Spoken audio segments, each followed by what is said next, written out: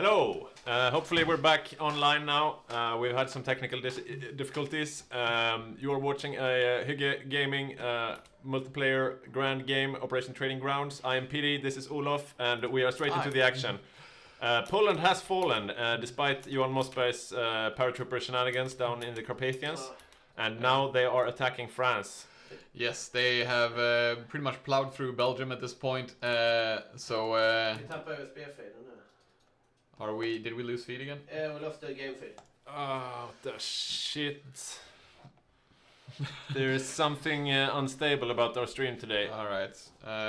Do we switch to Discord or do we do a restart? It's a good question. I think... I guess we'll go with the Discord backgroundy thingy. Streaming. Okay. I'm gonna set up the Discord background. Okay. I'll start. Try to tell them what's happening. I have an idea. Let's do the USB straight into the motherboard. Alright, so Belgium is holding out a little bit. They are not long, but they're causing Germany to halt a little bit at least. Germany has their medium tank assault guns out, so they're pretty effective right now. They have not started a serious push into France yet, so Jacob is not under too much pressure here. But we see the assault guns are primarily focused with cleaning up Belgium, and now they're moving into northern France. Urban Banner, did the Polish paratroopers achieve anything of note? Unfortunately, no. Poland capitulated too fast for the paratroopers to actually land. So they did have air superiority over Hungary, but they did not manage to drop, unfortunately. That would have been cool, but yeah, they did not hold out long enough.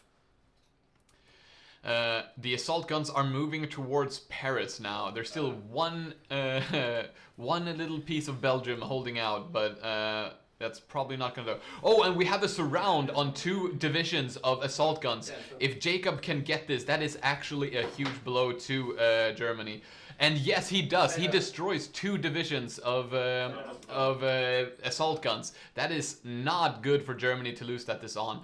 But Paris does fall to 1 division of assault guns. So they're making progress here, but they are also losing more than I think they want to. Germany has to be careful here, or they're going to end up losing 2 valuable of divisions. And it is possible that they lose more, because their assault gun divisions are spread out across this French line. In fact, Paris has nothing in it right now, and 1 division from Belgium is running past it. We do see Germany has created a pocket towards Calais, so a lot of French divisions will be lost here unless they break through again, which seems unlikely. So I think that that encirclement and destruction of 2 assault guns from Germany will be the biggest accomplishment that France does here. Although the line does seem to be stabilizing a little bit, and Germany is not pushing as fast into the rest of France, so they're not taking more victory conditions as of this moment. We'll see exactly how they fare here. Jacob is really trying to cut off this invasion here, but they do have a port in Dieppe, so they will be getting supplies through that way. I don't see Magnus Ek, the UK player. He doesn't seem to be here supporting. It looks like he left France to fight for themselves. No, and we did see Yugoslavia and Italy down south, but I don't think that line is pushing at all. And neither is the Marginaux. Yeah, it's pretty much just fighting around Paris. In fact, there is a pocket around Paris right now, just 2 regular German divisions. But that is insane that they actually managed to do that. Germany does have panzer divisions there, so yeah, he pushes around and saves those divisions. Yeah, considering how few divisions Jacob on France actually has defending here, he's doing a lot with them. These French mountaineers, they seem to be really bringing the fight. Oh yeah, and we do see that they do have 1 battalion of anti-tank with them. So they do have some punch, and the assault guns are only mediums. And look at this. According to the Allied plan, while Germany is occupied in France, the Allies are trying to push into Italian North Africa here. And we see the Martin, his Italian defense line, is quite far back. They do have some forts over here. And right now it does seem to be hard for the Allies to break through. Yeah, and we do see the UK Navy coming down here to Alexandria. And more of it on the way, so that's probably where the focus is. France capitulates. We have a Polish. Oh, what's going on here? Oh, wait, what's Denmark? What's happening? What's Denmark doing? It looks like Denmark and Norway are actually invading Germany, and they're about to take Berlin. This is not something we see every day. Wait, what is happening? What's going on? Oh, they're not player. No. They're not. So. What the hell? So, like, we can't fault the AI for breaking the rules, right? But I wonder why they are at war. I mean, Denmark and Norway don't usually join the Allies unless they are invaded, and it doesn't seem like Germany has invaded them because they've been occupied. They should be fine though. The troops from France are making their way back right now. Yeah. So this should be just incredibly unusual, really. Yeah. Let's have a look down in North Africa again. Yeah, it seems to have stalled a bit here. Yeah. They are unable to break through the Italian defenses, and the Italians are consolidating somewhat. Yeah, there's too much attrition on these divisions, so it's unlikely they're going to be able to push here. We do see some Italian divisions being pushed back, but at this point, any move you make forward endangers you being encircled, so it's incredibly risky to try and push here. Yeah, and we see here the Canadian tanks of Andreas Eriksson are in the lead. They are really risking it though. I mean, yeah, look at this. They are about to be cut off here. We have Italian troops moving in here, and that could cut off. But there are Canadian tanks supporting as well. Yeah, so it doesn't seem like they'll be able to break the tanks. In fact, that cavalry, they're probably going to push back instead. Yeah. More tanks coming in from South Africa as well. Yeah. And MVP award for AI Denmark. Definitely. we agree. Yeah, they give Germany a scare there. Yeah. Okay, so now the German assault guns and everything are back, but this is a delay in their game plan that they weren't counting on, I'm pretty sure. Absolutely. Let's have a look. Yeah, we don't see... Yeah, here we go. Look at this. Yeah, New Zealand is... In Norwich. He's staying true to his plan there. Ian, who's playing his first game with us as New Zealand, has landed in Norwich. I wonder how long they will hang out, hold out. Not we will sure. have to see. Yeah, but we can definitely say that Germany will probably want to push through Norway at this point and just... get rid of and stabilize that region. Yeah, we had a comment in the chat from Space Cadet 14. It's his first time watching live. Congratulations, welcome. And he's asking about the results of the Spanish Civil War and the Finnish Winter War. Yeah. And the Spanish Civil War was won by the nationalists, by Spain. No big casualties on either side, no volunteers lost or anything like that, so pretty standard. And the Finnish Winter War, you can see the results of right now. It looks like the Finns have been pushed from the starting position, so they are a bit pushed back, but so far so good, I guess. They have set out a line here that Jonte wants to hold. The casualties are looking slightly higher on the Finnish side. This is not good. But you really expect the Soviets to be losing quite a bit more. So we'll see how this works out.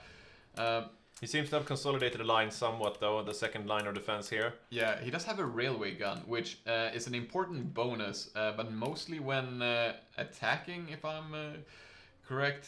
It does help you when you're defending as well. But it is a pretty big investment production-wise to have a railway gun at this point, especially for a country as small as Finland. Yeah. So I'm not sure if that's standard. I'm not a Finnish player myself. I feel like I usually don't see a railway gun when I'm attacking Finland as Soviet. Yeah, I think it's a good idea though. I mean, you get a bonus, flat bonus anywhere you use it. Look at this, a bit of a red bubble. This seems to be the main axis of the Soviet attack, going straight for the heartlands here. Yeah. Let's have a look down in North Africa again to see what's going on down there. seems to have stabilized outside of Tobruk. Yeah. I don't think we'll... I'm not seeing the tank divisions from either. Yeah, South Africa has pulled back. Where are the Canadian tanks? Let's have a look. We haven't introduced the Canadian player. Oh yeah. Maybe we should. So on Canada, we have Andreas Eriksson playing with us right now. And he's going for a tanky build, of course, as usual. You usually see Canada doing armor. And his strategy was to have quite a few of them out to towards El Alamein. He said 5, he's got 4 right now, so close. Yeah. And as you can see, as of yet, they're not very impressive. Just regular motorized, not many support companies. Yeah. Just a standard division. But later on, he will go quality over quantity. So I think I think it'll be. And that's usually the game plan for these miners that are more dependent on like their manpower than anything else. Like you don't have enough manpower to push out more divisions anyway, so it's better to just upgrade what you have. He has played Canada twice before, so you should expect him to understand the meta of North Africa pretty well. Oh, we can see the Kiwis are actually supporting Oslo now. So together with the Irish. Together with the Irish, yeah, that's true. Oh yeah. And on Ireland, we have our very own technician from Bayagorhof, Lucas. And Lucas hasn't played too many times with us before. No, not for almost a year. Yeah. So he's back in the saddle, and they're doing a crazy strategy right off the bat. But it seems like all of his troops are down here. What was up there then? He had the Marines there, 3 of them. British Ireland. He's been. No, wait, yeah. What? I'm a bit confused. British Ireland. Why is it British? Oh, have they gone Commonwealth? I guess they've gone Commonwealth. But I don't understand. I only see 4 divisions here. And that's UK, right? No, this is because they're not controlled. Canada. Sorry. Let's have a look. Here. A bit of confusion. Sorry for that. Yeah, indeed. There we go. The entire Irish army is around Oslo, supported by the New Zealanders. But here we see the Romanians actually coming in for the attack. Hygge here with some of his Romanian Marines have landed in Norway, but they don't know that they will be received. Yeah. Yeah, we see here some Marines landing. Let's have a look at the Allied battle plans. It seems like they're really going out of their way to try and mess with Germany. And we have, as we said earlier, less experienced German players at this point. So I'm not sure if that's intentional on that part, but I think they're definitely going to succeed in creating a stressful environment for the German duo. And in Asia, the China war has concluded. We missed when that happened. We've been having a lot of technical difficulties, so we've been missing a lot on a lot of the action here. Let's have a look, though. Yeah, they are consolidating China, and as we can see, they went for the small Manchu. Yeah, he did get some provinces up here, though, but nothing of note. Yeah, you should be seeing him be pretty aggressive towards the Indo-Pacific very soon. Alright, and the North Africa line has stabilized. Some special forces and the railway gun. Not any tanks on the line right now, so neither side is looking to push very much here. Yeah. We're not gonna see Germany push down their assault guns. They're not gonna stand up to the tanks from the miners anyway. It's we're probably not gonna see too much action in North Africa. Did he just retake the Viipuri tile, or did he lose another tile? I'm not sure, but no big movements on the Finnish front. The Soviets are taking all this empty territory, moving up towards the line. Yeah. Having a look at the losses, it's about even. Which is good for the Soviets. Yeah. So they're pretty much just looking for weaker places to push in order to, more effectively get casualties on the Finnish side. Look at this little development here. We see Free France. He took some pieces of Italy right before he capitulated, so those still belong to Jacob. A bit confusing there. We also see here Martin is preparing a naval invasion towards Malta, and this goes against their stated game plan because their plan was to let the Allies retain Malta as well as Gibraltar so that their convoys will be up ripe for the picking, so to speak. Yeah, but either some miscommunication or a change of plans here. Yeah. We also have a question: have the Finns built new supply hub under Oulu? They built one quite a bit before the war. Oulu, right? Yeah, so it should be it should be there. Yeah. Yeah. And they've remembered to motorize it as well. It is on the wrong side of the river though, and he's not defending that tile, so he will lose this supply hub. Maybe a bit of a mishap. He should have built it. That hurts. That's going to help the Soviets quite a bit, actually. Yeah. But down south, he's still holding the line, and I guess as long as he's defending, the Soviets should take more casualties. Yeah. Let's see the Battle of Norway. The Battle of Norway is ongoing, so the Romanians have landed in force. They've secured a couple of ports. Yeah, and they have their special forces there, which is pretty unusual. I'm not sure how well they'll do. Yeah, we'll see. We could see a heads-up battle, Irish Marines versus the Romanian Marines, and we'll see who has the strongest units. Yeah. Oslo is still quite heavily defended though by both the Kiwis, Ian's paratroopers, and Lucas's Marines here. Yeah, you gotta love the notion, like where in Hygge, where you see like, oh yeah, New Zealand faces off against Romania in Oslo. Yeah. Sure. Only in Hearts of Iron. Yeah. But yeah, I mean, as long as Norway doesn't fall, that's great for the Allies. So they're not too concerned with Romania pillaging the forts. They'll be fine as long as Norway holds. Yeah, and we see here Magnus also moving some troops into Narvik here. So the north of Norway is also secured there by Allied forces. Yeah. But the Axis game plan is, if they manage to get air superiority, they might try a Sea Lion. And we see now they do have green air over both the Channel and southern England. Yeah. Let's see, what do they have arrayed here? So there are some forces, but this is no invasion army. No. He's got 6 assault guns though, but no Marines or anything preparing for an invasion. It seems like the Axis are focusing on taking out Norway for now. And that's one way to distract from a Sea Lion, just create too much conflict in other places, and the Axis have to deal with that. Yeah, definitely. So before lunch, we said we had a raffle, and we are about to make the draw. We're going to have another raffle before we end the stream tonight, and if you join as a free Patreon, you can win a Hearts of Iron DLC of your choice or a content pack with guides.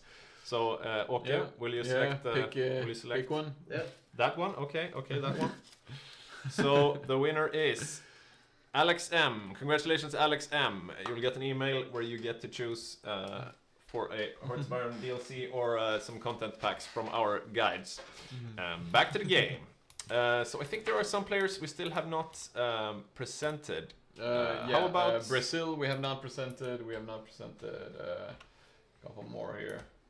Oh, look at Mexico. This. The naval invasion is going towards London, Oslo, but Oslo is heavily defended. The naval invasion just bounced. But the Romanians are making steady headway towards the capital. And they're probably going to do that as long as they don't run into the special forces from Ireland or New Zealand. Yeah. It is still very slow to take Norway. It's not great terrain. We'll see how much they do. It's still only Romanians. Germany is not committing too much to this, although we see a lot of Germans in Denmark right now. Yeah, they're trying to open up their own fronts for attack here instead of joining the Romanians. But I mean, they will need reinforcements because this amount of troops, I don't think they can actually dislodge the Irish and New Zealanders here. Probably not. Having a quick look down in North Africa, things are very stable. Yeah. And looking up to Finland, things look pretty stable here as well. I'm assuming if we look at casualties, we're gonna see slightly more for Soviet. Okay, they've trapped them a bit here, so it's going better for Finland at this point. Not sure if it's gonna go well enough for them to eke out a victory here. Yeah. So we have a question from Saxeliv. Do we have a rubber Brazil? And indeed, we do have a rubber Brazil. And on Brazil, playing Brazil, we have Pontus, long-time member of the community, a pretty solid player. He likes to get into the cosplay a bit when we do our live events, so he usually has some type of outfit going.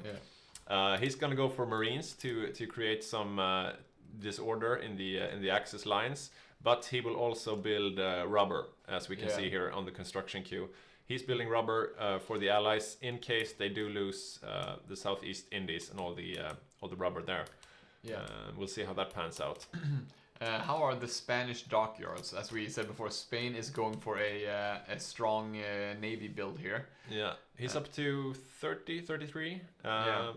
And like we said before, he's not building a single military factory. No. That's a lie. He's building. Oh, he has been lying. That's a lie. Although he is still planning on taking Portugal, it looks like, and he should be getting the majority of his factories from there. Yeah. So that should be a.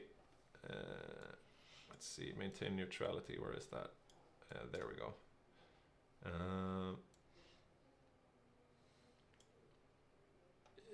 Yeah, he's going for the Unite Iberia thing here, where he gets to attack Portugal. And in taking Portugal, he'll get the Portuguese mills. They have 23 mills, which is a lot for Spain. Yeah. He's got 26, so yeah. Looking back at Finland, the Soviets are not... now they are attacking... they've taken the supply hub. Yeah, they took the supply hub, and now they're trying to attack across the line. Finland's still holding. There's not too much concentration of forces up here. I bet if they had more troops here, they would break through. Yeah, because you can see the Soviets have bunched up in the middle here. They have attrition. Better to fight closer to the supply hub. Yeah, definitely. Okay, so looking at the Battle of Norway again. Right, the Battle of Norway. The Battle of Norway. We see Romania has a difficulty pushing further than this. I don't see their special forces. Have they pulled that back? Yeah, I don't see the Marine either. Let's see. Probably they're planning a new invasion somewhere. Look at this. Oh, we have a sea lion being planned. The Romanian special forces have been reconstituted into a new plan. So we have the German assault guns down here, and the Romanian Marines. And also, 5 mountaineers here from Germany. They are going for a sea lion. The channel is green, but they will need some... they need to get the sea zones green as well. Yeah. Is this how are the casualties going in the Winter War? The Soviets have slightly more casualties, but at this point we should probably say it's slightly in the Soviets' favor. You really do expect as Finland to have much less casualties than the Soviets. So I'm not able to... Oh, is it stuck? Yeah, something's stuck. Maybe it's the... I seem to have a navy stuck on the display here. A lot of exciting technical challenges today. Yeah. Challenges. Tried manually clicking and right. doing another country. Let's do Finland then. No, it's stuck. something is off. Okay. I will try clicking everything. Ooh. Yeah.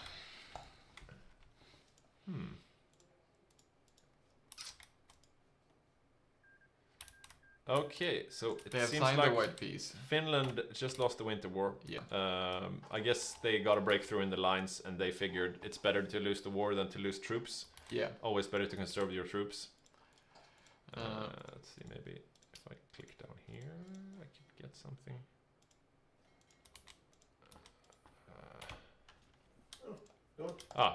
There we go. Okay.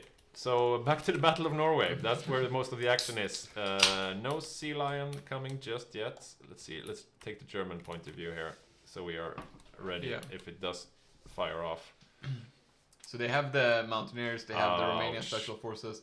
This is the German Navy just getting beat. Yeah, and is that from? That's not a lot lost by the British.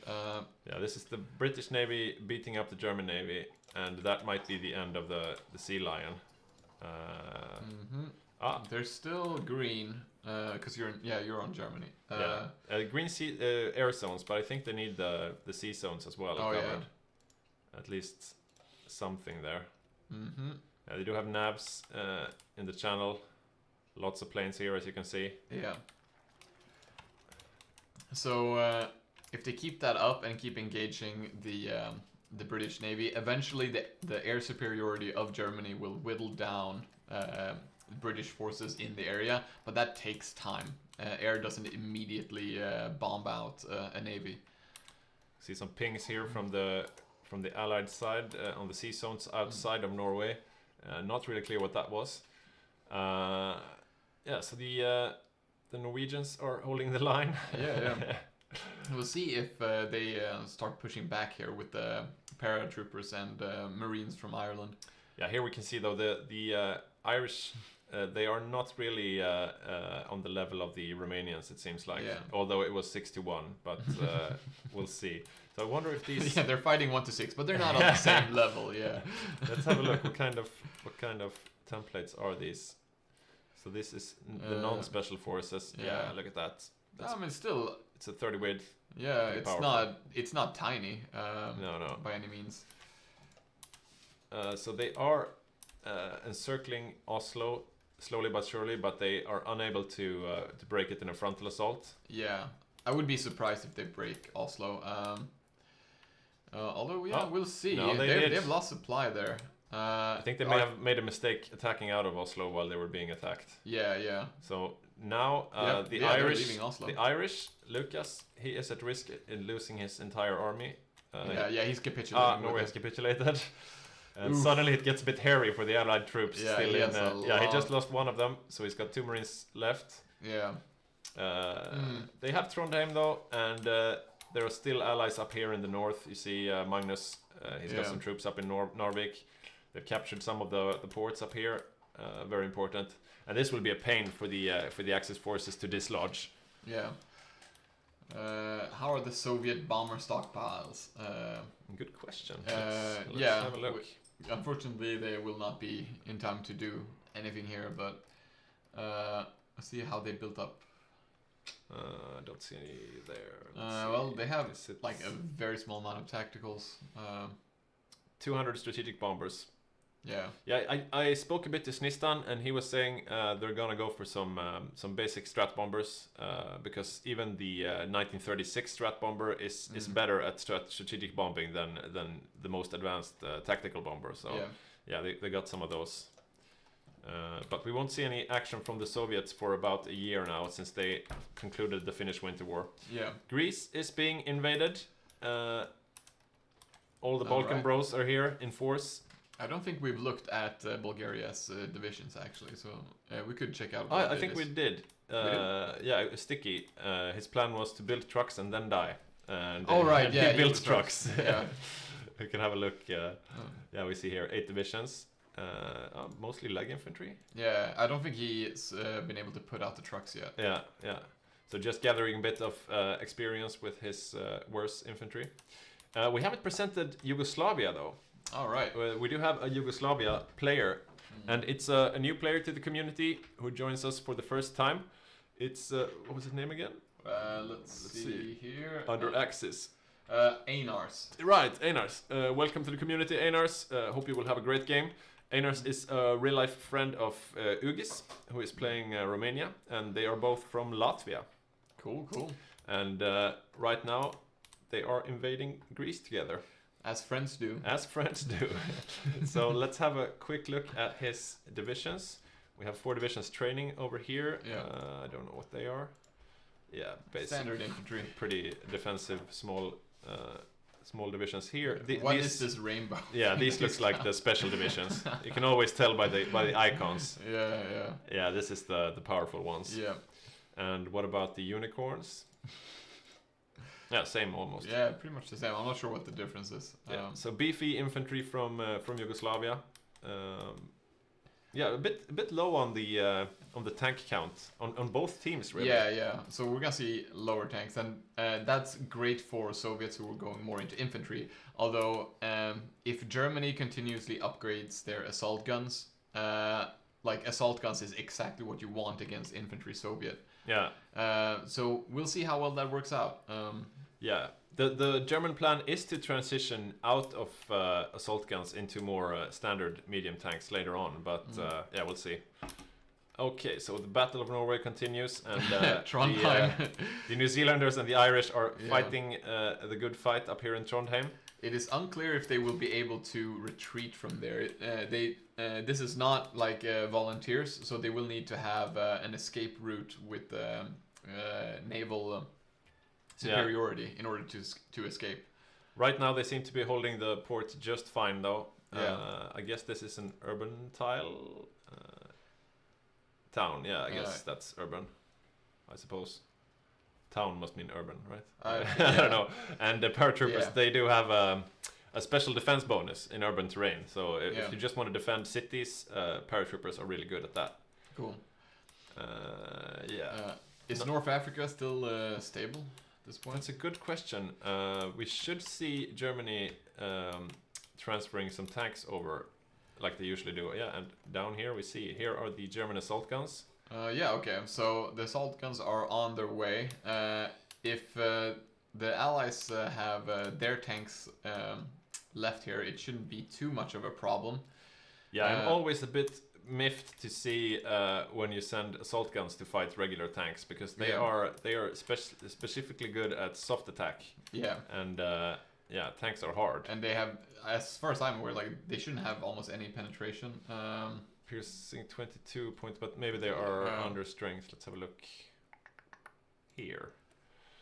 25.5 in piercing. I mean, that shouldn't be enough to take on the South African tanks. Let's have a look. So oh wait, they only have one tank division? Only one so far, and they are at 20 armor, so they can be pierced. Okay, so this is not going to be as bad as I thought for the Germans. Yeah, how's the Canadian tanks doing? Yeah. Are there Canadian tanks here? Yeah, they're still here. They call them theoretical tank. Yeah, Andreas, he said he was going for a bit of a shittier tank build in the beginning. Right. Well, yeah, they are pretty soft. Yeah, this might actually work out for Germany, despite this not really being usually the best move. Yeah, let's see what happens when they reach the front. They still have to get through the line. Yeah, here they are moving up to the front with their assault guns. Taking a bit of attrition though. I guess the supply situation is not ideal. We see some naval invasions being planned here by the Axis. One is firing right now at Malta. Yeah. The British Navy, is that still here in the Mediterranean, or? Let's have a look. I doubt it. Yeah. So they have at least one big fleet here, and it's up in the North Sea. Yeah. Is that? Yeah, they only have. It looks like they've consolidated their big fleets into one. So they don't want to give up Trondheim, it seems like. Looks like they are defending Malta now against the naval invasion from Romania. Not strong enough. Yeah. And now the German tanks are reaching the line, and we see some pings here from the Allies that the Germans are coming. It's still not easy to push El Alamein, but yeah, we'll see how well infantry holds here. Like good infantry with some tank support, as long as you're defending, you're only defending 2 tiles, you can't be surrounded. Yeah, it's still not the easiest thing to push down. Yeah, we see Andreas and his Canadian tanks, they are moving up towards the line. So they are right now on the line with 3 divisions and 1 staying back in support, along with the South African tank. Yeah. And they are pinging. They have seen the German tanks, they know they are coming. And here comes the attack, and it's green bubbles for the defenders. So no danger at the moment. The German tanks are under strength as well. So I'm not sure how, since the Allies pushed in here either. Like it's we see the assault guns are like they're already out of supply. They're in attrition. They need better supply and logistics here if they're gonna push this down. So they are pinging the other tile here on the Axis side. Yeah, they're just gonna push them back. And it looks like they will do so without any bigger issues. Yeah, I don't think we will see an Axis breakthrough into North Africa. No, not without like additional support and naval invasions. No. And So- they're still up in Greece. Yeah, the Greece invasion was going quick in the beginning, but now it seems to have stalled, and it seems to be because it's only Italy attacking now. The others are hanging back a bit. Is it because something is happening up here? No sea lion or anything? No, they're still pinging Trondheim. That's, yeah. Yeah, it's a hard nut to crack. Yeah, and I'm not sure if they will. Are they? I wonder if they still have hopes for a sea lion. Yeah. It looks like they've given up on that idea after losing the German navy. So no sea lion. Oh no, they are still patrolling with their main fleet in the English Channel. They have do they have air set up there? It's yellow. It's yellow. But Okay. Yeah, the Allies have about 500 more fighters, but it's still yellow. It's even, but there's no real invasion army. No, I mean since they got their assault guns down to North Africa, I'm assuming a sea lion would want to have those guns with them. But I wonder if this is a mistake then to have the German fleet in the channel, because it makes it quite vulnerable to say the least. Yeah. Right. Yeah, we'll see what happens with that. The Battle of Norway continues. The capital of Norway is now in Trondheim, and it looks like the Allies have evacuated finally. Okay. But did they just evacuate further north though? Let's have a look. Let's go to this map mode. Let's look from the English point of view. Yeah, there we see the special forces leaving. Yeah. That does mean that. But look at this. Yeah. Up in the north, we have the second holdout here. Yeah. So Narvik. Ian and his New Zealand paratroopers are being really annoying. I feel so sorry for those New Zealand troops who get their assignment in the war, and they're like, "You're going to Norway." Like, what? Have they ever seen snow before? And I mean, this tile it's much harder to take than Trondheim, because here you can only attack from one tile in the south. Trondheim you could surround like they did. So yeah, this will be a pain in the side. And if they manage to hold out until the Eastern Front kicks off, then Finland suddenly has an undefended front here in the north against the Allies. And Saxoliv brings up a good point here. If they evacuate Trondheim and they don't want their navy there to facilitate that escape, they might move the fleet down and clash with the German fleet that's patrolling outside of Britain. Yeah. So a bit dangerous for Germany to have the fleet there right now.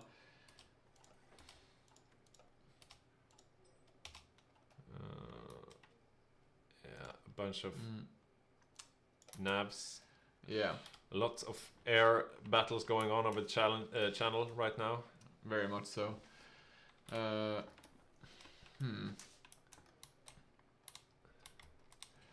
And El Alamein is still holding.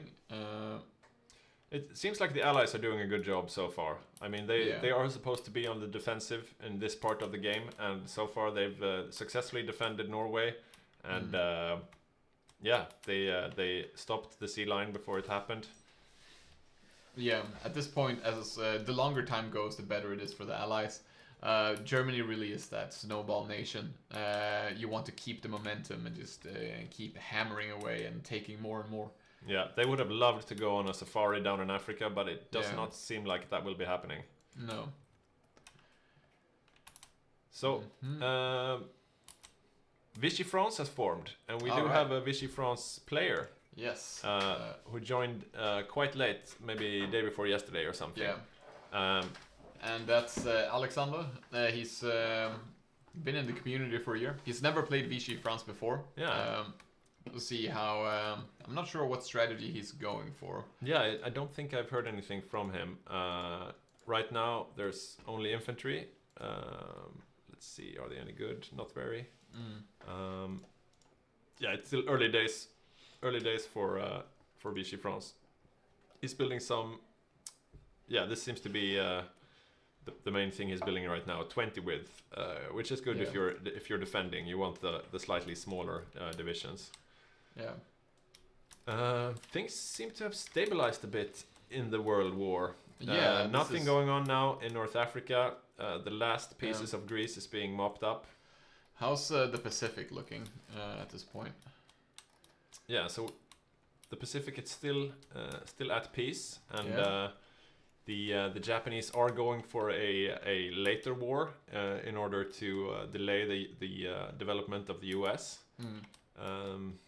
Yeah, nothing crazy going on here. We still haven't seen a bunch of naval invasions being planned, but yeah, still early days. Yeah, we should expect them to, when they pop off, really do a lot of it at the same time. Yeah. Oh. Look at this. So the Italians are sinking a bunch of Allied convoys. Yeah. And this is the Axis plan, at least the plan of the Badger on Spain, and he's been talking to Folk on Italy. They want these Allied shipping convoys to keep running in the Mediterranean, and if they do, they can be sunk.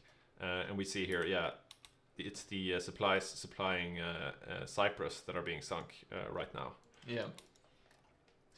We'll see if, because I'm pretty sure the Allies can manually tell their the convoys to not go there, but you have to actually be aware enough to go in and do that. And I mean, the effect is still the same, like you lose supply in the area, but you do not lose the convoys. So it's a question of whether or not they'll want to do that. And looking at the UK's amount of convoys, you can see they are going down, and they are, they don't have too many to take from. Let's see, how do you, is it like this? Intel ledger, and I think I can, there.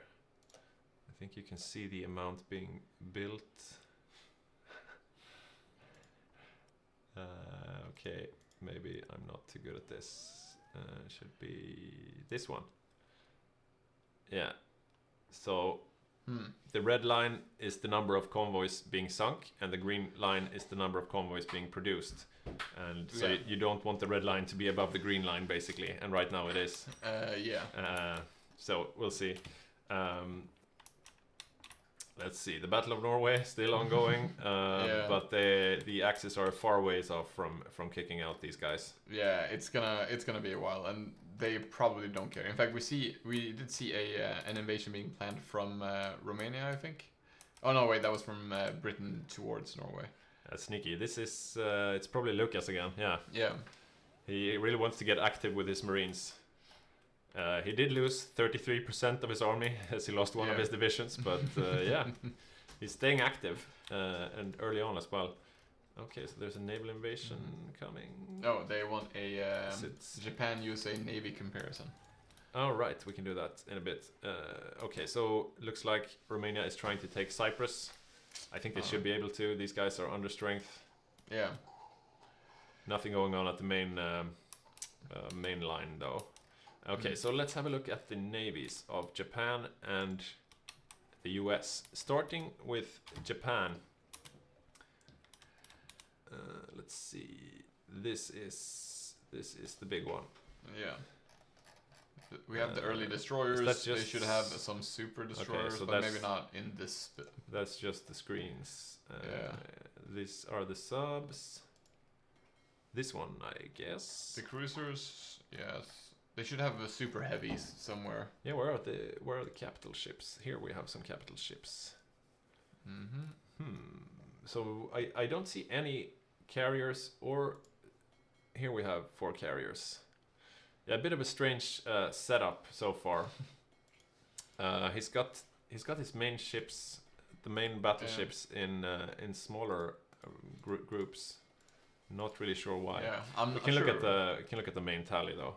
Yeah. So 5 carriers, 7 super heavy battleships, 6 battleships, etc., etc. 16 heavy cruisers. And looking at the US. Looking at the US. No, there we go. Here we are. 4 carriers, 15 battleships. I'd say they're about even at the moment. Yeah, we should be, like, again, the longer this goes on, the US should pull ahead. But in the early game, Japan does have like a better production, and they have like a lot of bonuses. They were quite close in dockyards. The US at 95 dockyards, and the Japanese at 88. Yeah. So that's very close in dockyards. Yeah. It doesn't seem like the US have built that many, because they should be able to just go ahead. They're building civilian factories, a lot of them.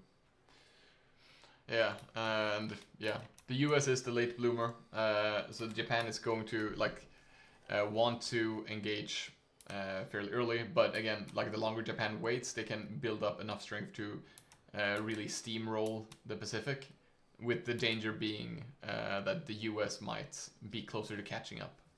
So we see a sneaky little plan here to attack Southern Ireland. Is it by the Romanians, I guess? Yeah, it's the Romanians. So Hygge is really active with his naval invasions.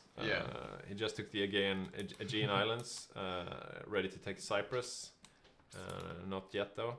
And if he does manage to get an invasion off on Ireland, that would be awesome. But you need green sea zones here, and they don't have that now. Still though, the French, they call it the French Channel. That's weird. Isn't it the English Channel? Well, I mean, depends on which side of it you're standing, I guess. Depends on your perspective. We'll just call it the Channel. We want to be neutral.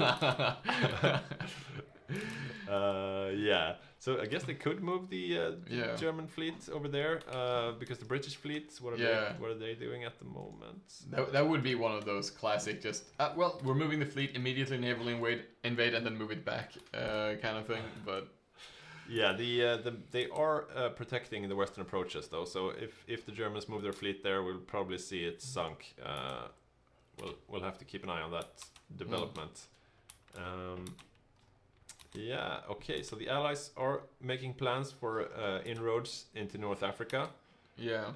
They do have a decent amount of force built up here.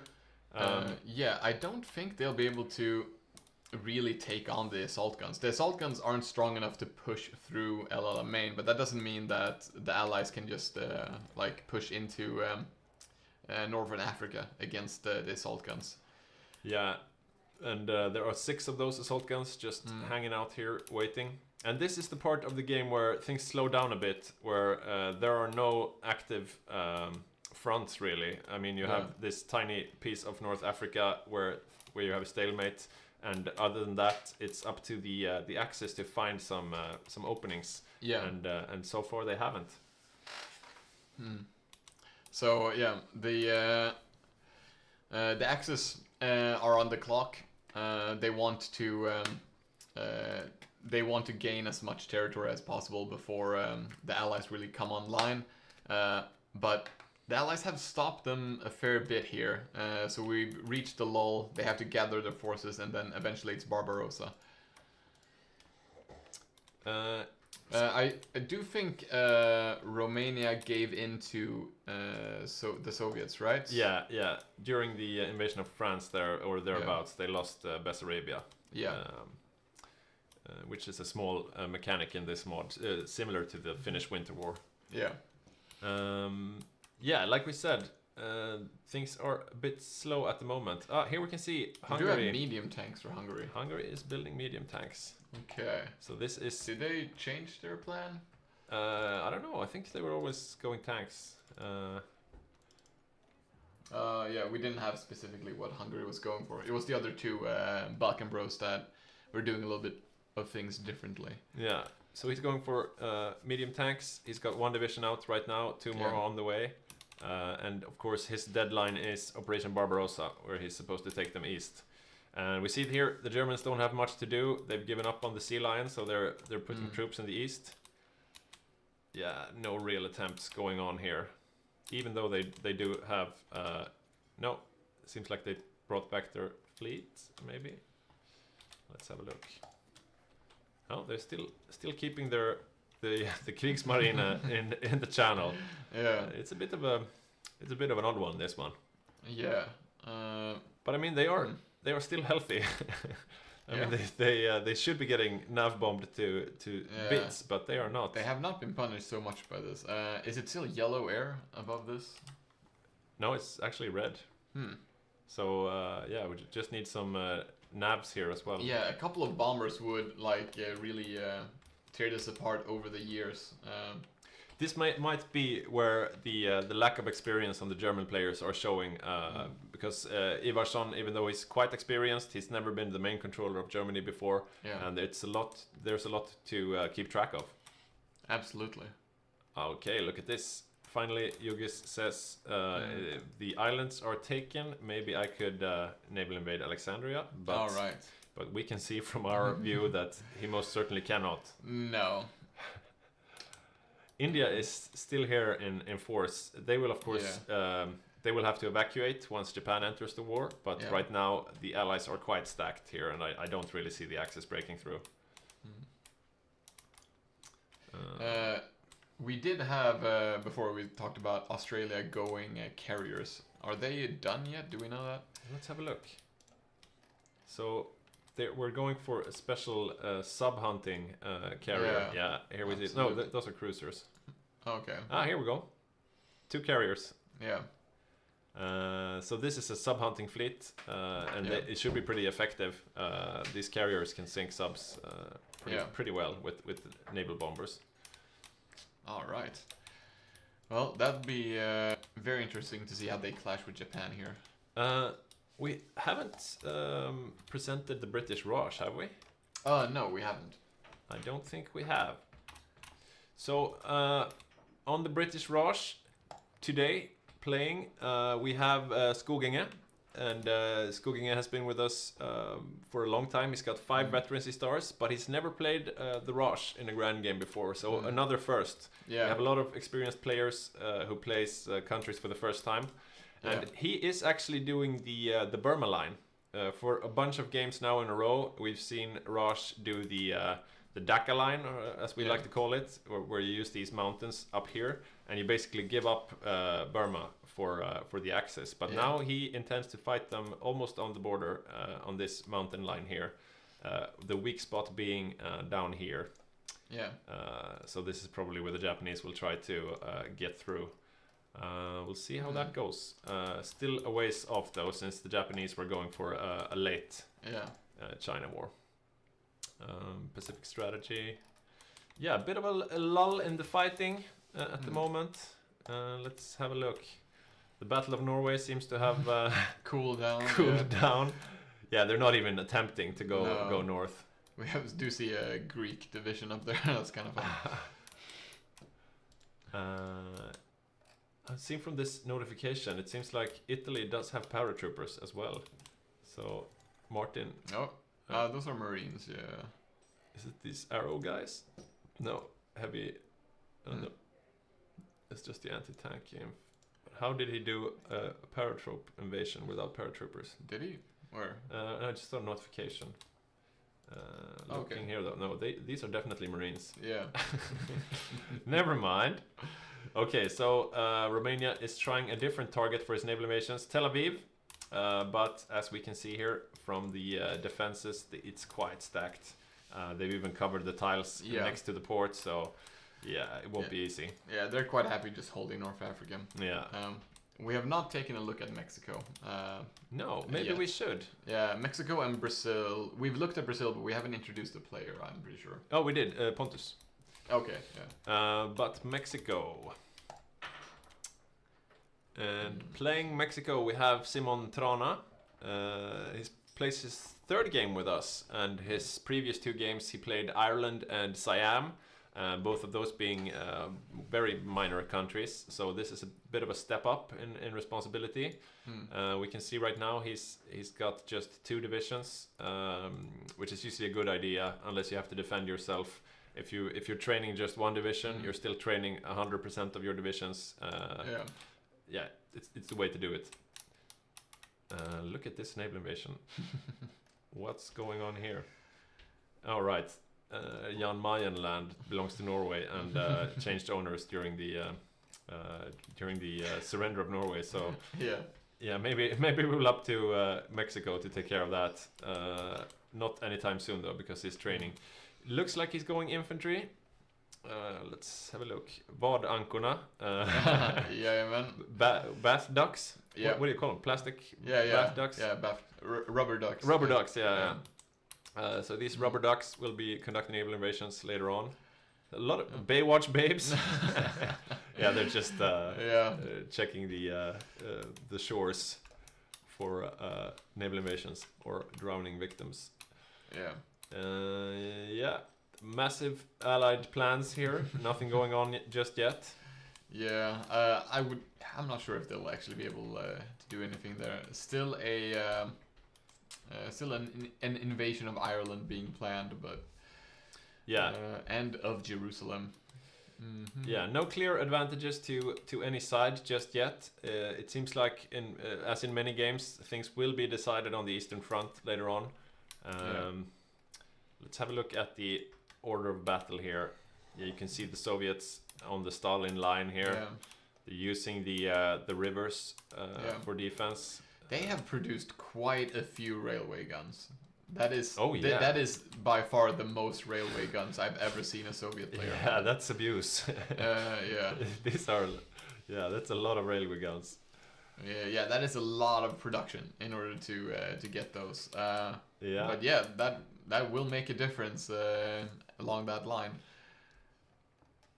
We got some old battleships and stuff here. The Soviets are definitely in the naval lead in the Black Sea. So if there are any naval invasions going off, they should be coming from the Soviets and not the other way around. Yeah, and if they've been paying attention, they've seen that the Axis have been throwing around a lot of naval invasions. So they should know that it is a possibility. Look at this. The Soviets are transferring all their submarines down to the Black Sea because they can go through the Bosphorus. So he will try to raid the Axis inside the Med using his submarines. Quite sneaky. Yeah. Oh, also, we had a request from Snistan, the Soviet main controller, if the chat wants to name their carrier. Oh yeah. Let's see if we can find. Yeah, here it is. So we have the carrier here in Archangels. Yeah. And what should it be called? Yeah, throw out suggestions. Yeah, so I think its purpose is to chase German submarines. Yeah. I think that's the stated purpose. What should it be named? Suggestions, please, in the chat. And the best suggestion will be delivered to the Soviets. And it will be named so. Right now it's called Oriol.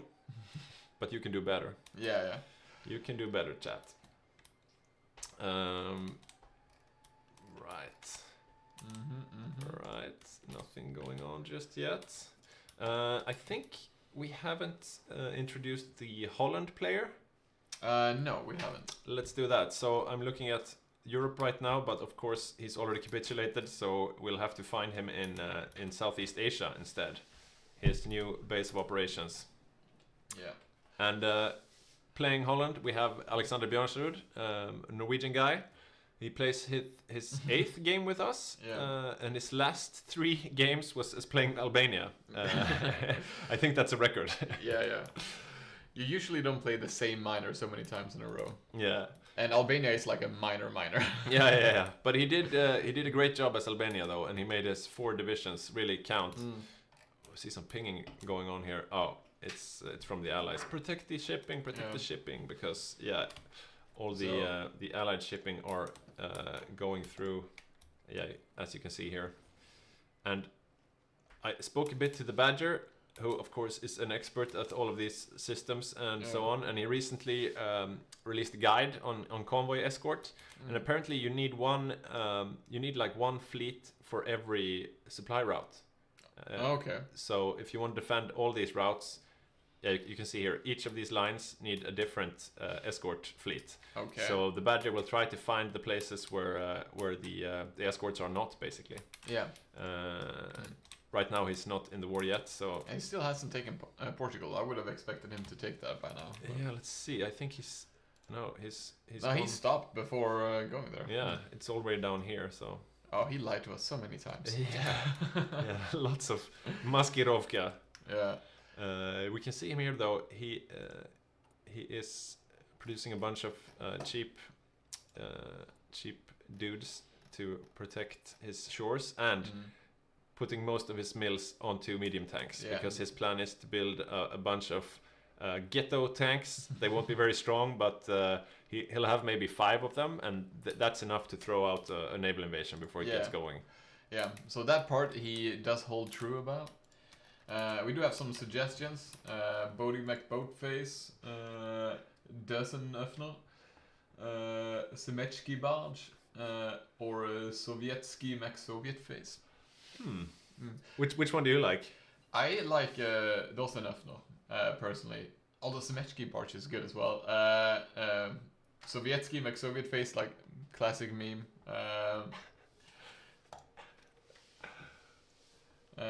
Smet Volch im Stayam, Russian for death to wolf packs. Yeah, That's pretty cool.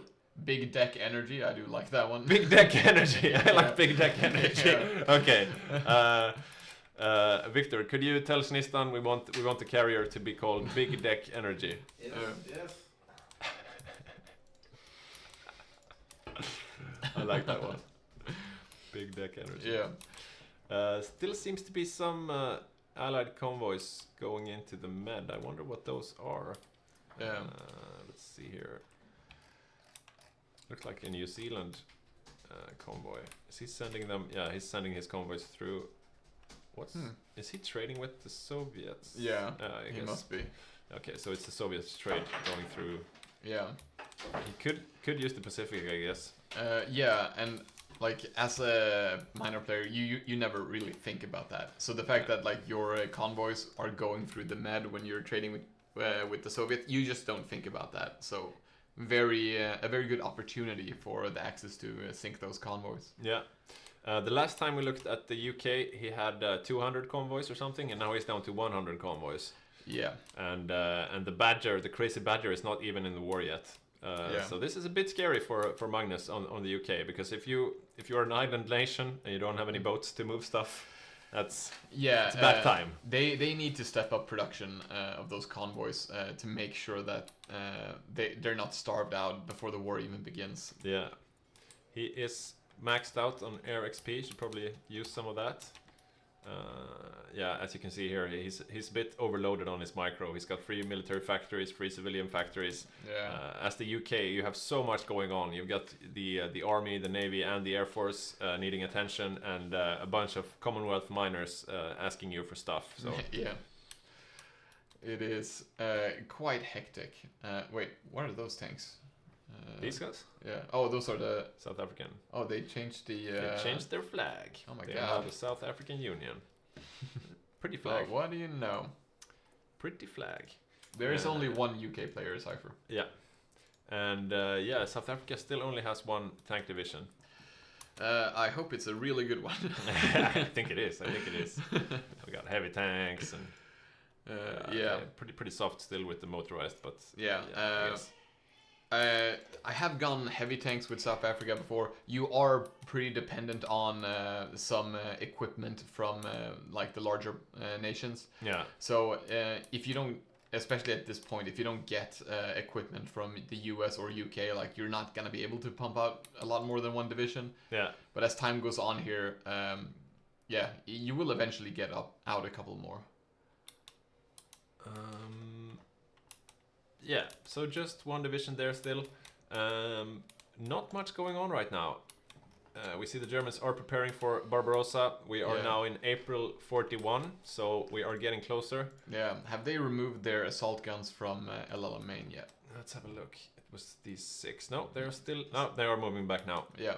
Oh, what timing. Yeah, great timing. And these are the others. Okay, how are these looking? I think these are just, medium tanks. Medium tanks, alright. And we know that the Soviets are not building any tanks, so it would be better if these were assault guns right now, but these should still do fine against infantry and so on. Yeah, they have, how many, they have 10 mediums and 6 assault guns. You'd really want it the other way around, really. Yeah, yeah.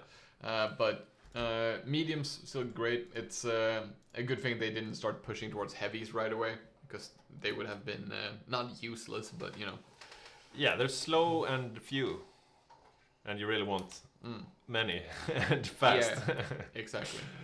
Yeah, so quite a scary invasion being prepared here from the Axis. Yeah. The German tanks seem to be quite spread out, but mostly on the northern side. In the south, we see Romania manning the border. He's got his troops a bit in the back though. Yeah. Maybe- Not sure why really. Maybe that's just temporary because he's been all over the place with his troops, like naval invading Norway. Yeah. Speaking of which, yeah, they're still in Norway. Yeah. But no one's moving north. Oh, look at that! He's got a naval invasion plan. But he will need to get. Yeah, they do have. Okay, so Finland joins the If Axis. nothing else, I can guarantee you that he's going to win the record for most naval invasions as Romania. Yeah, maybe. Yeah, so they have green navy here, but I think they need this sea zone as no, do they? Yes, the Soviet defense line is built up. We could check it out. It should be along the from Smolensk south and westward. Yeah, so they have quite a bit placed out here. Looks like these guys with the knifey thingy. They are the Yeah, they are 30 combat with. They do have anti-tank. They should hold up pretty well. Yeah, these are solid frontline units. Yeah, I mean, they're not garrisons or anything. Yeah, with railway as well. I mean, quite a lot of them on every tile. This is it's a bit risky though because they're putting all strength into one front line. If he would have gone for a garrison build, you would have seen like 2 or 3 front lines. Yeah. So these are stronger units, but if the Axis manage to break through, then you don't have much defense in depth. Yeah, that is risky. He does have like a fair amount of troop up towards Finland and some in Moscow, but that's pretty much just meant right now ever since Albania paradropped Moscow. So yeah, we'll see. If the Soviets get air superiority as well, I can really see the Germans having a difficult time pushing that. But I'm not sure what the current state of the air forces are. I still think Germany should be able to get air force at least in the beginning when they're only fighting the Soviets. Yeah, let's have a look. So he's got a bit 1,100 CAS, 3,200 fighters. Yeah, he hasn't lost too much in the channel. The Soviets are a bit ahead in fighters. They are a bit ahead, but I guess the German fighters should be stronger. Yeah, and with the Soviets don't have CAS at all. No, they don't. So they should be able to probably have air superiority in a couple of places, but they won't be able to get the extra bonuses that CAS would have given them. Yeah. So the game is paused, and I just saw the Badger starting up his game, so we must have had a crash, which means we're going to have a bit of a hot join, so the game is paused, giving us a bit of a breather. Not that the action was too hard at the moment. Maybe we could get a player for an interview. We'll see what we can arrange. Yeah. In the meantime, you guys in chat, is there anything you would like us to look at? Any particular country's build or anything? Let us know. Is there any player that we haven't introduced?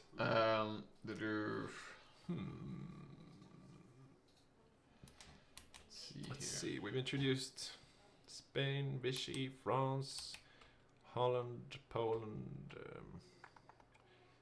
Yeah, we don't have an Albania. Albania got eaten. We didn't even see when it happened. South Africa, we haven't done. Oh, right. We've looked at South Africa, but we haven't introduced him. Yeah. I'm pretty sure. Okay, so on South Africa, we have August. And he plays his 4th game with us in total, so not super experienced. And on Bergorov 4, he played Manchu. And they had a really good time as the Asia Axis at Bergorov. They managed to occupy most of the United States before the Allies made a Hail Mary D-Day and won the game. Crazy game.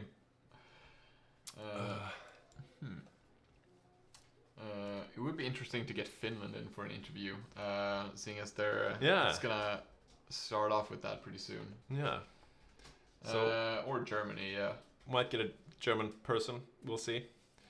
Oh, now we crashed. Did we crash? We just crashed. Yeah, we did. So Victor, maybe you could get us into full screen, and I will restart the game.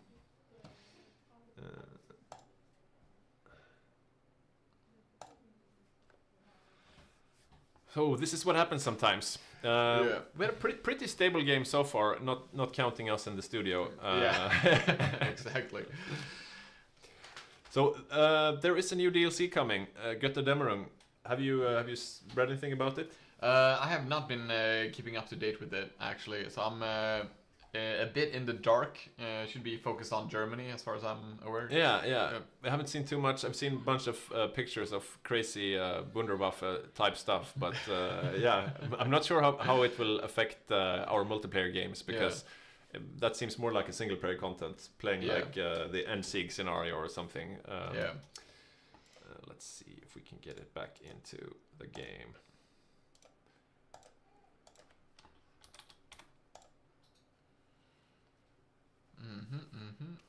Right. So bit of a downtime now while we wait. If you're just joining us, you're watching Hygge Gaming, and we are casting our grand game called Operation Trading Grounds. And this is a historical multiplayer game in-house with our community. We have about 35 players, and here in the studio you have me, PD, Olof sitting beside me, and right now Victor doing the technician stuff. Yeah.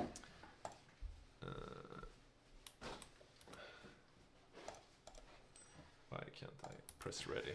Cat. Oh, right. And we have Håke. This is Ulla's son, the OG streaming cat. This is her son. Yay, good boy. So, Victor, why can't I press the... No, wait. I think I will be able to. Or... Did they just... There we go. So we're getting back into the game. And... Operation Barbarossa is about to kick off. We've had the Spanish Civil War, no surprises. Finnish Winter War, no surprises. Yeah. China War, no surprises. And the early World War here in Europe didn't really amount to much. The Allies are still holding a piece of northern Norway. Not very effective right now, but if they keep controlling it, Finland will have a hostile northern front, which could be problematic. And also the Allies will have a land border to the Soviets, which could help the Soviets, I guess. Potentially, yeah. So we are still paused, waiting for all the players to join. And how has Japan been doing? Seemed to take care of China handy enough. So they did take care of Japan in good order. They did lose a fair amount of their troops, though, and apparently they were bombed during the war. So we didn't see that when we were looking at it originally, but Japan did have to repair a lot during the war, which did slow down their production. So we'll see in what shape they are when they start their Indo-Pacific conflict. Yeah, we are seeing the battle plans start to be drawn. So we have one naval invasion here planned for Wake Island. Yeah. And Mountaineers? No, these are Amtraks and amphibious tanks. So these are scary Very divisions. much so. Look at the experience on them here too. Yeah. All seasoned veterancy. One of them can even get a medal. So these guys should be able to take Wake Island without issue. And of course, in this mod, maybe it's like that in vanilla too, but in the beginning of the war, the Japanese get the Tora modifier, which makes them really hard to beat. And so usually the US just removes their fleet in the beginning. They don't want any fights while that modifier is going. So and then Japan tries to take as many islands as they can, which is important for the so-called island mechanic, which means right, they're not in the war now, so you can't see it. But the more of these islands that the Axis control, the more positive modifiers the Axis get in Europe as well. Yeah. So the battle for the Pacific Islands is really important for the entire game. Yeah. But however, I heard that they don't affect Spain. So even if the Axis take all the islands here, Spain joins the war. They don't get any modifiers while fighting in Spain, which Okay. makes Spain a prime candidate for a D-Day invasion. Yeah. And the game is running again. All right. So Germany are poised and ready to take the Barbarossa focus at any time. It only takes 2 weeks. Let's see now. They are just now down with Western knowledge focus. Let's see which they go for. They haven't chosen a focus just yet. So we could be seeing Barbarossa kick off. Oh yeah. They're and starting. Here we go. All right. How's the spy network looking? Are they? Good question. They have a lot put out here. They should have the cipher decrypted by now. Preparing collaboration governments. They should be spamming out as many of those as possible. They do have the cipher as well. Yeah. Completed. They have completely maxed out cryptology department. As far as I didn't know that actually, but some of the you do get specific buffs when you upgrade cryptology that only last for a certain amount of time after the upgrade completes. Mm-hmm. So usually you want the last upgrade to complete as you're beginning the war. I haven't looked into that more. There are so many different kinds of buffs you can get. Yeah, the spy game is definitely underutilized in our games. There's a lot you can do with it. I think the reasoning behind these spies here is if their spy network goes up, the entrenchment on the defending troops goes down. Yeah. But the defenses are a bit further back. I wonder if this guy in Odessa, for example, will do anything of note. I doubt it. Just having a look here, the defenses are back here. Yeah. So maybe they have a bunch of spies here for no reason. Yeah. We'll see. If we click on the troops closest, what is their entrenchment value? It should be the blue line, right? Yeah, there are entrenched. Base. Oh, max 8. I expected more. Yeah, enemy intel network minus 2.5. So yeah, the intel is doing a bit there, but yeah, the that's not much entrenchment at all. Max 5%. Yeah, but these are receiving more intel network negatives. So Yeah. I still think Odessa should probably be closer. But that is nitpicking at this point. Yeah. Yeah, so they're not benefiting terribly from their entrenchment. Just 5% bonus. That's not much at all. Have they filled out their doctrines for the army? That's a good question. Let's see. No, that's the wrong here. Okay, so they're a bit in, but they're not. They're going to get a lot of bonuses towards entrenchment later on when they have more experience. But yeah, I'm a bit surprised they haven't put more into the doctrine. I like to prioritize doctrine with my experience. Yeah, especially like when you are building the strong Soviet front line, every kind of buff does matter a lot. Yeah. So the war has kicked off and the game is paused for a bit. We see here Finland joining straight away. Finland being poised to invade here. There are no Soviet troops. Did you want to talk to me? Yeah, they're holding a bit further back. bit further back. I'm not sure what people are asking how the supply is looking here for Finland and Soviet in the north. Since the Soviets have no troops, it's quite okay. So Soviet does have a supply hub built up there. Did Finland build a supply hub up north towards Norway to have some kind of no? And no defenses up here either. Yeah, so they have put at least some troops on their Ulu supply hub. Yeah, but nothing other than that. Yeah, we see here, I mean, the Allies are hostile. We could see like an Allied invasion through northern Finland, and there's not much the Axis could do about that.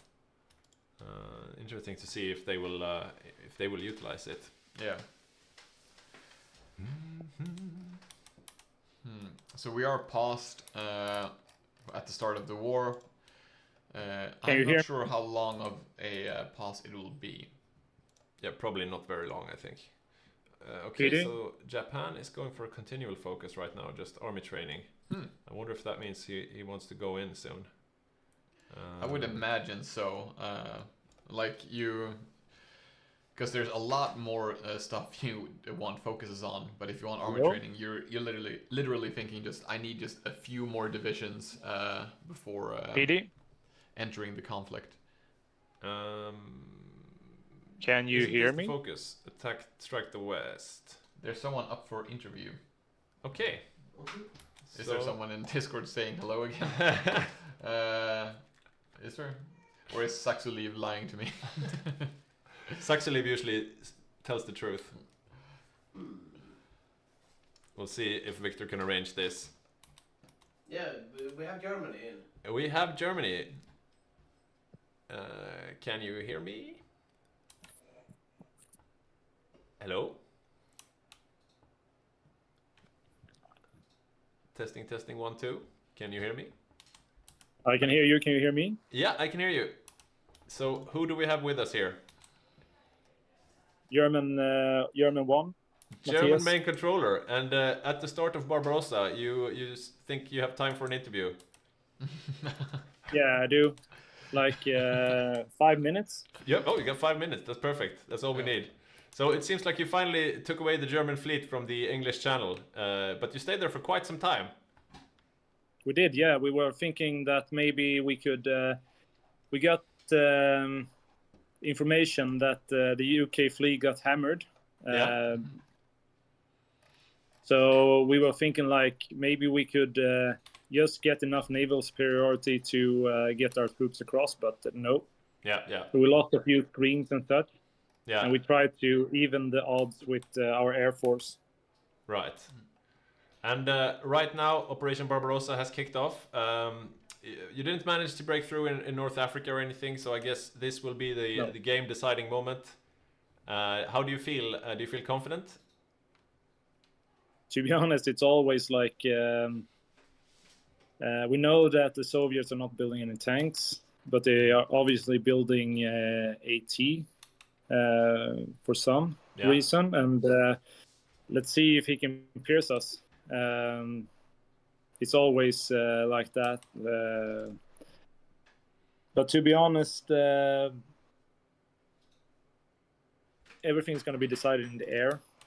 Yeah. I mean, if our Luftwaffe fails, then it doesn't matter because if you have good infantry and air superiority in CAS, it doesn't really matter. Yeah, you got quite a lot of CAS going, like 1,100 planes or something. So you really you put effort into building lots of CAS. At the moment, we have 3,200 fighters in the field. Yeah. And like 400 in stock, 200 CAS in stock, and 11 to 1,200 CAS. Yeah. Like 700 tacticals. Yeah, so it's a lot of planes. It's quite a lot. It's a lot of planes. Yeah. So you, And we also we are only 90 days away from fighter free. Okay. So that's going to be good. Will anyone be helping Finland? Yeah, we are sending Yugoslavia up there. Right. All right. Yeah, we can see him here gathering in Königsberg. So hopefully he can get across without getting raided. Yeah. Right. Do you have any thoughts about Denmark and the invasion? Well, miscommunication. Like we said, are you on your way? And he said yes, and I pushed the focus, and he wasn't there. Yeah, and Denmark invaded Germany. That's not how it's supposed to go. Yeah. So there are still allies hanging out in Norway. Will you let them? To be honest, if they want to walk around in Norwegian mountains, that's fine by me. Okay. It all depends if they're going down in Finland or not. Yeah, and Ireland just landed in the southwest of Norway. You knew this, of course, but I'm just bringing it to your attention. Yeah, but it's like for Finland, if Yugo comes up, he can just draw a line like north of what's the city, Oulu. Yeah. Like just drag a line in the sand there. Yeah. And it's fine because all of his victory points are down south. So. Very true. Very true.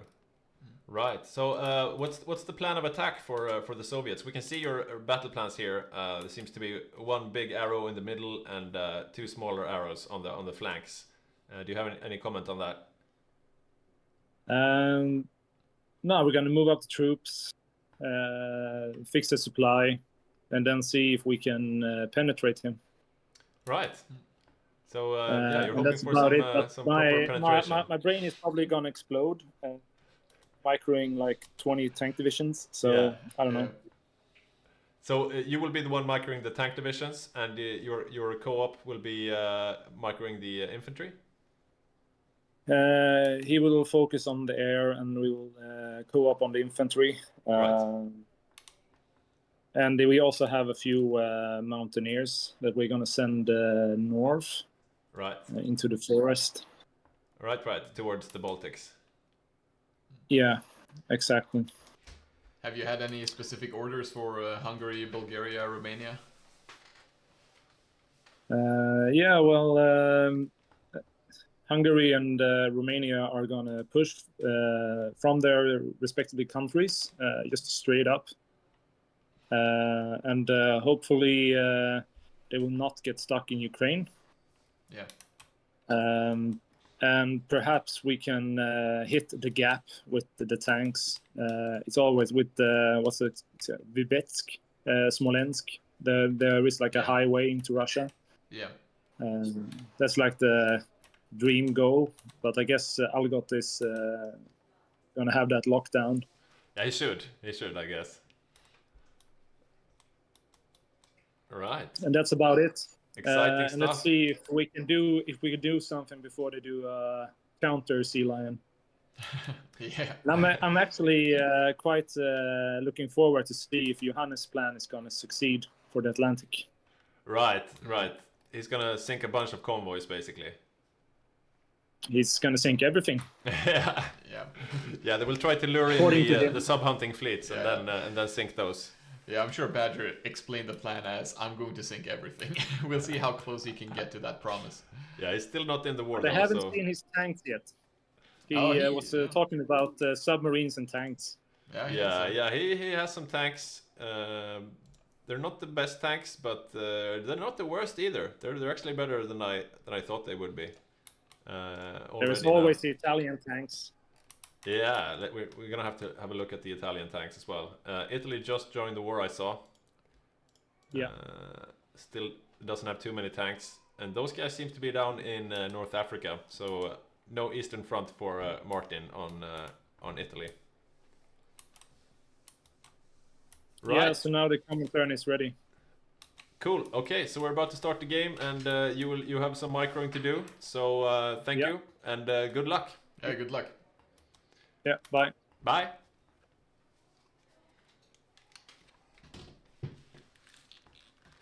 I think he sounded about as how I would expect him. A bit stressed out, not panic yet, but yeah.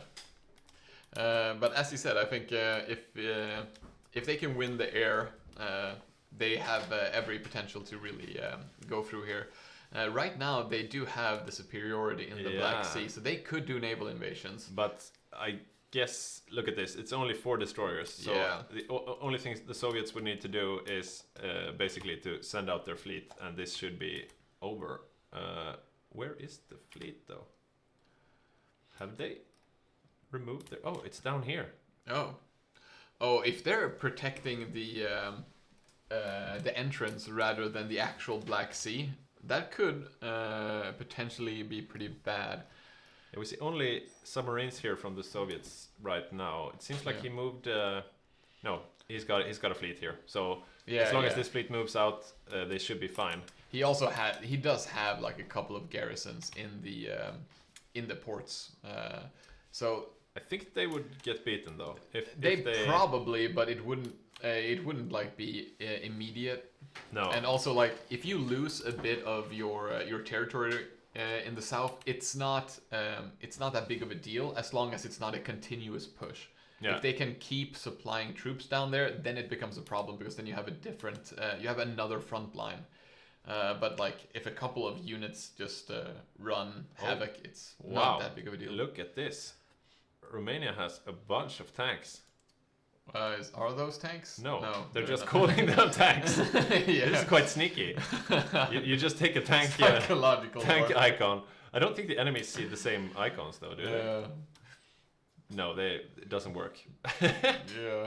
It only tricks your allies. That would be hilarious if it worked though. Okay, so the game is running, and so far the Soviets have not sent out their fleets, have they? But No. the invasion is not moving. Why isn't it? If they're really paying attention, they might want to wait until the naval invasion is actually ongoing. Oh yeah. You can sync them on way. Yeah, although I think that's a bit optimistic of a move. Yeah. All right, so we're moving forward here. The big question is, how is the assault guns going to fare against the infantry line of the Soviets? Yeah. But before we find out, though, they have to cover this empty terrain between the fronts. Yeah. So you're going to have the initial hit where the assault guns first reach the front. If they push through right then and there, the Soviets are in bad trouble. After that, there's going to be like a period of time where Germany builds up the supply. They repair a bit of the railroads, and they can gather for a very systematic push against the line with the best of their units. And if they, that is usually when they break through. Oh, look at this. Ooh. So Yugoslavia has arrived, but the Soviets are attacking in force right now, and the Finnish lines are not holding. Yeah. The Yugoslavians are still training though, some troops. Oh no! Yeah, and they're en route instead yeah, they're of just running up to the front, and they haven't had time to dig down. Yeah. Will they be able to stop this in time? Oh, They seem to be holding here, and here they are counterattacking, and yeah, they seem to be holding for now. How is it in the north? They could probably be pushing there, right? It doesn't seem like there's anything there. Yeah, nothing here. They don't have enough troops really to run around Leningrad anyway. No. Yeah, it seems like the push has stalled a bit. The Finns and the Yugoslavians are bulking up the defenses now. Let's see down here. So in the Baltics, they have reached the Soviet lines, and also in the south, not yet. No. The naval invasion is Stopped. Yeah. Yeah, it seems like the Soviets actually sent out. Yeah, they sent out their fleets. So Yeah. if there are any naval invasions coming in the Black Sea, it will be from the Soviets. Yeah. They are edging up to the Soviet lines. This is a Yeah. beefy line. Yeah, it really is. So I'm expecting this line to hold initially, but we'll see. Have they deployed air yet? Let's have a look at the air map mode. This is exciting. Yeah. So the Soviet has green air in Ukraine and Belarus. So that's good. The only contested territory seems to be in the north. And they're actually ahead on fighters. Yeah, they are. It seems like Germany is. Yeah, they have some fighters down in the south, not enough, and up here in the Baltics is where the main air battle is happening. Yeah. Yellow air, red air over Finland. So the Axis do have some up here. Yeah. So the benefit of being the attacker in that case is that you can concentrate your air and say, well, I'm only going to be attacking this place really, and the Germans should have enough air to secure at least one territory with green air, and then send all their cast there, and combined with assault guns, that probably will push through. This is a bit of poor micro. We see the first battles here is just the German front line auto-attacking the Soviet line, and that's never good. You're just wasting equipment. You need to do a concerted effort, attack in one place, basically. Right now the Soviet line is holding, but the Axis attacks have been quite sporadic. Yeah. If you hear a baby crying, it's Snistan's baby who's in the studio house for some reason. She should be interrupting Snistan instead. Yeah, she's gathering intel, obviously. Yeah, Soviet spy. Yeah, so they are edging up to the line. It looks like maybe they have stopped auto-attacking. No, they have not. So still some auto-attacking in the east. Yeah, and as you can see here, when you auto-attack into the line, it's just red bubbles all the way. Oh, wait, maybe not. This is not just an auto-attack though. Yeah. Well, yeah, and Kiev is like on the wrong side of the river. Yeah. You usually do lose that. Yeah. Still, the Soviets are holding. With not much troops either. No. Seems like they're trading quite efficiently. Let's have a look at the losses here so far. Yeah. Oh, wow. Very few for the Soviets. But this is, of course, counting the war with the Allies. So Yeah. But they still have less than Finland, so... yeah. Let's have a look up here. So Finland is pushing out a bit. Yeah. And yeah, the Soviets are getting a bit nervous. They've managed to push back the initial Soviet advance. Let's see, up in the north, yeah, the Allies are not doing anything crazy at the moment. With the help from Yugoslavia, they're really Finland's going to be okay. If the Axis choose to reinforce Finland, like there's not a lot you can do as Soviet to really conquer that, because you have to devote like almost everything you have to the front against Germany. Looks like we have the first break in the line here. Ooh. In the far south, south of Kherson. The Germans have broken through. It's mostly the Romanians. Yugis with his fake tanks and his marines have finally crossed the Dnipro river. Yeah. They don't have anything set on the bridge towards Crimea yet. No, let's have a look from the Soviet POV. Yeah, there's not a lot of defense in depth. Yeah, they're retreating over now. They should be able to hold Crim fairly easily. It's a very good defensive position.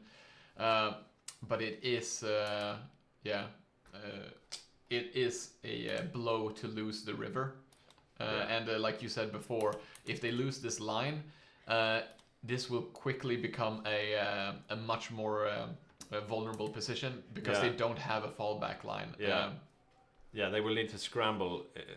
Because here the Mongolians, Francis on Mongolia, he's here to shore up. Metal Horde is got on the the metal way. hordes. Yeah, and here's the point where again, like the Axis, they do have tanks, but they didn't go for many tanks, so they pushed through here, great, but they didn't really capitalize on it because they don't have units that are fast enough to push back through retreating units. It seems like most of the Axis armor is up towards the middle. No, here are the Bulgarians. Yeah. And up here in the north, we see the German tanks and the Hungarian tanks. Yeah. Wait, where are they? Are they Where are Italian the tanks? No, I think they're down in Africa. Let's see. Okay, yeah. So the Germans and Hungarians are concentrating their armor here in the middle. They're not deploying their assault guns yet. No, they're in the back. So I'm assuming that they're going to pick a where they consider the line to be weakest, gain air control there, deploy the CAS, and then send the assault guns there. And that should be a difficult punch for the Soviets to stop. Yeah. Yeah, so far they're just poised to strike, but they haven't made any attempts yet. Yeah. Still heavy fighting going on down here in the Ukraine. Soviets are trying to counterattack, and they are sending some Axis on the retreat. Yeah. Yeah, if they can retake towards the river, that is great for them. Yeah, the supply situation here for the Axis is quite gnarly. True, they might be waiting for supply to be fixed. Look at this, yeah. 84 out of 29. They really need to build up the supplies. We can have a look here at the construction queue. You see some of that stuff going on, but not too much. Yeah. I wonder if it's distributed along the axis so that they help each other. They're repairing a lot, but not all of it. Yeah, ideally you would want to see all of the axis now just pumping up construction. Yeah, we see Bulgaria doing a bit of railroading. Yeah, so that's something. But like Germany is the powerhouse, so they need to be doing the majority of it. Yeah. Okay, so the look at this. Oh no, the Germans are gonna lose tanks again. So we see this is all of the Hungarian tanks 5 Hungarian tanks and 2 German tanks are cut off right now from the rest of the army. But the assault guns are coming to help. If they can break through here, yes, they are going to save those tanks. That was scary for a moment for the Axis. That was half their tanks or something. Yeah, that would have been a huge blow if they had lost that. Instead, we are going to see a small pocket killing off 3 infantry divisions. No, breaking through there again with help of Mongolia. So a lot of back and forth here. Francis is here in force with all his tanks. The Axis tanks are pushing in again, trying to recreate the pocket and make sure not to lose. Francis is in danger here. He's in real danger. Yeah. This has been one hell of a pocket not pocket situation.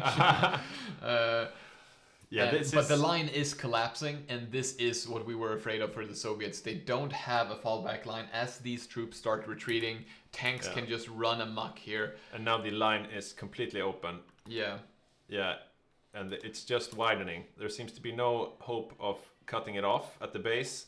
No. So the line is wide open. As you can see here, we are on the Soviet point of view, and there's nothing in behind here. We have a couple of cavalrymen from Mongolia who's charged with defending Moscow, but that's it. And we are paused. It seems like Badger did crash. I wonder if what's going on with Badger today. It's maybe Russian hackers DDoSing Copenhagen or something. Yeah.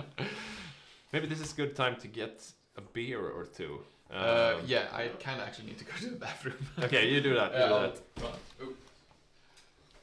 So this was a decisive moment. The entire armored weapon of the Axis basically focused on one point.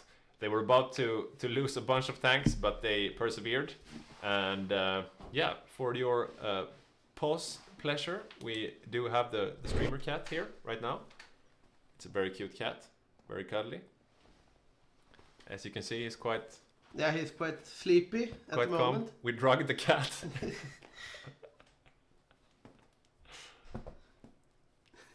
Very sleepy. Oh, all right, we're going back to the technician's booth. Yes, you want a snack? Can you hold him? I can give him a snack. Let's see.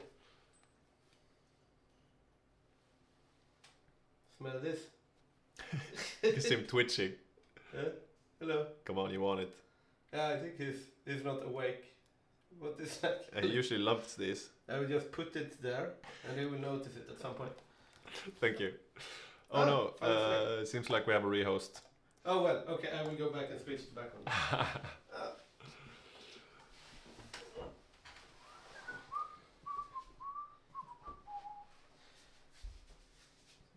Yeah, the cat has no idea he's being exploited for views. No. We feed him though, so he has to I don't know, pay his way some way. So we are rejoining. If you're just joining us, this is a Hygge Gaming grand game, which we play around once a month. It's a historical multiplayer game with around 35 players, and we have a live studio, as you can see, with myself, Piri, and Olof and Victor doing the casting today. It's a classic Axis versus Allies, and so far the game has been pretty even. The Allies have defended themselves quite well, but right now the invasion of the Soviet Union has commenced, and just before the game crash, we saw the Germans breaking through the Soviets' main line of defense. And it's not looking great. It could be a quick Eastern Front war, and if so, the game would basically be over. So let's hope the Soviets can come up with something special. They do get a lot of troops whenever the Axis are pushing towards Moscow. That's true. And they are very helpful in just filling up the gaps. Yeah. And even though their line has been broken, which is the danger when you have stronger infantry builds, because you don't have enough infantry to hold out the line. When you get that extra infantry, you suddenly have a very weird line that's all spread out all over the place, but a lot of your line has better troops than you would normally expect. So like there remains a possibility of saving it somehow, but Yeah, it's going to be tough for the Soviets from now on. Yeah. I mean, this is the make or break moment. The next few minutes of the game might decide the entire game. Will the Soviets be able to adapt to this breakthrough and shut it up, basically? They will need to reform their lines further back. And yeah, I'm gonna get some beers. Yeah.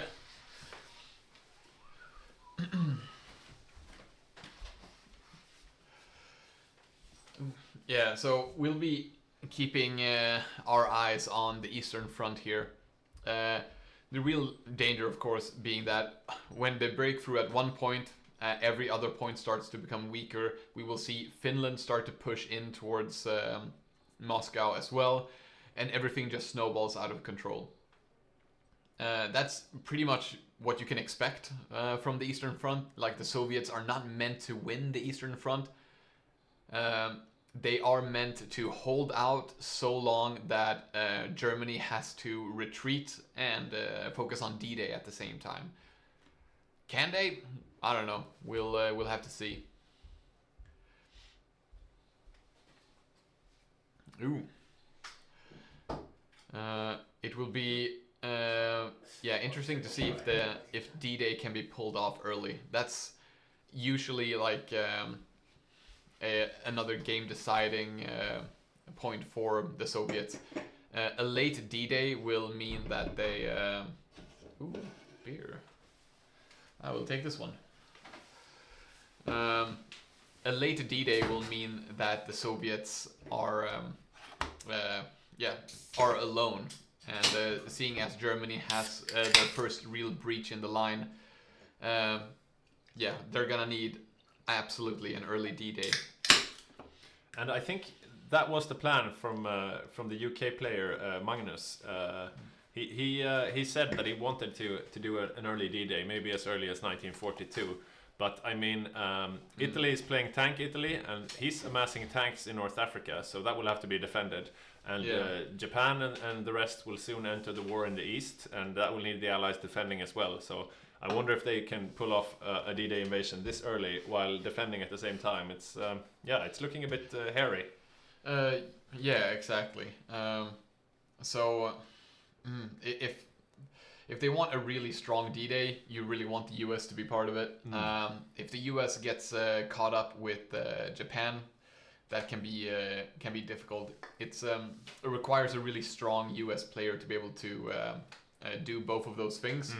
And at some point, it's just a matter of resources. You either devote all your resources to try and win the Pacific and crush Japan, or you try to help out Europe. Like Dankes did in the last game, where he basically told Asia to go stuff it, and then he tried to help Europe instead, which was a successful strategy. Yeah, in the end. Did win in the end, although he did get invaded. Yeah, almost capped.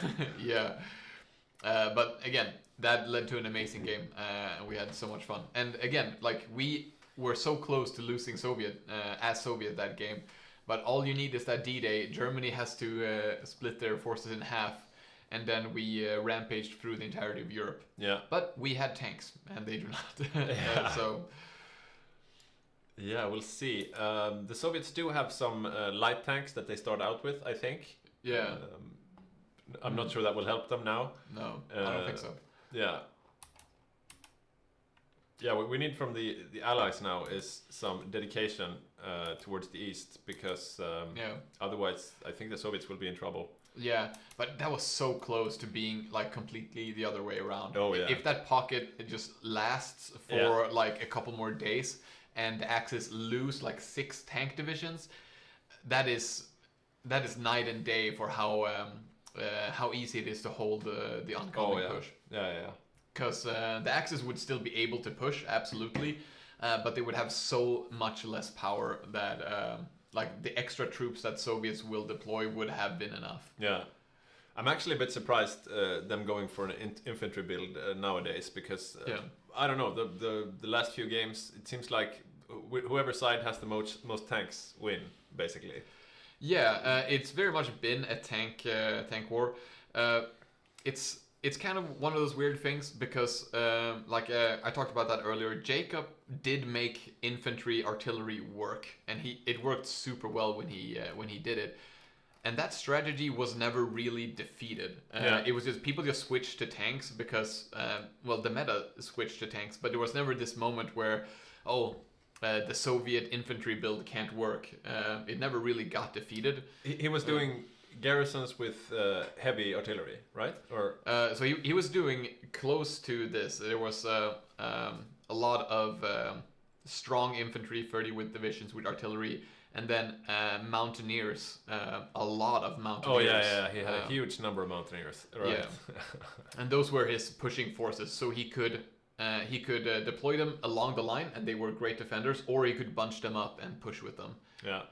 So we have a question if Fortress Norway is holding still, and yes it is. As you can see here, the northern parts of Norway is free. You can't see it right now because we're in the lobby, but there are allied troops in Narvik, and the Axis don't seem to be bothered to get them out. This could be the opening that the Allies need to actually help the Soviets.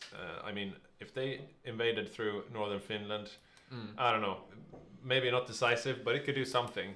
Yeah. It could do something, I guess. And we start to see the beginning of that large northern line, where it's just you have to spend so many troops, so many divisions just holding the line in the north that it doesn't matter if they're weak garrisons, like you won't have enough. And that's when it becomes incredibly problematic for the Soviets. Yeah. I mean, as the Soviets against Finland, if you're just defending, I mean, it's like 50-50. Either you put a bunch of troops there and really try to defend, or you might as well just take them off the line, because the Finns just eat everything you send there with their stormtroopers. Yeah, exactly. And they're not going to be as bothered by the lack of supply that you are. So, yeah, it's like impossible to fight up there. Let's see. Go question mark? Okay, and the chat isn't working. Yeah, we'll see. We'll probably start in just a minute, waiting for some players still.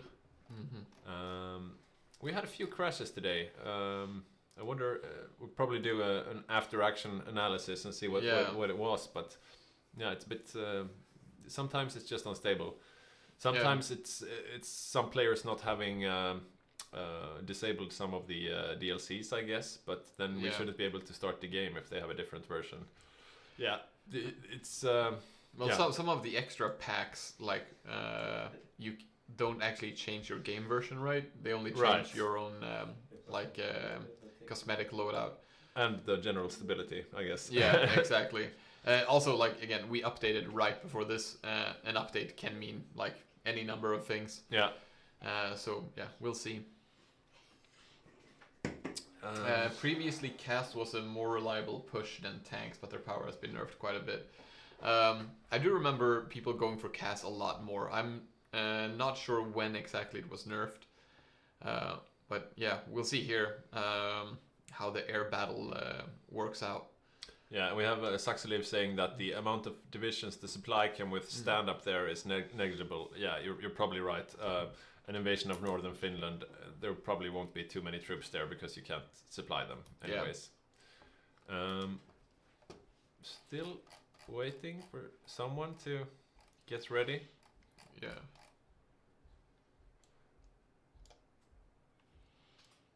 Yeah, we'll see what happens. And of course, in the east, the war hasn't started just yet. And that is the time to panic for the Soviets, when you feel like you're losing and the war in the Pacific hasn't even started yet. Yeah. Ooh. Yeah, they really need to hold out longer. I mean, you're meant to lose as the Soviet Union. You're meant to lose, but slowly. Okay, so we are almost in the game now. There we are. And yeah, as we were saying right before the crash, here you can see the German push through the lines. Yeah. Oh, and we are off. So they start pushing. Start immediately here. Do they have air superiority here? Good question. No. They're fighting with Russian air superiority. Okay, that is crazy, but they still. I mean, they still don't have any frontline troops here. Yeah. And and now it becomes this question: like, can you even retreat with these troops? Yeah. You definitely need to start a new defensive line, though. Yeah. Yeah, they're pushing. They're in the south. They're probably gonna ignore Crim for now. They have no need to take it if they're pushing everywhere else. Yeah, definitely. Yeah, we see here the Romanians can keep pushing if they want. Sticky and Bulgaria is breaking through the lines here. We are paused again for some reason. Did we have another? Yeah, Rosen disconnected. Yeah, we had another crash. This is unfortunate. So Rosen is the second seat on the Soviets, and yeah, we won't be resuming until he gets back. Yeah. They use the cipher. So we bring back the pause cat. Okay. Okay, do something fun.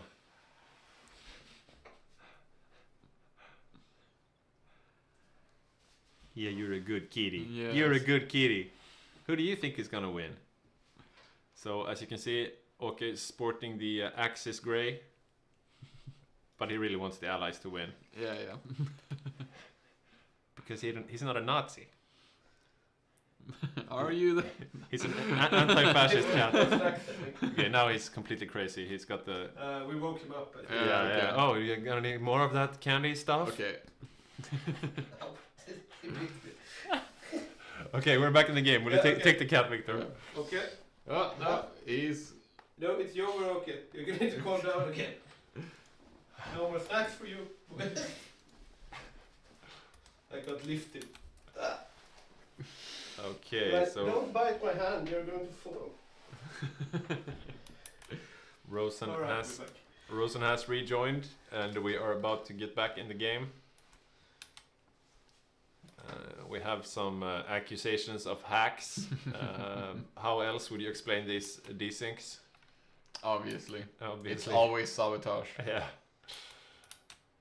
Look at the Finns now. They're just going pure full offensive. Yeah. About this time is when the Axis Discord is all like, okay, first guy to Moscow gets a beer or something. Yep. Just full on. If I know Jonte is blasting Crazy Train right now. Yeah. Just pushing to his heart's content. I think he will rename himself Greater Finland in a bit. Yeah. Okay, we have a lot of banter in the chat.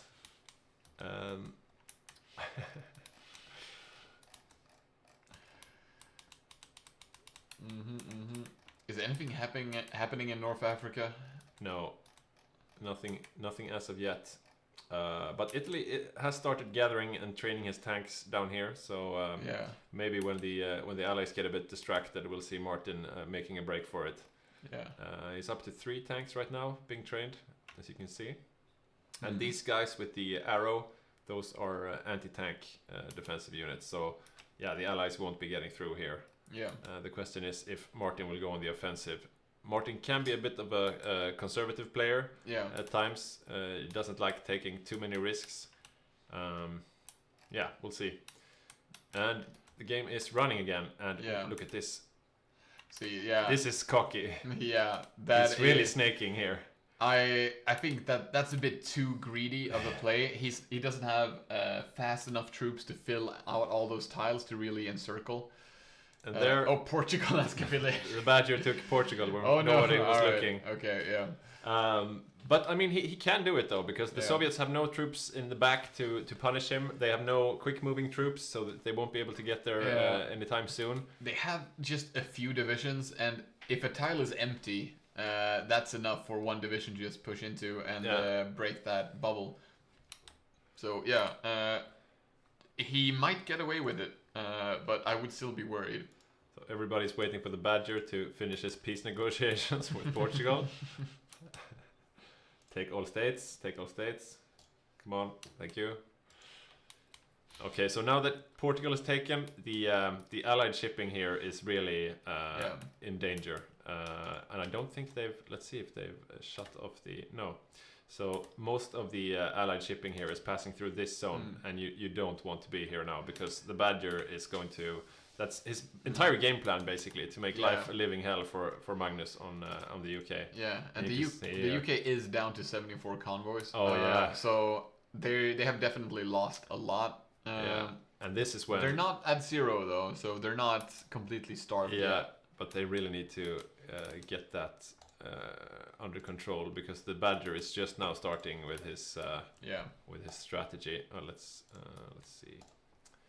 I think this is how you do it, and I click one on my own there. Yeah, so according to this here. Yeah, so according to this, he's still producing more than he's losing. But yeah, you can see the red line is moving up and the green line is moving down. So could spell trouble for Magnus on the UK. Right now, down to 74 convoys. You ideally want a bit of a bigger buffer. Yeah. I mean, as soon as he transports a few troops, he's down to 0. Oh, we see some naval invasions being planned here on Norway. Yeah. And some paradrops from the Kiwi player Ian. Yeah. So they're not giving up on Norway, at least. I don't know if that will help the Soviets enough, but I mean, what can they do? You can't really expect a D-Day invasion in 1941. No. No, 42 is early. Yeah. So we have Erwin from the US saying, spreading democracy makes the game crash. Right now, I don't think it's the spreading of democracy that's the big issue. I think it's the spreading of less good ideologies. And we have Rosen here throwing some shade onto our nationality and heritage. He's saying, I love Swedish-made games. Rosen is from the Shetland Islands. This little pathetic island chain right here in the rainy Atlantic. You can even see here the weather effects. This is not a place where you want to live. No, it's really not. Have they even made games there? They haven't made a game in I their life. I doubt it. This is a place you send your enemies. It's also quite fun. We have two players from the Shetland Islands, actually. Rosen playing second seat on the Soviets, and Sticky playing Bulgaria. Yeah. And apparently the population on the Shetland Islands is evenly split between people who consider themselves more English or more Scottish.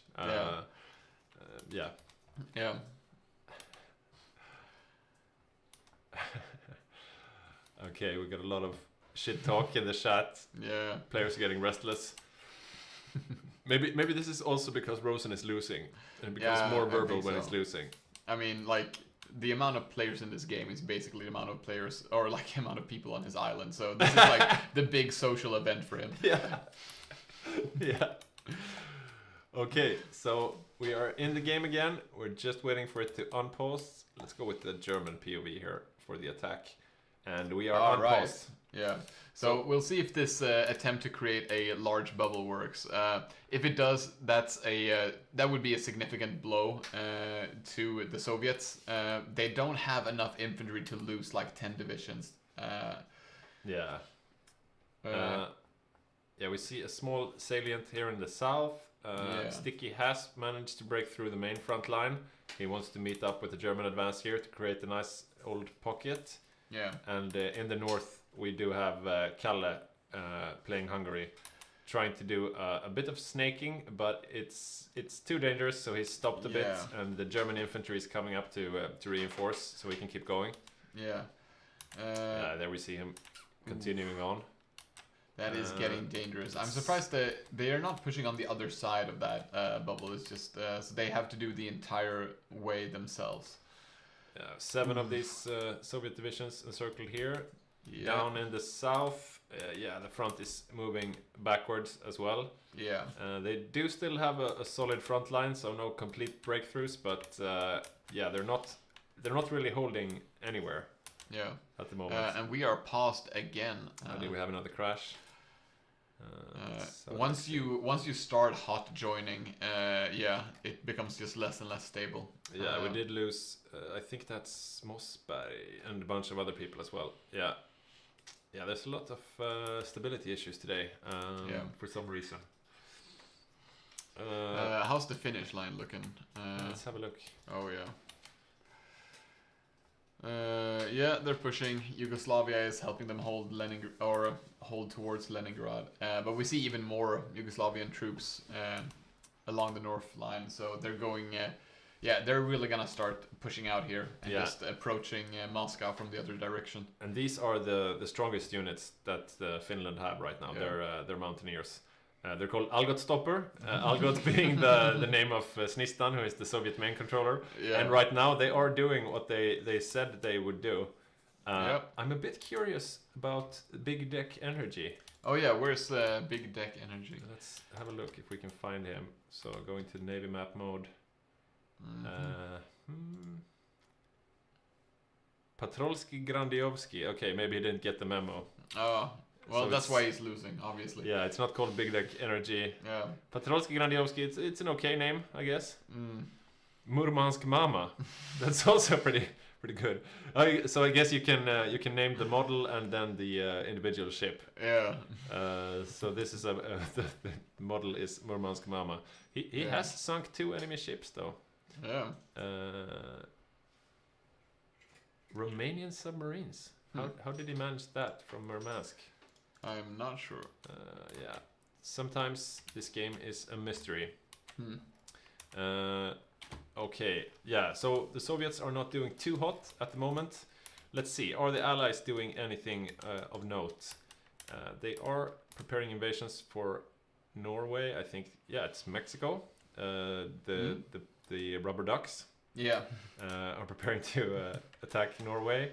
And yeah, we have a few other battle plans here as well, Brits, and as well as the Kiwis from the north.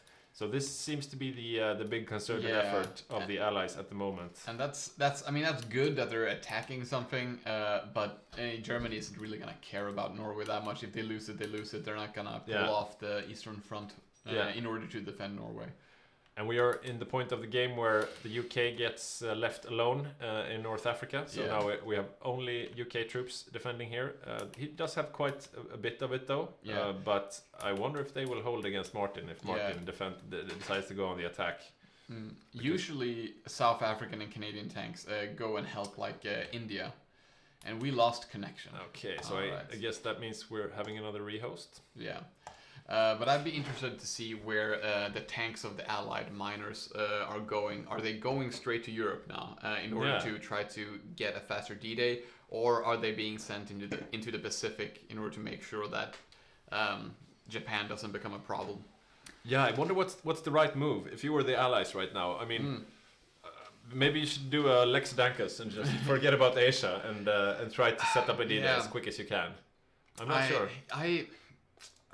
Well, I'm biased as a Soviet player. I do feel like the right move is to help the Soviets with a fast D-Day. Yeah. But I mean, there's no right answer like right now, or rather, there is a right answer, but we won't know it until afterwards. Yeah. I feel like usually splitting the German offensive is the better move, like because Germany is like the powerhouse. But we have seen games where Japan can win it. It hasn't usually happened. They've come close several times, like Bergold, where they were just like insanely close to winning it. But yes, in the end, splitting the German offensive was the correct decision. Yeah. I mean, even if you, as Japan, even if you have the best game ever, it takes a long while before you start affecting things in Europe. So there's not, Okay, so the game is up and we are rejoining. We are changing hosts now. So Falk has had a vote of no confidence and Jacob is now the host. Yeah. Just gonna go to server mode and now we have to wait for all the joining players. The hot joining players. Cheers. Cheers. Cheers. Nice of you to join us today for another day of Hygge Gaming. Yeah, I can inform the casting part of the studio that I have found a new way to play with the cat. You tie a snack to the end of this string. Great. Victor easily gets bored when he's in the technician seat, so he needs to to. find ways to keep himself entertained. We need to reinstate the newsreel. Yeah. Another thing to consider actually is if they choose to focus on Asia. Spain will be given more room to enact the strategy of sinking all the convoys. a faster D-Day will mean knocking out Spain quicker, which will mean like less loss of logistics, convoys, supply. Obviously the Allies can still protect themselves without killing Spain, but it just becomes more things to do. So in that regard as well, I think backing off Asia and conquering Spain as early as possible is probably good for the Allies. Yeah, but in order to do that, you need the convoys to to ship your troops, and I think right now the convoys of the UK is they're not doing too well. Yeah. Because the Badger is executing his convoy killer strategy. Yeah. And he basically wants to lure out the sub hunters and then kill the sub hunters. Yeah. And run away before the main fleet arrives. So we'll see if he manages to do that. But it will take a lot of attention away for Magnus playing the UK. Yeah. He won't be able to do anything other constructive things as long as he's fighting submarines. Absolutely. From Spain. And I'm wondering now how far along the US is, how greedy of a play they did. Because it is in the nature of someone playing the US to want to be greedy. You want to become that powerhouse. But we did see him building a bunch of civilian factories. Yeah. So I'm wondering like when he made the cutoff and started going from civs to mills. Because Japan was doing a strategy where they do the late war on the US so that the US is slower to mobilize. And maybe that's paying off. Maybe that's why we saw the US building only civilian factories. Okay, so most players are in the game right now. We have some complaints. I don't know if you can see the game right now, but the downloads are not going very fast. And Jacob's internet connection is taking a lot of criticism at the moment. Rightfully so, I would say. Is he doing it on a mobile Wi-Fi or? Yeah. Anyways, at lunch we had a raffle for a free DLC of your choice, as well as or a content pack with free guides. Guides that are usually just shown to our paying patrons. And we will have another raffle later on this evening by the time the game ends. And you can join this raffle for free if you sign up as a Patreon on the free level. You are of course welcome to join on the paying level as well. We're very grateful for that, of course. But if you just join as a free Patreon, patreon.com/Hygge Gaming, and you join there and you join the raffle for a free DLC or content pack, basically. We're still waiting for people to download the save game. Yeah. Can the USA start lend-leasing the Soviets anytime? Not anytime. I don't know if they can at this point. Because they're not in the war yet. I'm not sure. I think they may have to be in the war, I do think they have some focuses and stuff though to send planes to the Soviets. So maybe. I'm actually blanking on it right now. There are specific rules for when you can start lend-leasing, and it's different between nations. Usually you have to be at war in order to lend-lease, I think. Or something like that. There's a bunch of rules, and we obviously don't know them all. So I think most people have downloaded the save game now. This is about as exciting as the action on the Eastern Front. Oh, I haven't pressed ready. I hope it wasn't my fault. Okay, ready up, Jacob says. We are about to head back into the game, and an Eastern Front that is crumbling from the perspective of the Soviets. Very much so. There was a big breakthrough with most of the Axis tanks involved in the middle of the line, and they have now broken through, and there are snakes heading out to either side, doing some encirclements. You can see here on the map, you can't see the troops encircled, but there were some Soviet poor souls there encircled on that tile. And things are not looking good for the Soviets. They have no second line of defense ready. And this could be a quick war if they don't get their act together. Yeah, there's going to be a holdout around Moscow and that area where they they get all their prison battalions and divisions and stuff like that. But right now it feels like that's not going to be enough to stop the German advance, and it's happening too fast for a D-Day or anything to stop it. So yeah, I think we're going to see the Germans and Finland push towards the Ural Mountains and really do the actual push across the Soviet Union. And it takes a while to cap the Soviet Union. I think we even changed our mod a bit, so it's even harder to cap the Soviets now. So you basically have to reach the Urals before you cap them. So there's still time for the Allies and the Comintern to get their act together. Yeah. I have a question from Saxoliv if Germany have done their collabs, and I saw them at least doing one collab on the Soviets. I'm not sure if they've done more. This, of course, helps with occupation after you capitulate them, but it also lowers their surrender limit, making them capitulate faster, which is helpful. Yeah, very important against the Soviets. We were just about to start the game, and then we lost the first seed Germany. This is a bit frustrating.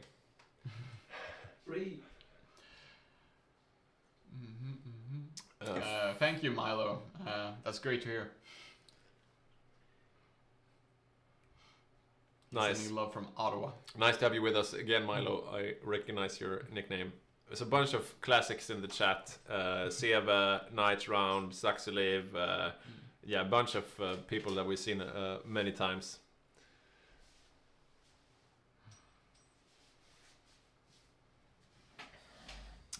Oh, observers can't see combat log stats of a theater. I didn't know. Here we go. Hello, Kitty. Okay. So you must be wondering why you're here. You are here to entertain, while our players do not. This is a proper cat. It's a really good cat. Yeah, what's going on? What's going on? Do you have some more candy for him? I think, but we have to hide the candy bowl because he will tilt if he sees that there is a big supply of candy. Give him a candy. Look at this. Oh, look at this. Here you go, yes. Oh, he's eating through that like the German tanks eating through the Soviet lines. Have another one. Encirclement. Another one. That's my finger. He's got too much piercing. Here you go. He's a good kitty. Okay, thank you. Yeah. Stop it. No way to quit. Thank you so much. Alright, I can get him here. Hello, come with me.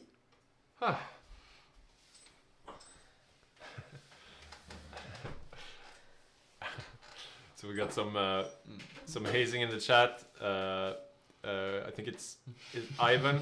Ivan saying, the Japan player saying, did you guys get all your naval invasions on the east coast of the US ready? The 20 Amtraks on the west coast are ready to go. Oops, wrong chat. Yeah, I wonder if they are ready to go. Are they even in the war yet? I don't think they are in the war yet. No. But I mean, they're in no hurry. Yeah, exactly. Even if they don't start the war, the Allies have to be ready for them starting the war at any time. So Australia, Russia, all of them have to be here defending and to be ready for the Japanese attack. Yeah. And you never know when it's gonna come. Yeah. So at this moment, I do feel the scales are in the Axis favored. Yeah. That is usually the case, though. In this, at the point where Germany starts pushing and D-Day hasn't happened yet, like the Asia conflict isn't even close to being resolved, it always feels like the Axis are winning. Almost. Unless the Soviets are just doing incredibly well. But in this case, it seems like Germany is doing incredibly well. I'm leaning towards the Axis at the moment. Yeah, I would have to say the same. I mean, we have seen Soviet unions in worse shape that have pulled through in the end. Yes. But how it looks at the moment, not very great. There are no Soviet tanks, since Soviets are doing an infantry build, and they were going for quality over quantity. So all of their quality infantry were on one line, and now that line is broken, and they need to make a second line, and they have nothing to put on the second line, basically. Yeah, and it's one of those things where you had just a shit ton of railway guns, and those are great when that line holds. But now you have a broken line, and you have like 9 railway guns that you have to micro in this impossible retreating line.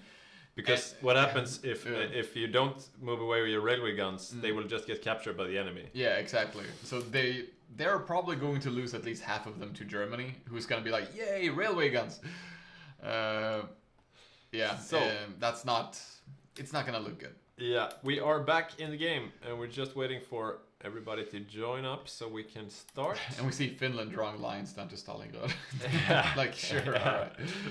Yeah. Okay, we are in the game again. And here we see, as we were talking about, an encirclement here. And the snaking here of Kalle. Oh, yeah, and this has the potential to be real bad. Yeah, Kalle's Hungarian tanks have been waiting a bit for the infantry to catch up, but now they are here. And we'll probably see him moving on. Yeah, you see here. Yeah, there's nothing there to stop him. We're about to have another encirclement. One railway gun and some more frontline infantry being taken away. Another encirclement probably happening here. They're eating up the front piece by piece. You see this, picking out small encirclements, just eating up the front line. Yeah. While the Romanians are lengthening the line here in the south.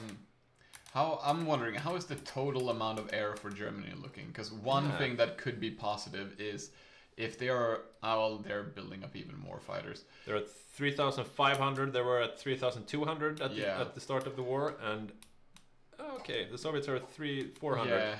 Yeah, I mean they're holding out. So like one thing that could be positive here is because the Soviets went so heavy into the air, if they can whittle down Germany's air, even at the expense of their own, that will make it a lot easier for UK and the US to make a D-Day later on. If they can just get air superiority everywhere, because Germany wasted all their air on the Soviets. Yeah. But I don't think this is going to last long enough for that to actually be the case. And they have to continuously micro planes back now in order to get to new airfields. So we see the Soviets now, they are doing their second line of defense. They are making a line in front of Moscow here on the west side of Moscow, as well as one on the north side of Moscow. And they just lost St. Petersburg, now called Pietari. Yeah. Which is sad. The Baltics are lost. Yeah, they're abandoned. This is going really quickly. They are about to reconstitute their line. Yeah. Let's have a look at their total losses now. 1 million. Yeah. 1 million after just a few months. Yeah, that is a lot, but it is the Soviet Union. So Germany has a ton of PowerPoints or political power apparently. Really? They have a bit. They have a lot to do right now. Yeah, they have some free military factories, but I mean they're doing fine. They shouldn't fret. In fact, I'd say it's almost better for them to, like, if they feel like they can't do both, it's better for them to micro and crush the Soviets as fast as possible. Yeah. And they did actually take Crimea as well. I expected them to just ignore Crimea, but here we go. Yeah, I mean they have the troops left over, and they seem to be. Oh, look at this, 17. 17 mountaineers. That is, in their current situation, that is a significant portion of their army. And there are no mountains on Crimea. So these guys should probably be around Moscow. Yeah. Or maybe up north or something. I would not send the 17 mountaineers down here at this moment. But let's have a look in the east. Is Japan ready to kick off their war? They are not at war just yet. We see some battle plans. Here's one across Burma. And that's a new South African flag, right? So South Africa and Canada has reinforced India. Yeah. So that is where the allied minor tanks are headed, which indicates that, yeah, they're not going to give up on the Pacific. So I would not expect a D-Day anytime in 1942. And that's going to be tough for the Soviets. Yeah. We are still some time away from Strike the West, though. They need to take all these focuses before they can take Strike the West. Yeah, they're in no hurry.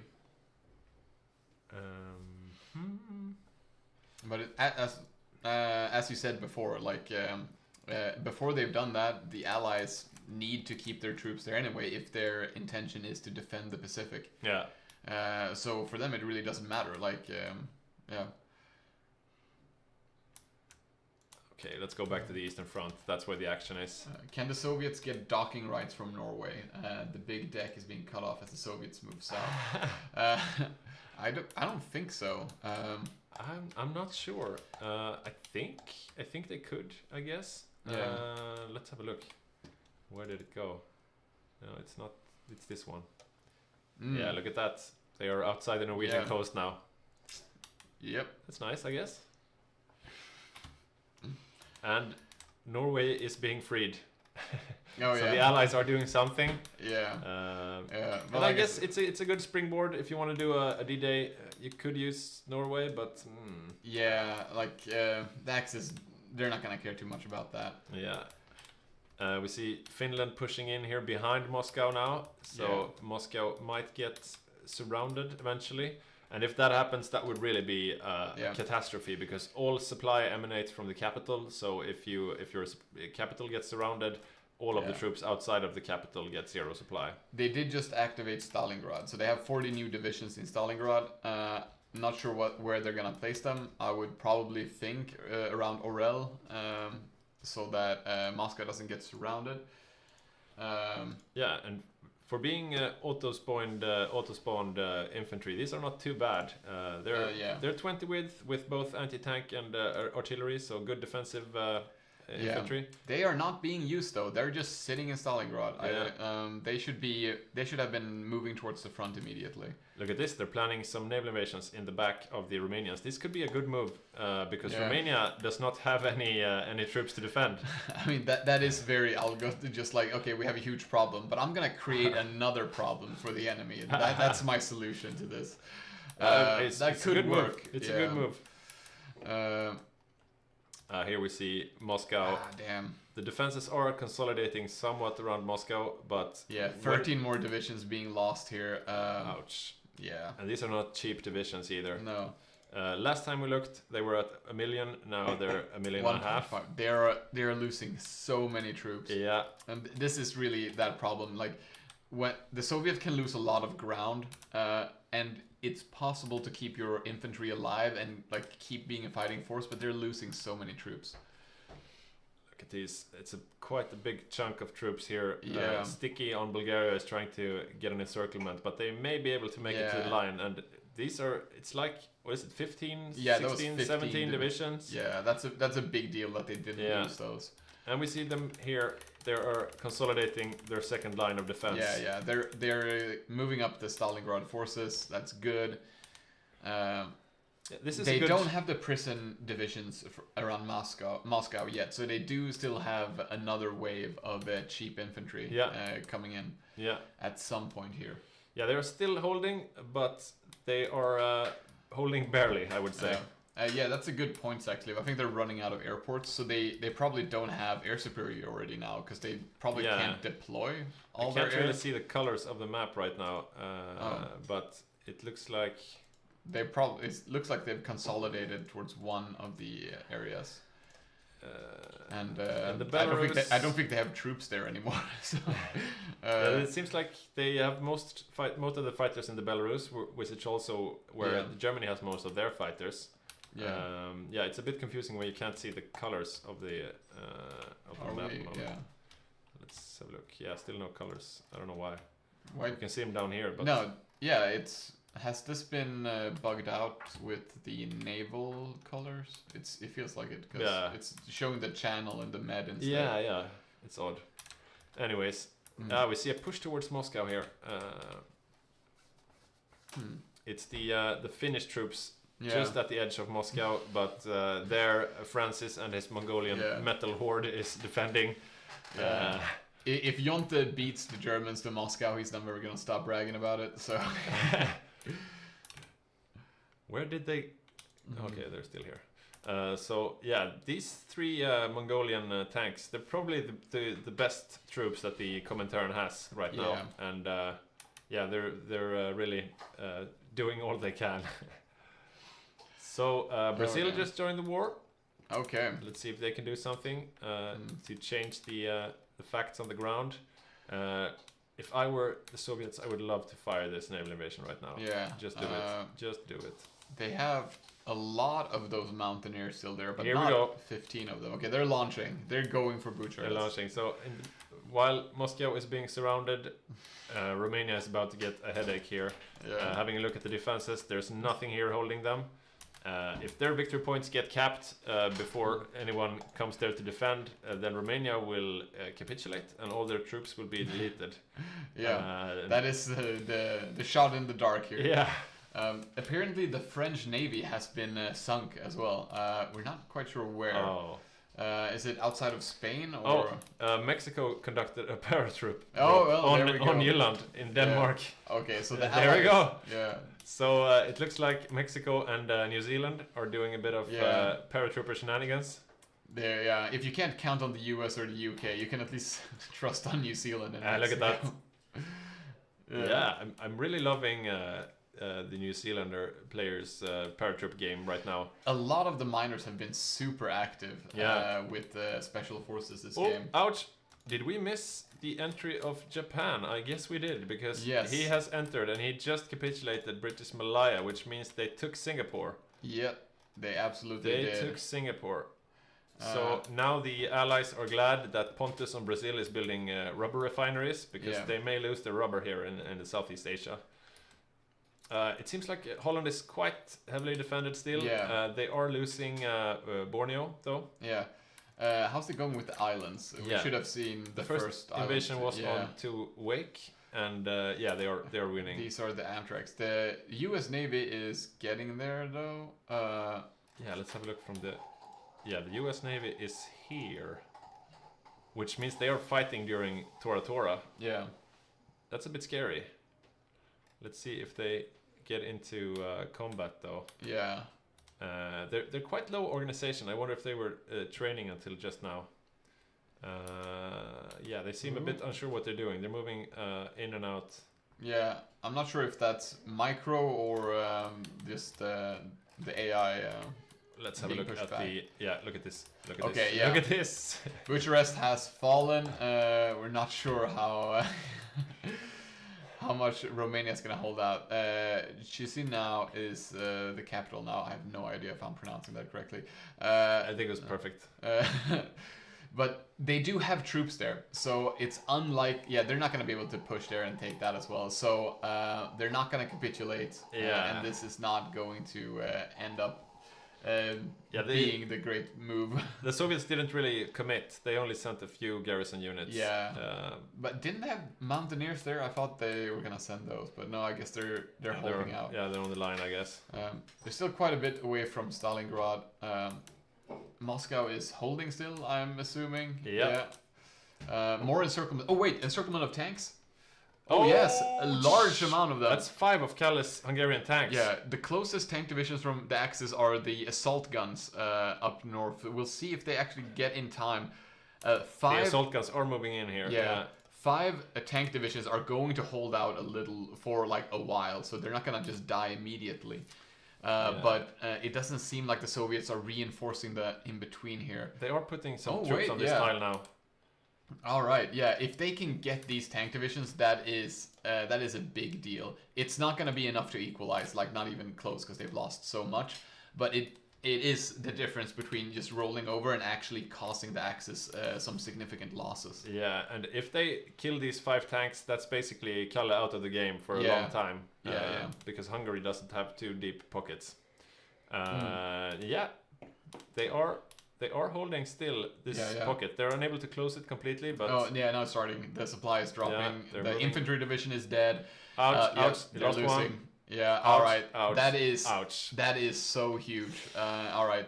The Soviets have not just rolled over; they have actually caused a significant blow. Yeah, I wonder if this distraction helped in any way. I mean, it shouldn't have distracted Kalle, but yeah, but you never know. let's have a look at Kalle's army now. Yeah, we're on the army map mode, and you see there are no armies. Yeah, there are, zero. Yeah, 0 divisions. Is there anything in production as he started like training new ones? Nothing. No, he hasn't. Nothing in production. Well, he doesn't. Yeah. Nothing except planes is in a deficiency since he has no units that require equipment right now. Yeah, we'll see you later, Kalle. We'll see you later. Not for a while. Yeah, he did get a bit too cocky there. Going in without support. How's the Denmark invasion going at this point? Yeah, let's have a look. Oh, it's actually pushing down. Yeah, we got some. We got the special forces there. Romania and Bulgaria has been tasked with defending, as well as Vichy France. All right. And it looks like they are throwing out the allies here. I feel like the amount of troops they're sending there is a bit of an overreaction, actually. Well, you never know if this is the D-Day, you know? Yeah, because they have German assault guns there as well, and I really do feel like they should be pushing Soviet and like causing more losses. Yeah. They don't know what we know though. That this invasion is not dangerous at all. I mean, it's going good for them on the Eastern Front, all things considered. So they don't want to take any risks. But so this small invasion is being thrown out. Sticky on Bulgaria is taking care of it. Yeah. And in the meantime, over at the Eastern Front, the Soviets are actually counterattacking a bit. Yeah. There's only infantry down here for the Axis. And this is a weak spot in the line, and these guys are vulnerable right now. Yeah, they're far in, they're low on supply, so is the Soviets obviously, but again, at this point, where there's only a couple of tiles needed to create a good surround, this is where like the infantry build would really thrive. Yeah. Because again, the Soviet infantry is not the standard pushover infantry. That doesn't mean they're great at pushing, so I don't expect that they'll manage a big enclosure here. Oh, but we see Francis is here with his tanks as well. That might be they're taking this tile right now. The Germans are trying to save them, but we'll see. Yeah, hopefully he's unable to take this tile. Yeah. Hopefully he doesn't get surrounded here. If Mongolia loses their tanks now, this is a bit dangerous. Denmark has capitulated. Oh right, because they've got retaken again. Yeah, but the Germans are not sending any tanks down here. Okay. Just yet. And the fortunes on these tiles are changing, so they might get a couple of divisions here. That's not nothing for the Soviets. It's a bit of a make or break moment here. Yeah. And if the Axis lose, a good amount of line troops, they don't have enough to populate the line usually. Yeah. Like you need some in reserve. Yeah, because the Germans do have less manpower than the Soviets, and usually like the Soviet production is usually just ramping up at this point. Yeah. So they are about to close off here. They do have a port. Oh, there we go. They have a port in Rostov, but the Black Sea is in control of the Soviets, so I'm not sure how many convoys will actually get through. So these guys here, they are in a bit of so trouble now. We're seeing the Soviets punch back a little bit. The total Axis losses 1.25 million. We'll see if they lose this. If they lose this pocket here, what happens to those numbers?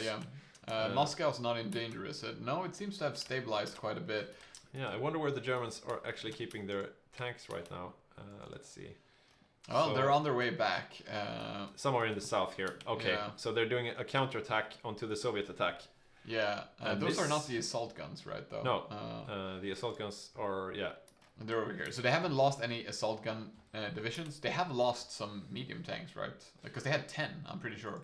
Yeah, maybe. Yeah, you're probably right. Yeah, so I think they've lost 2 divisions that we missed as well.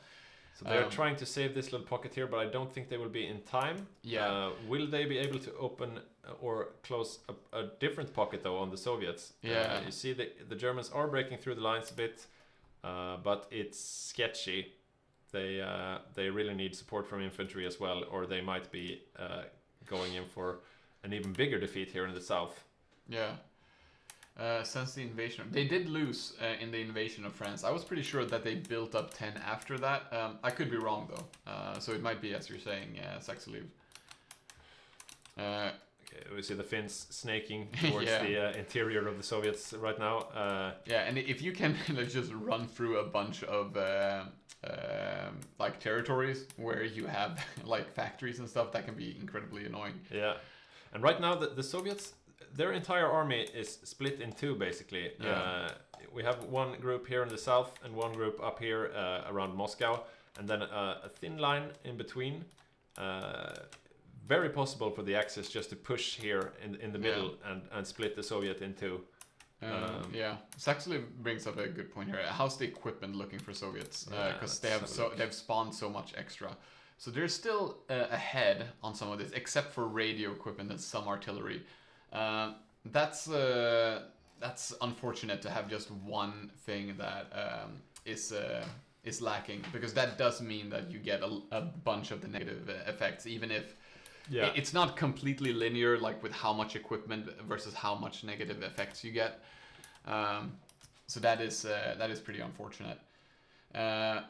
They lost about 200,000 men here down in the south. Absolutely nothing. I'm not loving the decision from Germany to have their assault guns to prepare for defending D-Day. But obviously, like you say, that's because we know right now that in the next 3 or 4 months, D-Day is not happening. Yeah. They're just hanging out here. Yeah. Yeah, just defending. Nothing special going on. All right. Yeah, they're very worried about the D-Day attack. Yeah. So how has Spain been doing with their convoy sinking? Is a question. Yeah, you can see here, just at a glance, there are a bunch of naval battles happening right now, and it's all some Spanish convoys, but mostly Spanish submarines hunting convoys. Let's have a look at the. There we go. Spain. Here we see the. This is the Spanish main fleet.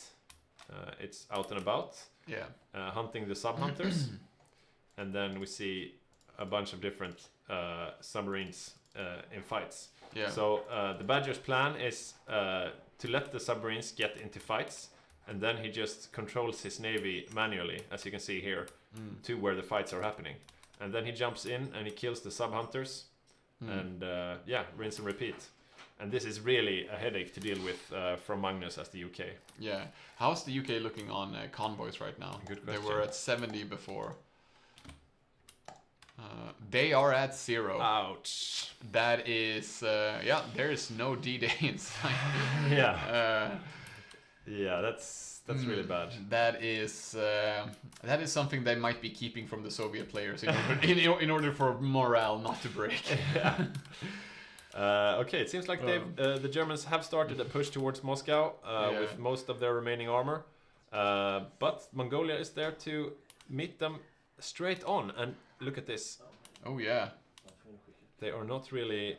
They're not finding great success here. We have 4 German tanks about to be circled here. Yeah. Oof. Oh, this can be. They do not have that many tank divisions on this line. Yeah, there's nothing in the back here. Francis is doing a hell of a job as Mongolia right now. They're dropping. Ouch, that is. Ouch. Okay, that is actually a huge part of their offensive force at this point. Yeah, and now the Axis advance has pretty much stalled. I mean, what can they do? Let's have a look at the numbers here. Yeah, these used to be 10, now they're down to 4. Yeah, and the assault guns are in France, like we said. Yeah, they're not gonna cap Soviet. Like even if they break Moscow now and push through, like they have enough that like the slow push towards the mountain is going to take so long that like a D-Day is gonna happen. I think Soviets they've saved themselves here really. Yeah, and Finland is being punished for snaking. Eventually you get overwhelmed if you run too far into the interior. And I mean the Soviets could start pushing here a bit leisurely and start threatening the Finns. Yeah. But now, since the Eastern Front has stabilized or gotten more even, that means the war in Asia is all the more relevant. Yeah. and we can see the Japanese are doing Yeah. quite well. And they haven't taken the island, the US. I forget the name of it. Wake?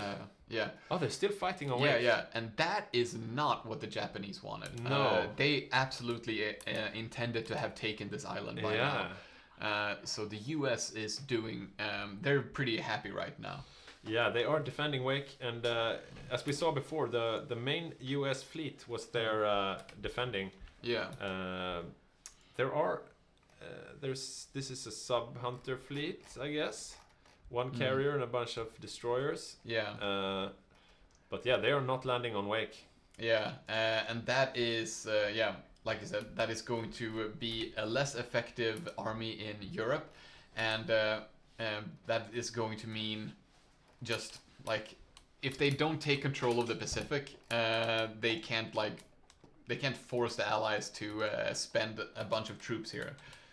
Yeah, the Axis are running into some resistance now.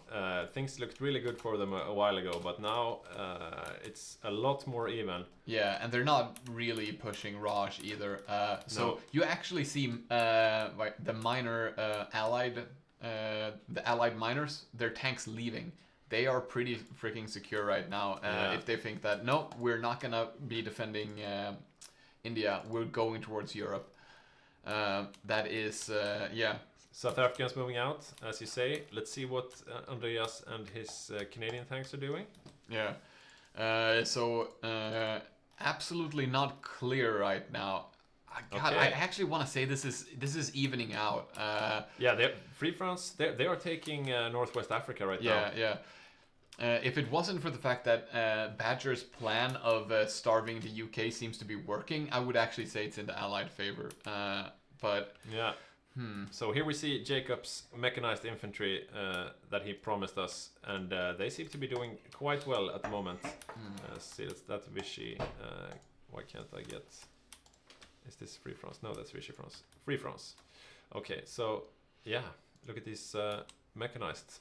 Let's have a look at the templates. Yeah, these are pretty solid. these are good. Yeah. Pretty solid units. Over 700 soft attack. They can fight. Yeah, unless they run into tanks, they should be able to beat everything. Here is Martin with his tank, singular tank. Let's see if that works. Yeah, it's Italy versus France here in the western North Africa, and in the east. Yeah, the Brits are pushing there as well. So Martin is being a bit squeezed now from two sides. How many tanks is he up to now? 4. Okay, so these 4 tanks, they seem to be doing good. Yeah, if he can keep those supplied, they should be able to hold off Free France. In fact, that's such a mismatch in what the divisions are designed to do. I wouldn't be surprised to see if you see Jacob pulling back those tracks and just placing them somewhere else and saying, okay, I'm not gonna push through Italy here, but I can do something else with them. Yeah, Jacob running out of supplies. He pushed the extra supplies button to get some more, but it's teetering a bit here. Italy is pushing him back, and so far it's just Jacob from the Allied side here. Yeah. He is getting help though. I think that's Canada coming up. Yeah. Here we go. Yeah. So we see Canada moving up. Brazil is here as well with submarines, and they are preparing naval invasions in the back of Martin, and this could be a really good move. We see here, is this which one is that? No, this is the tile. Yeah. But if Martin moves a bit too confidently past the port, then he will get... oh, it's paratroopers actually. Yeah. It's New Zealanders again. They're They're everywhere. back with more paratroopers. They're dangerous. Yeah. They're real dangerous. God damn, we have seen so much special forces this game. Yeah. So Japan, they're taking some islands here. This is actually the Allied perspective, so they are... Yeah, alright, but the US have lost some islands, but they're winning on that one currently, it seems. And they're holding... They held Wake, they're holding Guam. They are losing in the Philippines right now, but I don't think they've even defended the Philippines. Yeah, this is... they are just ecstatic about this. Yeah, the Asia Axis cannot be happy with the advance so far. No, I'm pretty sure we're going Or like if I was playing allies right now, I'd say like, okay, just hold there. You don't have to crush Japan. Just come to Europe. Here we see the Tora modifier, and as you can see, it expires in 19 days in game. So yeah, and this is the time that they should be winning. They should be winning everywhere. They really want to have conquered Asia. Yeah. Or not entirety of Asia, but the islands. By that point. Yeah, and they are not. They are definitely not. Let's go back and have a look first at Italy in North Africa. In the east, he is holding. The Brits are pushing up to his line of defense, but not yet. And in the west, it seems like he's consolidated and he's focused on defending. So doesn't seem like we'll have any parrot drops in the back, or maybe we will. Let's see. So this is Vichy. There we go. Yep. And Vichy has hit 0 fuel. Oh, this is no. This is Free France. Free France is out of fuel. Ah, that's quite bad. These guys need fuel. Yep. I wonder if he's noticed. Yeah, he really needs to lend lease some oil or something. Yeah, it doesn't matter how much soft attack you have if you can't use your troops. Yeah, if you don't have any fuel, that's quite bad. How's that looking on for the Axis? Like Italy and Germany, what's their fuel status? Good question. Well, Germany's full because they've lost all their tanks. Italy... Not all their tanks, but they've lost a lot of it. Italy's going down quickly? Yeah, but they have a lot left. Yeah. Yeah, Martin is being pushed back here by the French without fuel. Yeah. And yeah, his tanks are in retreat now, 2 of them. That is surprising. And this looks a bit scary. He's got 2 tanks here, and they may get surrounded. Is his supply so bad? Well, that's Africa for you. Yeah. No one's fighting with good supply. Yeah. Let's have a look at the Eastern Front real quick. Yeah, Moscow is holding. In fact, they're further from Moscow now than they were like 2-3 months ago. Yeah, it seems like they pushed back the Finns a bit. And the line around Moscow is holding, and you see this meat wall here, several lines deep. Have they activated the prison divisions yet? I think you can see in the national focus tree. Right. Let's see here. This small little tree. From Stavka, industry. Defend Leningrad, defend Moscow, defend Leningrad, order 270. Yeah, first wave mobilization. Yep. Divert all Far East reserves. Oh, is that industry? Infantry divisions. 3 in every frontline state. Yeah, that's the one they have left. So that one's quite powerful, especially if you have a long line. But it usually comes so late, and you don't have the equipment to for all that. But it's just a lot of meat on the field. Yeah. The losses numbers are a lot more even now, though. The Axis are almost even to the Comintern. Yeah, that is not what they want to have happened. Let's see. Yeah, we see a bit of a push happening. Yeah. The Germans really need to consolidate their tanks. Yeah, and that's like what we see here, because the Soviets are pumping out more and more infantry divisions. They are continuously producing throughout this, but the German tank divisions are not being replaced. And there's nothing in production. Yeah, and that is very problematic. And we are from the German POV. We do see a bunch of green balloons, so they are winning slightly, but slowly. Yeah. So no D-Day yet. We have had the invasion of Norway and Denmark. We have had the Allies push North Africa. But I would not have expected the Axis to be stopped quite this well without a D-Day. So I think the Soviets has, on the brink of defeat, done like a really good job with just a couple of encirclements, really evening out this line. And an even line is a loss for the Axis. Yeah. They need to win this. Yeah. I mean, it was a real micro victory because they looked like they were losing on paper, but then they had first a big surround of the Hungarian tanks and then half of the German tanks, and now the Germans have only 4 tanks on the line. Yeah, and are the assault guns still on the east? They're over in Denmark. They are being moved now, but they're still like not on the eastern front. Yeah, I wonder if they're going to Norway actually. No, they're going to kick out this Norwegian division here. Yeah, I have to question this decision. Like, even if you wanted some tanks defending against D-Day, I would rather have had the assault guns on the Eastern Front rather than the medium tanks. Yeah. Someone is planning a naval invasion of the Brits. I wonder if it's Romania.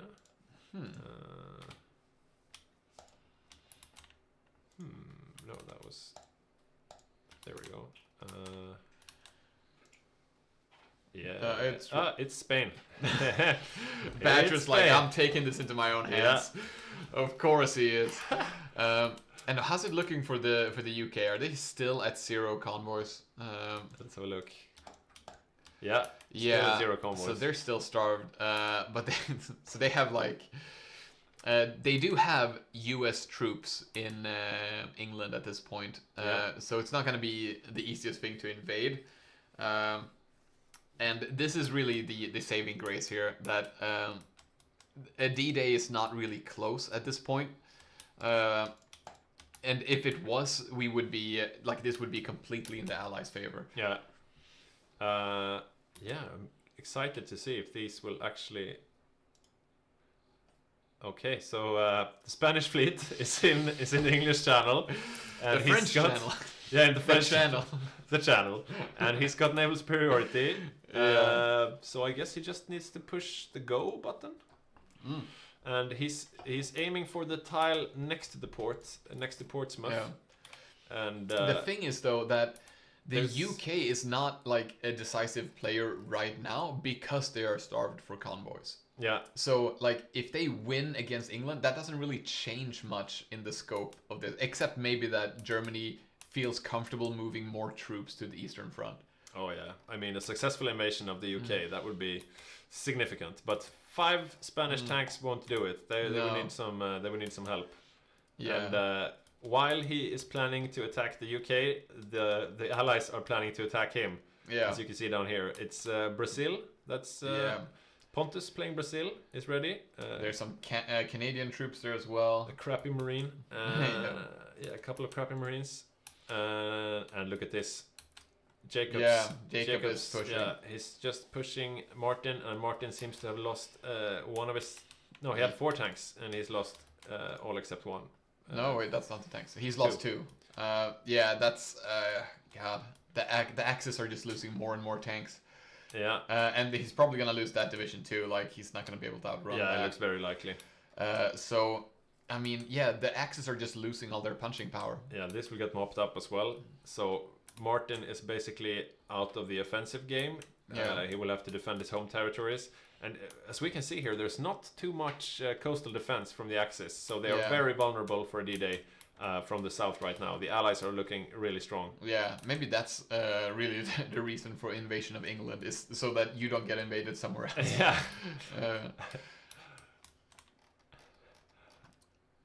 Oh goddamn. Yeah, Italy's being completely surrounded here. Yeah.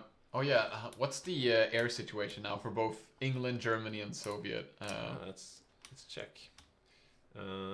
So the Brits are at 2,200 fighters about. Yeah. The Germans are at 4,500 fighters. He's really. They're probably building too many fighters. To be honest, they should put some of those on tanks. Yeah. We see some furious pinging up here. It's never a good sign when the pinging is getting too furious. And the Soviets. They're matching that production, but for now, like, that's fine for the Soviets, because they're like, like, we're holding, so we're doing great. Yeah. We'll have to look manually because the colors don't show up on the map mode right now. But here in central Russia, we see the main air battle going on. Yeah, and it's quite even, as you can see. They're not using too many of their CAS. No. They do have a bunch of CAS, but they're not being used at the moment. No. Nah, this has completely slowed to a halt. That is exactly what the Soviets want. Yeah, the counterattack here in the north is going well. The Finns would have to fall back quite a bit before they get a solid line. Yeah. They should probably get back quickly because, oh, these guys aren't moving. if these guys were moving, the Finns would be in a bit of a hurry. Yeah. Even though like it would take a long time to close that gap because like the supply up there is so terrible. Are they planning more naval invasion? Yeah, second naval invasion being planned here. This one has a better chance of working, I feel like. I think Sticky had he has. Yeah, he's got some he's garrisons. fortified there. Okay. Yeah, Sticky's not. Yeah. Kingdom of Greece is called Poland. Okay, whatever. Sure, Greece. Where even is the Kingdom of Greece? We don't have a Greek player, right? Like No. We've had that a couple of times. Yeah, not now. Demos isn't playing. Yeah. It's our Greek player in the community. Yeah. We made Greece a playable nation just for him. Yeah. Yeah. Wait, the Empire of Japan paradoxed something. Burma. Oh, Yeah. interesting. See here if so they're moving in. Ah, that's so they're making something happen here. Good. The Axis need they absolutely need things to happen right now. And we see even more paradox being planned up here. Yeah. It's a massive paradox invasion. Yeah, and this has every chance of working since the Allies felt so confident that they withdrew all the supporting nations from India. See here if we see a response from the Raj. Right now their troops are moving somewhat, but they have to defend the border as well. And there's, let's see, do they have? No, there's really not too much reinforcements to send. No. Yeah, this could get hairy. Yeah, and this really is a Hail Mary. The Japanese are losing some paradroppers, though. They're not strong enough to really... They don't have a port. Yeah. So as soon as they get attacked, they will basically lose. And yeah, it seems like they will be able to clean this up after all. And that is bad news for the Axis. They really needed Japan to take care. And it feels like the Netherlands, Australia, New Zealand, they've really fortified the islands here. Yeah. Yeah, I mean, they've made some headway. They took Singapore, they took Borneo, and they are taking the Philippines, but that's not enough. You need to take more. Yeah. And the US are holding on to the islands. Yeah. Right. They haven't even lost Guam. No, they have a lot of troops there now. Yeah, and Wake also, look at this. Yeah, and the Tora Tora is over. Yeah. Yeah, the Allies are, for every passing month, the Allies are feeling better and better. You see the US here, mostly garrison divisions, some of them in the UK, and these are these training divisions? Stonks. Okay, so these are the Amtrak amphibious tanks divisions. These are the guys who will be tasked with taking the islands. Yeah. And yeah, they're right now training on Guam, preparing to take Saipan. Oh, New Zealand has done more paradropping. Sneaky. Yeah. Yeah, we can see the... Yeah, so who's going to do this first? Are the Allies going to invade Spain, or is Spain going to invade England? Let's see. Looks like the they stopped. Yeah, they realized it's not going to happen. So the Spanish tanks are back in Spain, and they would be needed very soon, I think, because we see the Spanish coastal defenses not super strong. He's got most of it up here in the north. So I spoke to Badger, and his defensive plan is that if they manage to invade, he will fall back to Barcelona and try to hold the Pyrenees. Yeah. And as long as you hold Barcelona, you won't capitulate.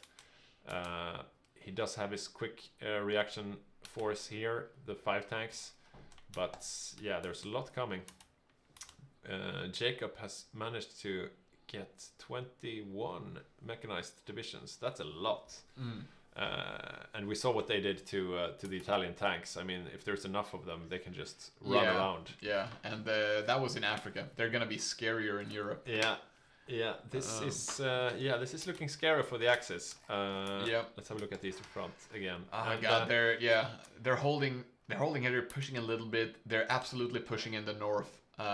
We see Hygge's doing a try down here, but yeah, the Soviets got this covered. Yeah, and instead he is they at might risk. They might lose even more divisions here. And at this point they have a defensive line set up behind them as well. Yeah, now they have a second one. Yeah, the Soviets are they're going from being in okay shape to being in really good shape. Yeah. Yeah, they are not in danger anymore. Yeah. Right now they look very safe. Where were the And Germans? I don't really see what. Ouch! The Germans are down to 2 tanks. Yeah, I don't see what path forward the Axis have. Like, what do you do from here in order to come back? It's rough. Yeah. I mean, if the Allies launch a D-Day invasion and it fails miserably, that can sometimes be a turning point. Because if you send a bunch of stuff in and they all get cut off. Yeah. I mean, anything can always happen. Whoa! New Zealand. Yes, I love it. That's beautiful. That's beautiful. Beautiful. Yeah. Oh, yeah, and they've taken that. Now they move down here. They're gonna be para-dropping Spain as well. Yep. Yeah, I do agree with a night round here. I think if Spain loses to this invasion, that is pretty much gonna be the nail in the coffin. Yeah, and here we see the invasion firing off. The first ones there are, of course, the paratroopers. Yeah. They fly, so they get there quicker. Yeah. But we see the naval invasions now as well. And the first one seems to be doing okay. All right, let's see. Let's keep a watch out for Badger's tanks here. See where they end up. Yeah, they should be moving in to defend any time now. Let's look from Badger's perspective. Here they are. Yeah, they're heading in. They should crush these paratroopers. Oh yeah, no problem. We'll see if it's enough of a distraction for the naval invasion to work out. Yeah, the French are landing. Yes, all right, they're on board. The French are landing, and the Spanish infantry, they won't do anything to those mechanized. Let's see how his tanks do. But there are only 5 of these tanks and 21 of these mechanized. Yeah. So yeah, and I feel like the mechanized has a decent shot. And he really needs to get them out now before they get a foothold, because he's focusing on the paratroopers, but they are not the real threat. No, and like those miners are gonna be sending in more special forces. We're gonna see Marines and more paradroppers. Yeah, and now we see the tanks are being attacked, and they might get they're going to get encircled. Yeah, he's managing to defend, but he gets held by the naval invasion. Oh no, he gets out. He gets out. Well, that was close. Yeah, that's big news for him. That was his only defense, basically. Yeah. So it doesn't look like he's doing a general retreat just yet. He still has hope that they will throw out the D-Day invasion here. And Vichy is coming down to help him. So yeah, he's not getting a lot of help though. No. Let's see. I Here think that's the Italian tank, right? Or is that? Yeah, the one Italian tank that's left, and also the German. Did this to them before though. Yeah, the German assault guns are coming down. This might be enough. Yeah. Unless a lot more troops land, we're probably gonna see this invasion crushed. But it's leaving Vichy a bit. Vichy came down here solidarily to help, and Spain is just moving back. they're just saying like, no, you can have Spain, you can't have France. But at the same time, the German assault guns are going in. And here comes the Spanish tanks. Yeah, so are they gonna hold this or not? And here comes the Spanish infantry. Yeah, okay, they're coming back. This is a moment of indecisiveness that they really can't afford. But we'll see. Because now Brazil has landed. We see Mexican special forces here as well. Yeah, you have to wonder though. The Irish are coming. You have to wonder what the Allied plan was, because if you invade the Axis, you are bound to run into some tanks, and then it's nice to have some anti-tank, and I don't think they have any anti-tank. Yeah. We'll see. It looks like he's putting up troops on the front line again, and the tanks are moving up a bit. The German assault guns seem a bit indecisive. They haven't really decided if they're going for a defensive posture or if they're going to try to throw the invaders out. Yeah. Right now, the German assault guns are leaving. I'm not really sure why. I mean, they could have tried a push before they left. I mean, they're down here. They might as well do something. Right now, the tanks are not fighting. I'm wondering a bit. Yeah. A bit of indecisiveness, like you said. Look at all these submarines. A lot of naval battles outside here. And the Badger is doing his plan. He is using his main fleet, trying to sink the Allies. Yeah, this is really a saving grace for the Axis right now. Yeah, this invasion is probably not getting many supplies in because of the convoys being sunk. Yeah. I wonder where the Allied fleets are, because the Spanish fleet is just wreaking havoc here. Yeah, and we see. Did the Irish actually land? I don't see so. No, I think the Irish special forces did end up falling to the raiders. Let's have a look.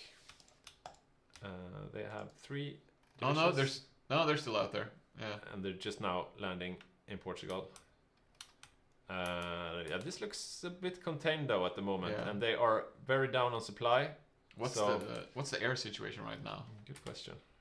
I can't see. Okay, it's We still get- bugged showing the we get naval the sea ones. zones. Yeah, But having a look, yeah, it is the Axis yeah. in. Oh, but the Allies are putting in some more. We'll see. But yeah, they are being. Yeah. It looks like the assault guns decided to stay after all, and but yeah, the Allies are holding for now. So this is a bit of a distraction for the Axis. Yeah. Let's see. I'm assuming that Moscow is holding. They're pushing back Finland. What's their production looking like right now? They have tanks in production. Light actually. tanks, yeah. So Do they have a lot of those in the stockpile? I'm guessing just a few. Yeah, that's still early stages. But and they've definitely stabilized. Yeah, I think they've reached that point where like they have so many divisions out that they don't want to create more divisions anyway. They want to just produce more equipment and make sure everything's supplied. See Bulgaria sticky here, trying to break through the lines, but there are too few Bulgarians to make a difference. Yeah. Down in the south, the fighting has been heavy and fierce since the beginning. Yeah, there are some German tanks here. Yeah, but I don't feel like they're being microed at this point. What's the casualties like for these two? Let's check. So Comintern is almost at 3 million, but the Axis are over 3 million now, so they're definitely being out-traded. But I guess they're fighting the Allies as well, so we have to use all the numbers if we're being fair. Yeah, still anyone's game here in Spain. Heavy fighting between mostly the French, the Free French mechanized infantry. The Canadians are now here as well with some tanks, which is what was needed. And you see here the German assault guns trying to attack into the Canadian tanks, and it's not really working. This is not the best place for them to be. Up here in the north, though, the Spanish seem to have found an opening. Let's see if they can challenge the Portuguese here. The Portuguese seem to be doing a bit of. I mean the Brazilians. Oh, sorry. Yeah, same but different. Well, they are fighting in Portugal. Yeah, yeah, they speak Portuguese. No, but the Brazilians are being pushed back. So the Spanish may have found the right avenue here, and the Irish Marines or the Mexican Marines are a bit in trouble. Yeah, Mexico is about to lose a Marine division here, I think. Yeah. And yeah, it doesn't take a lot to knock out an allied minor. Like they don't have that many divisions, so that could really become problematic. It doesn't look like they're gonna be encircled right now, though. They're being pushed back. Yeah. Lisbon is falling though, and that's the closest port. And is that? Yeah, they have two other ports, I guess. Yeah, one down here and one here.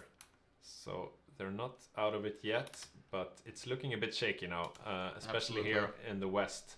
The Spanish tanks are in the back, and they're really wreaking havoc on the Allied invasion. And I mean, Jacob can't afford to lose all these mechanized. No. He needs to think about evacuating now. Yeah, these guys are out of supply. They won't be doing a comeback. The Allies are evacuating. Absolutely. How's India looking for? Good question. Because look, they have not made progress. It looks like they stabilized somewhat. They lost part of Burma, but not too bad. Yeah, we do see New Zealand and the UK having troops there. So, yeah, the Allies are pretty confident. South Africa. No, it's, I thought it was taken by the Axis, but it's just British controlled. So it seems like they will get out with most of the material that they used. And this is like just really buying more time. Like the US is going to grow faster than Japan at this point. The Soviet Union is going to just keep growing and be more difficult to take. So yeah, this is even though this invasion is crushed, this is still looking better for the Allies. Yeah, and I mean, they didn't lose all their material, so they can just go and make another D-Day invasion. You can see, in fact, one is already planned on Porto here. Yeah, the most annoying thing for them right now is Spain, being that constant thorn in their side and making sure they're down on convoys. But the UK has finally produced more. Or maybe somebody sent him. Sent him some. How's their naval supremacy at this point? We can look at the naval map mode. It looks like they've decided not to send their convoys past the Iberian coast. I think that's a good move. So the convoys are moving a bit further from the Spanish scourge. Yeah. Lots of fighting going on here on the Eastern Front right now. It seems to be the Soviets on the attack. Yeah, and the Germans are trying to cut them off, but there's not too many German troops here. Yeah, and this is the problem. Like the Soviet war machine is. It is a war machine. Yeah. It's not as full blown as the US one, but like it's going to grow, and it's going to be insane if you let it get out of control. And an hour ago, the line here on the middle of the front, we saw almost no Soviet troops and a bunch of Axis troops, and now it's the other way around, and the Axis are having problems filling their front line. See here, Kursk is open for the taking, almost. It's looking real dodgy. Yeah, I think the Soviets are going to retake the railway guns they lost to Germany at the beginning, which is actually very hilarious. Yeah, if we just have a quick look here at the front, there's like,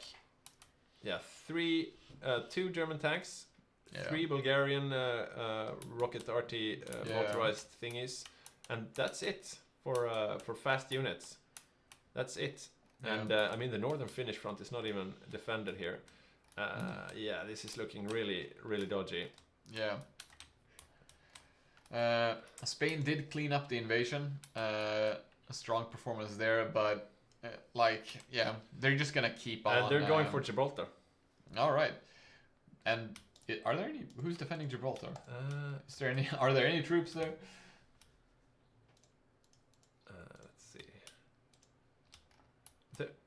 What? They evacuated Gibraltar? They took... That was a mistake, I think. Yeah, I think so too. That must have been a mistake.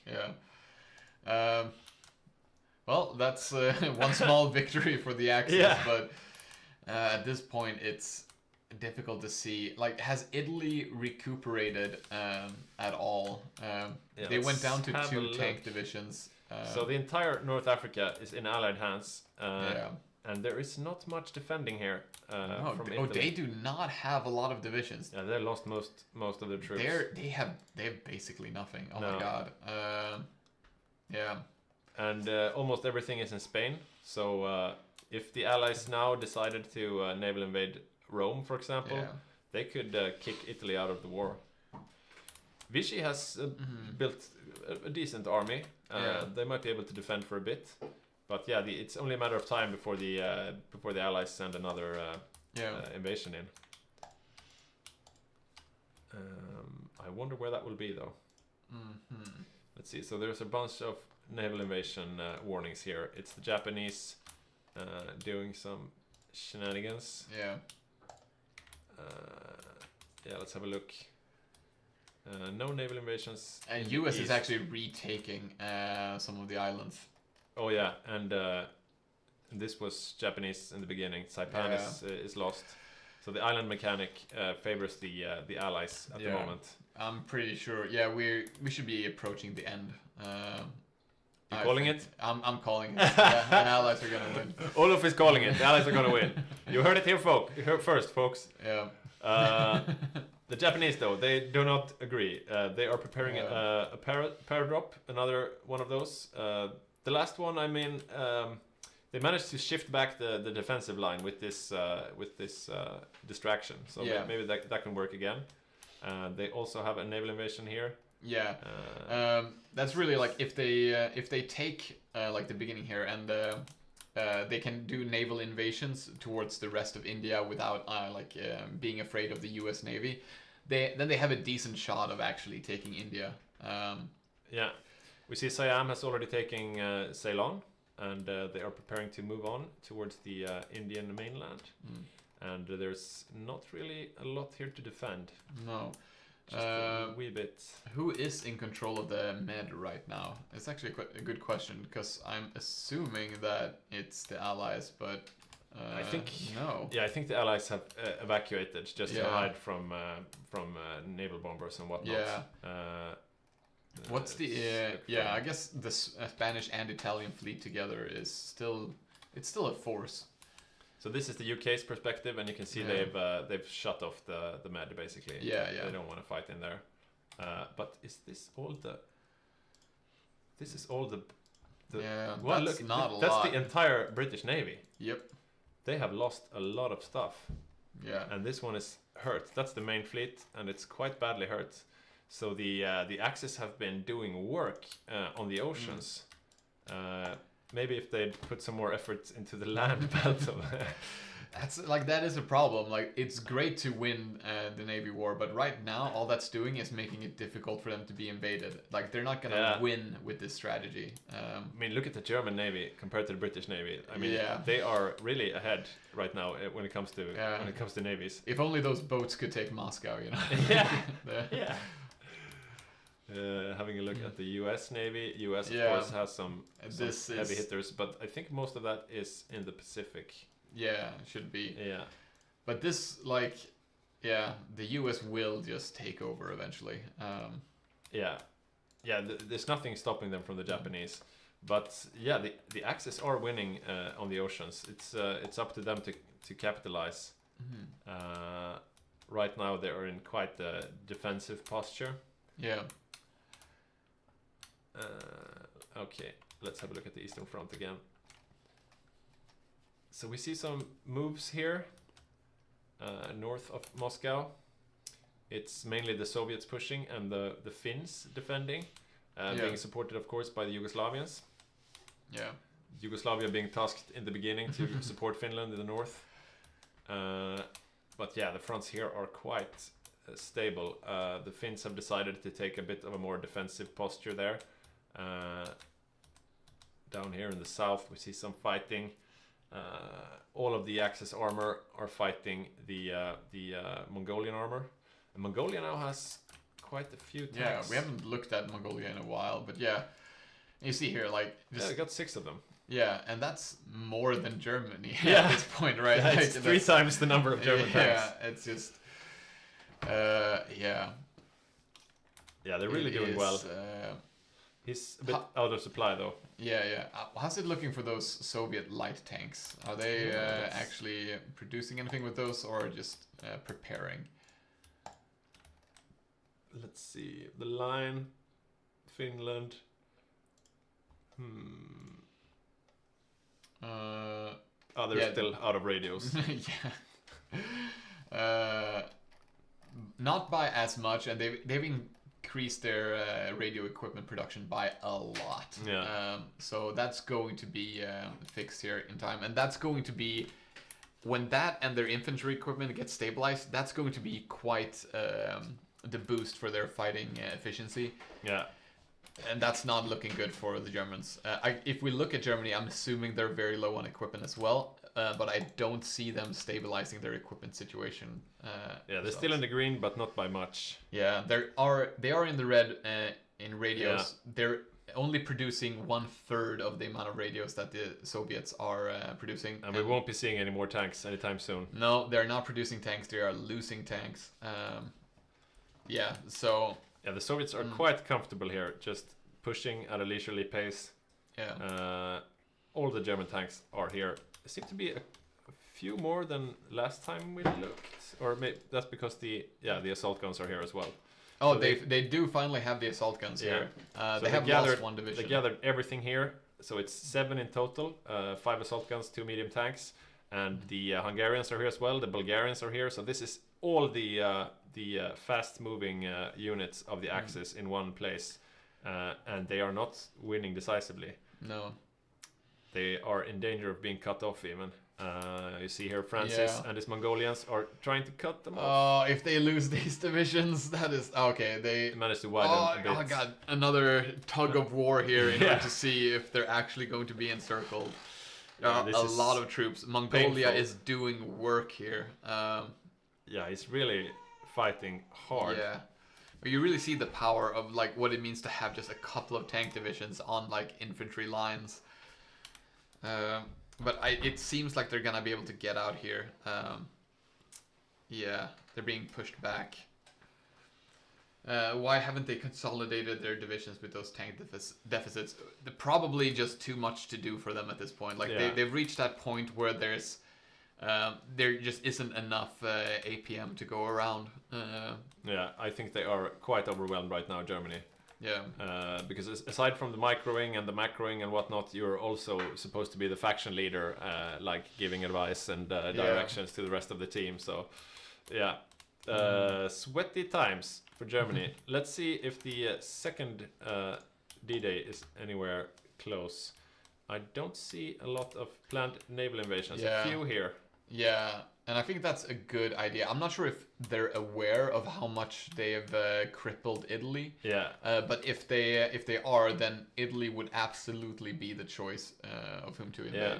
Because Martin is going for tanks, and I am gonna switch real quick. And we welcome Victor back in the casting seat. Hello again. Welcome back.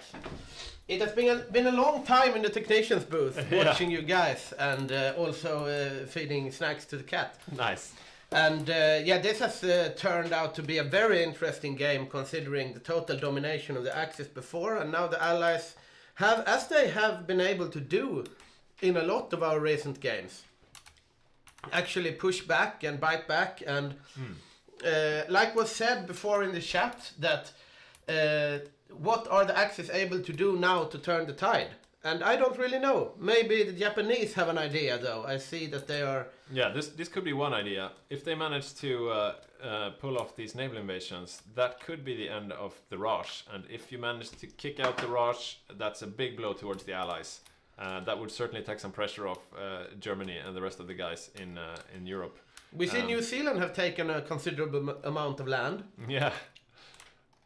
They managed to lose Sardinia and Corsica, though. It was New Zealand for a while. Another person who's doing a lot of naval invasions is Siam. Who did we have on Siam again?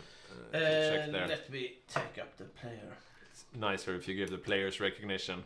Indeed it is. Yeah, he's really doing the naval invasion game, and he's taking all these small islands, being really annoying. And as you can see here, he's about to make landfall in Africa even. Yeah, we had on Siam, we have Thomas, and he has only played 2 grand games, like we said before, but he has played the Netherlands before, which has some sort of navy tied to it. So doing a hell of a game. Yeah, and especially if this is working out. And we see there is a lot of island hopping planned here, and this might throw the Allies off a bit, maybe. A bit curious. Yeah, they do have naval superiority in the Bay of Bengal, so they should be able to just send these naval invasions off, but they are not doing so quite yet. Let's have a look at these skulls. Yeah, so these are the heavy Amtrak battalions of the Japanese. They have given up a bit on the islands in the east, and now they are instead focusing on taking out the Raj. But the Americans are heading into the Philippines now. Yeah, I mean, it's going to be very dangerous for Japan as this drags on. Tora is gone, and the United States is building up their industry and their military production, and this will spell trouble for Japan eventually. Yeah. So these are the top of the line Amtrak battalions that the US has, and as you can see, there are half of them amphibious tanks. So these are solid divisions, and right now they're just training on Saipan, getting ready for their next move. But I mean, these could potentially hit against the home islands. Yeah, definitely. I mean, I would be worried at this point if I'm Japan. They don't have much in ways of garrison here. No. I mean, 8 American Amtraks on this defense that you see here. That could probably be enough. Yeah, they could pretty much steamroll that. They are in danger. I'm actually going to hit the bathroom really quick. Do that. And I will be right behind you when you get back. So yeah, we see at least Ratanakosin Kingdom, Thomas, his naval invasions are moving out. And I mean, there's not too much allied here to defend. We have some scattered divisions from South Africa as well as Canada, but there's no big defenses. On the other hand, it's not a big invasion though. It's just a few Thai, probably horses. No, actually infantry. So yeah, not shitty divisions. Yeah. Is it tanks or infantry defending in South Africa? I would guess it's infantry. Yeah. I would guess it's infantry. Yeah. Yeah. These are the defensive units, and he still only has 1 tank.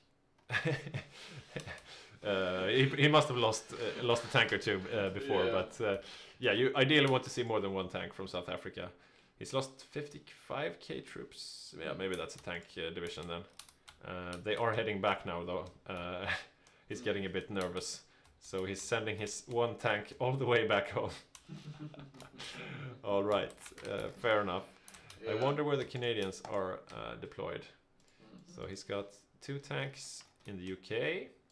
He's got 4 Marines also protecting South Africa, and then 3 tanks heading to the Raj. Yeah. And this could be just what the Raj needs to protect against these potential invasions that might be coming. Yeah. Is the US planning, are they pushing anywhere? They are pushing in the Philippines. Okay, yeah. Yeah, so but they just got surrounded, and those guys will die. But their main naval invasion force is these guys up here on Saipan, and right now they seem to be chilling out, training a bit. He probably added a bunch more amphib tanks into the template. So as soon as they are trained up, I think he will restart the invasions. Yeah. We see, Australia is planning some. Remefors on Australia. He's seeing that Japan is pretty passive. We might as well go on the offensive. I think that's a good idea. Yeah, I mean, the Allies are on the offensive on pretty much all fronts now, except maybe this newly opened up Japanese one. But here we see Japan trying his they will invasion. probably land, right? These Amtraks are quite beefy. But it's a red bubble from the Allied perspective. So the port is being surrounded by paratroopers, and we see the Amtraks are chugging away at this naval invasion. If they do manage to land, this could get exciting. Yeah, and if they don't manage to land, we're at the point that I don't really know what they will be able to do. Yeah. Because this is kind of the last front to open up. They're losing on all the other fronts, and they won't be winning anytime soon. Yeah, and the Euro Axis, they don't really have the men to spare to throw into a big invasion someplace. So we'll see. We see here the naval invasion. It's not going swimmingly, and now the boats are under attack from some submarines here.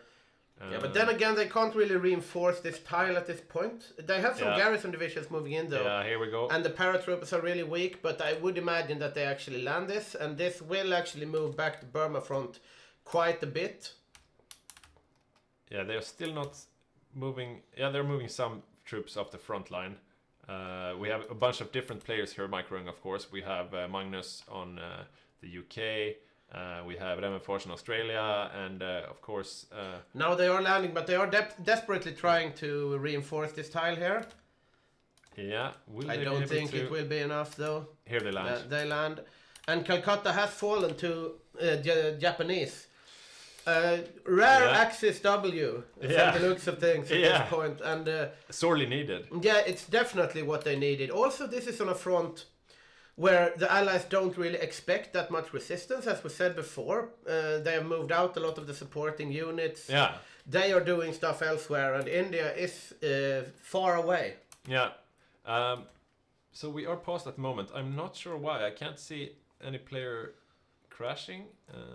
So not sure what we'll see what what about. happens. We have a question in the chat here. How is the USA convoy so low too? And Yeah, that's. I think the Spanish player Badger has really been doing work at the convoys.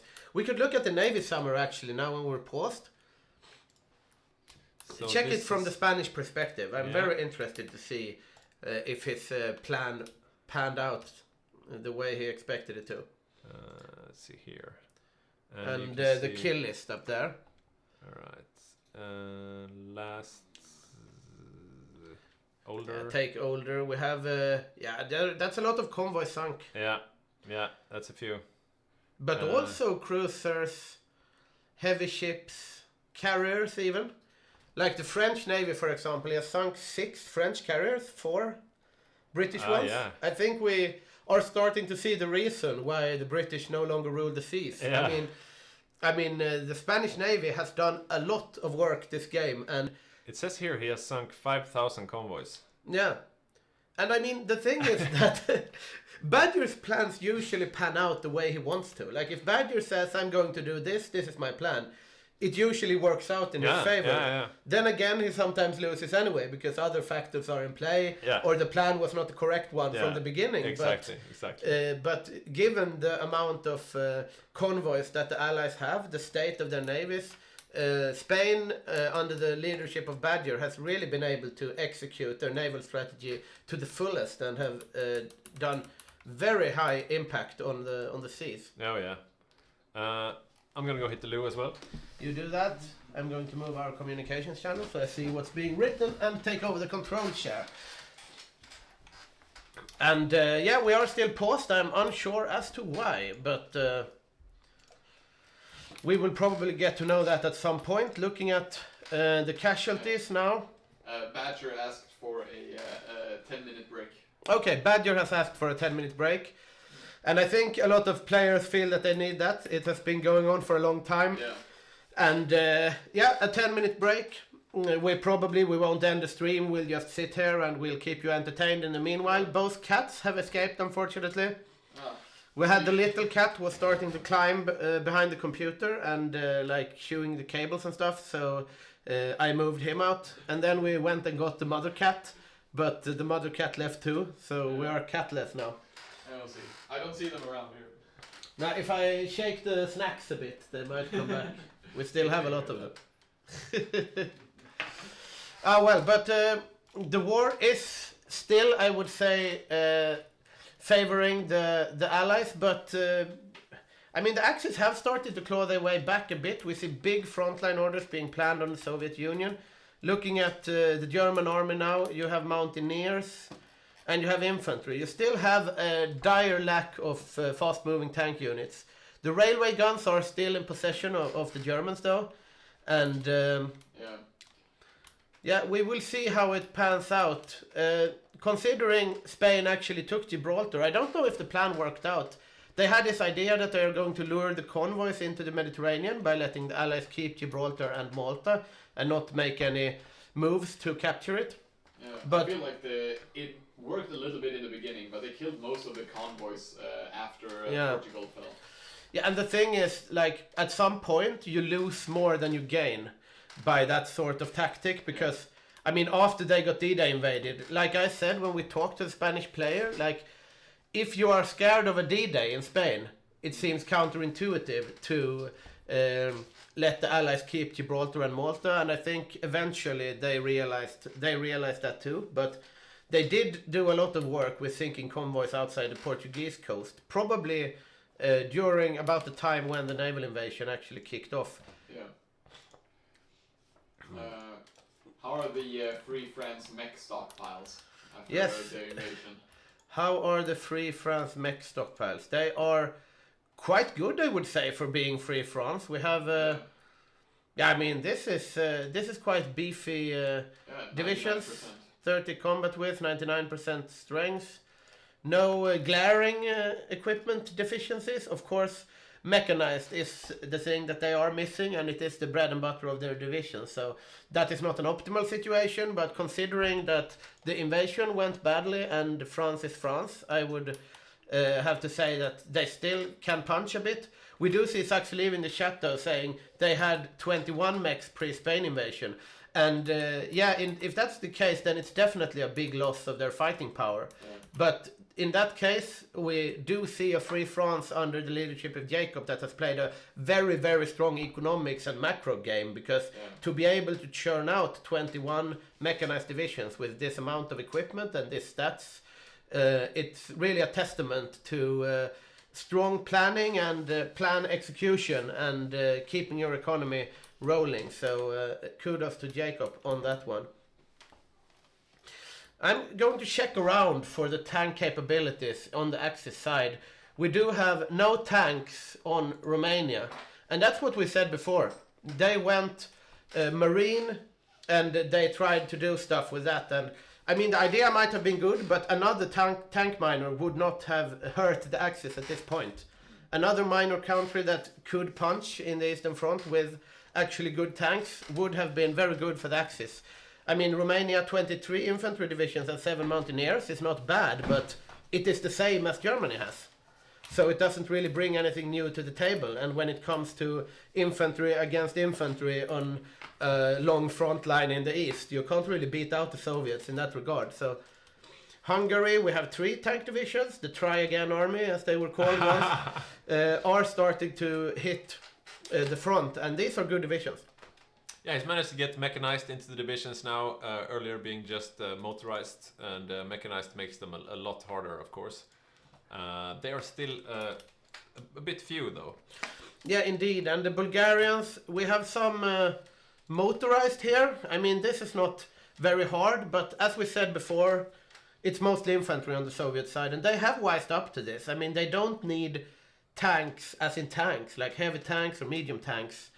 I mean, this rocket arty, this soft attack here, will be able to do a lot of work against the Soviet meat wall if they reach the front. And they have pushed in a bit. I mean, the Finns were a bit on the ropes before, but I mean, they are still about the same distance to Moscow as they were before. So at some point, they might be able to roll in there. They still have the railway guns. Interesting to see how this will pan out. Yeah, I wouldn't say it's lost on the Eastern Front just yet. There are still plays to be made, but the clock is now ticking for the Axis. They will get invaded again by the Allies, and who knows if they have enough to beat them the next time. Definitely. There. And I mean, if you look at these divisions, these are very strong as well. Mongolia has a big army. Yeah, I think France is looking good to win an award this game. He's had a hell of a game. Yeah, I mean, the Mongolians, they are also building up as the game goes on, because they're very unthreatened over here. And I mean, Francis, he has played this very well. The general is very good, like skill 8 supply, skill 8 planning, skill 6 attack. This is perfect general. Yeah. General Kublai Forced Ghost. How is the invasion of India going? Or we've just been paused? We are paused. Why are we paused? Do we know? Badger wanted a 10-minute break. Oh, there you go. And if the Badger wants it, the Badger gets it, I guess. Yeah, I would say so. I think everyone needs a bit of a break. Yeah. But it was at a good time, because if he had said at the naval invasion, we need a 10-minute break, then. But we would have seen some. But it does give somewhat of a little advantage to the Allies, I would say, with this break, because I mean, now they can plan. They can just sit here during the 10-minute break, look like, okay, how many divisions are on this tile, how many divisions are on this tile, how do we counter this? Yeah, you're very right. This is a make or break moment for India, and now they have a bunch of time to prepare. Where do they want to retreat to? Where should they reconstitute their line?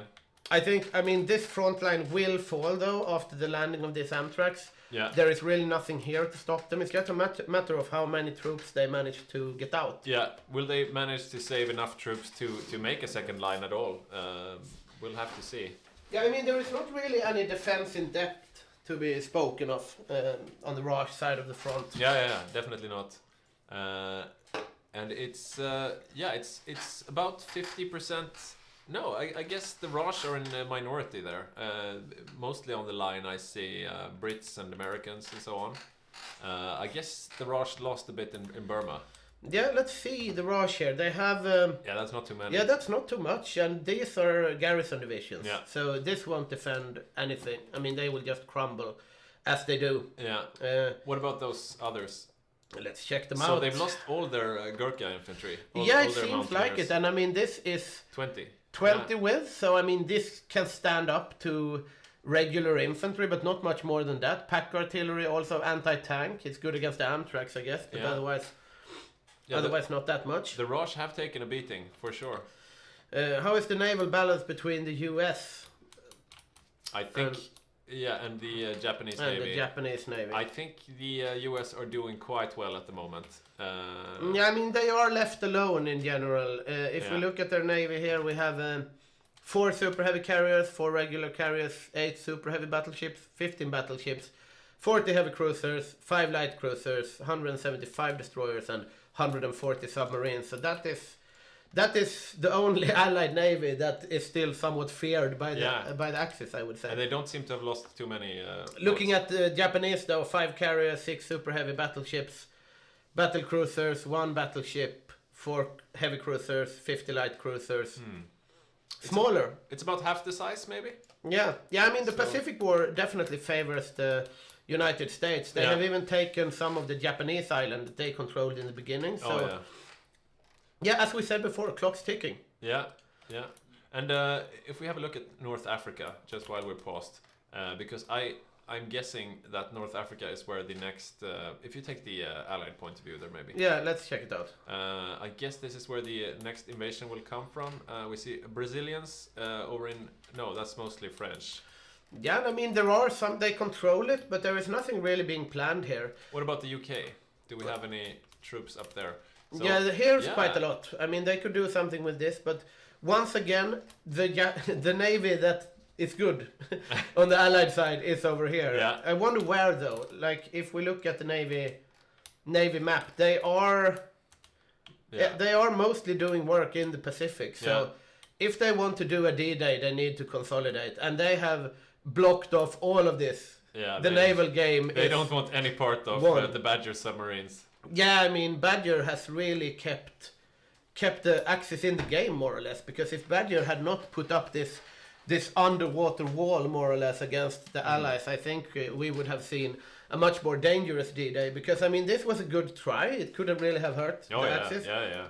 But if they could have gotten superiority in the Channel, in the Bay of Biscay, landed around like Brittany, or even like a classic historical D-Day around Normandy and those places, then it would have been very hard for the Axis to defend against that. Yeah. There are about 60 American divisions in the UK, as well as a couple of Canadian tank divisions. So yeah, I mean, looking at the United States Army, this is very big. Naval invasion. Where's it going? Good question. It seems Greenland. Some island hopping being done, but again, like this, as you see here, this is a big army. Yeah. They will be able to 239 different types of infantry divisions and 8 Amtracs compared to the Germans.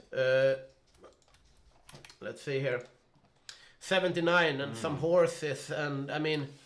Yeah, I mean, they have the railway guns. They have 5 medium tanks now, but they need to cap the Soviets. And that's including their assault guns, right? I would say so, Yeah, probably. So Let's see here. Down to just. No, these are mediums. These are regular mediums. Does that mean they lost their assault guns? That's really. I can't really interpret this in any other way, and that is very bad. That is very bad indeed. That is indeed very bad. Like this, the Soviet Union is not close to surrendering. It's about half. And once you've taken Moscow, then supply will move back to Stalingrad probably first, but that won't be enough either. And if the Soviet Union gets supply from like Chelyabinsk or something like that, it will take a long time to get over there with infantry. The kind of turnaround the Axis needs, you basically need tanks for that. You see some blinking here. They are going to make a try. Yeah, the game is for Moscow, and we see the Yugoslavians might actually play a big role here. We should have a look at the Indian invasion. We really should. Yugoslavian divisions, regular infantry, but they will be able to do work, I think. Here we see. Will they be able to throw them out? Yeah, I mean, this is from the Japanese perspective, so things are looking quite good for them. They might even be able to get some Americans here. No, they weren't, but still. Or no, they are retreating back into the pocket, actually. I think they will be able to pocket these 5 American divisions. And I mean, it's nothing for America to lose 5 regular infantry divisions, but to lose 5 regular infantry divisions in India when India is being invaded, that's a problem. Yeah. So everything is about the defense in detail as well. Like, America has by far the biggest army in the world, but it needs to be where it needs to be. Definitely. This is probably the biggest Axis victory in quite a while now, and one they sorely need, because they've been having lots of defeats in a row now. And we see again, like I think it's Mako, right, playing Japan, or no, Mako is playing the US. Oh yeah, Mako is playing US, and Sarge and Ivan. Ivan and Sarge on Japan. Yeah. And I mean, you see, they are innovative players. Yeah. Okay, we need to do something. It's like the Algot mindset. We have a problem. Can we solve this problem at the moment? Probably not. Let's create a problem for them instead. And we'll see. And they don't seem to be moving back their frontline units. So they might lose their entire frontline, actually. Yeah, I mean, here we have some token garrison divisions being surrounded.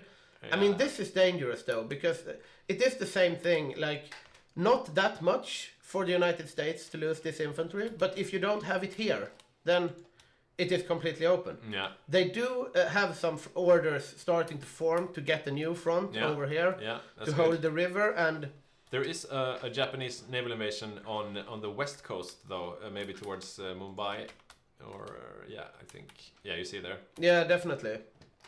But I think Bombay was defended, though. So yeah, it's a bit of a token effort here.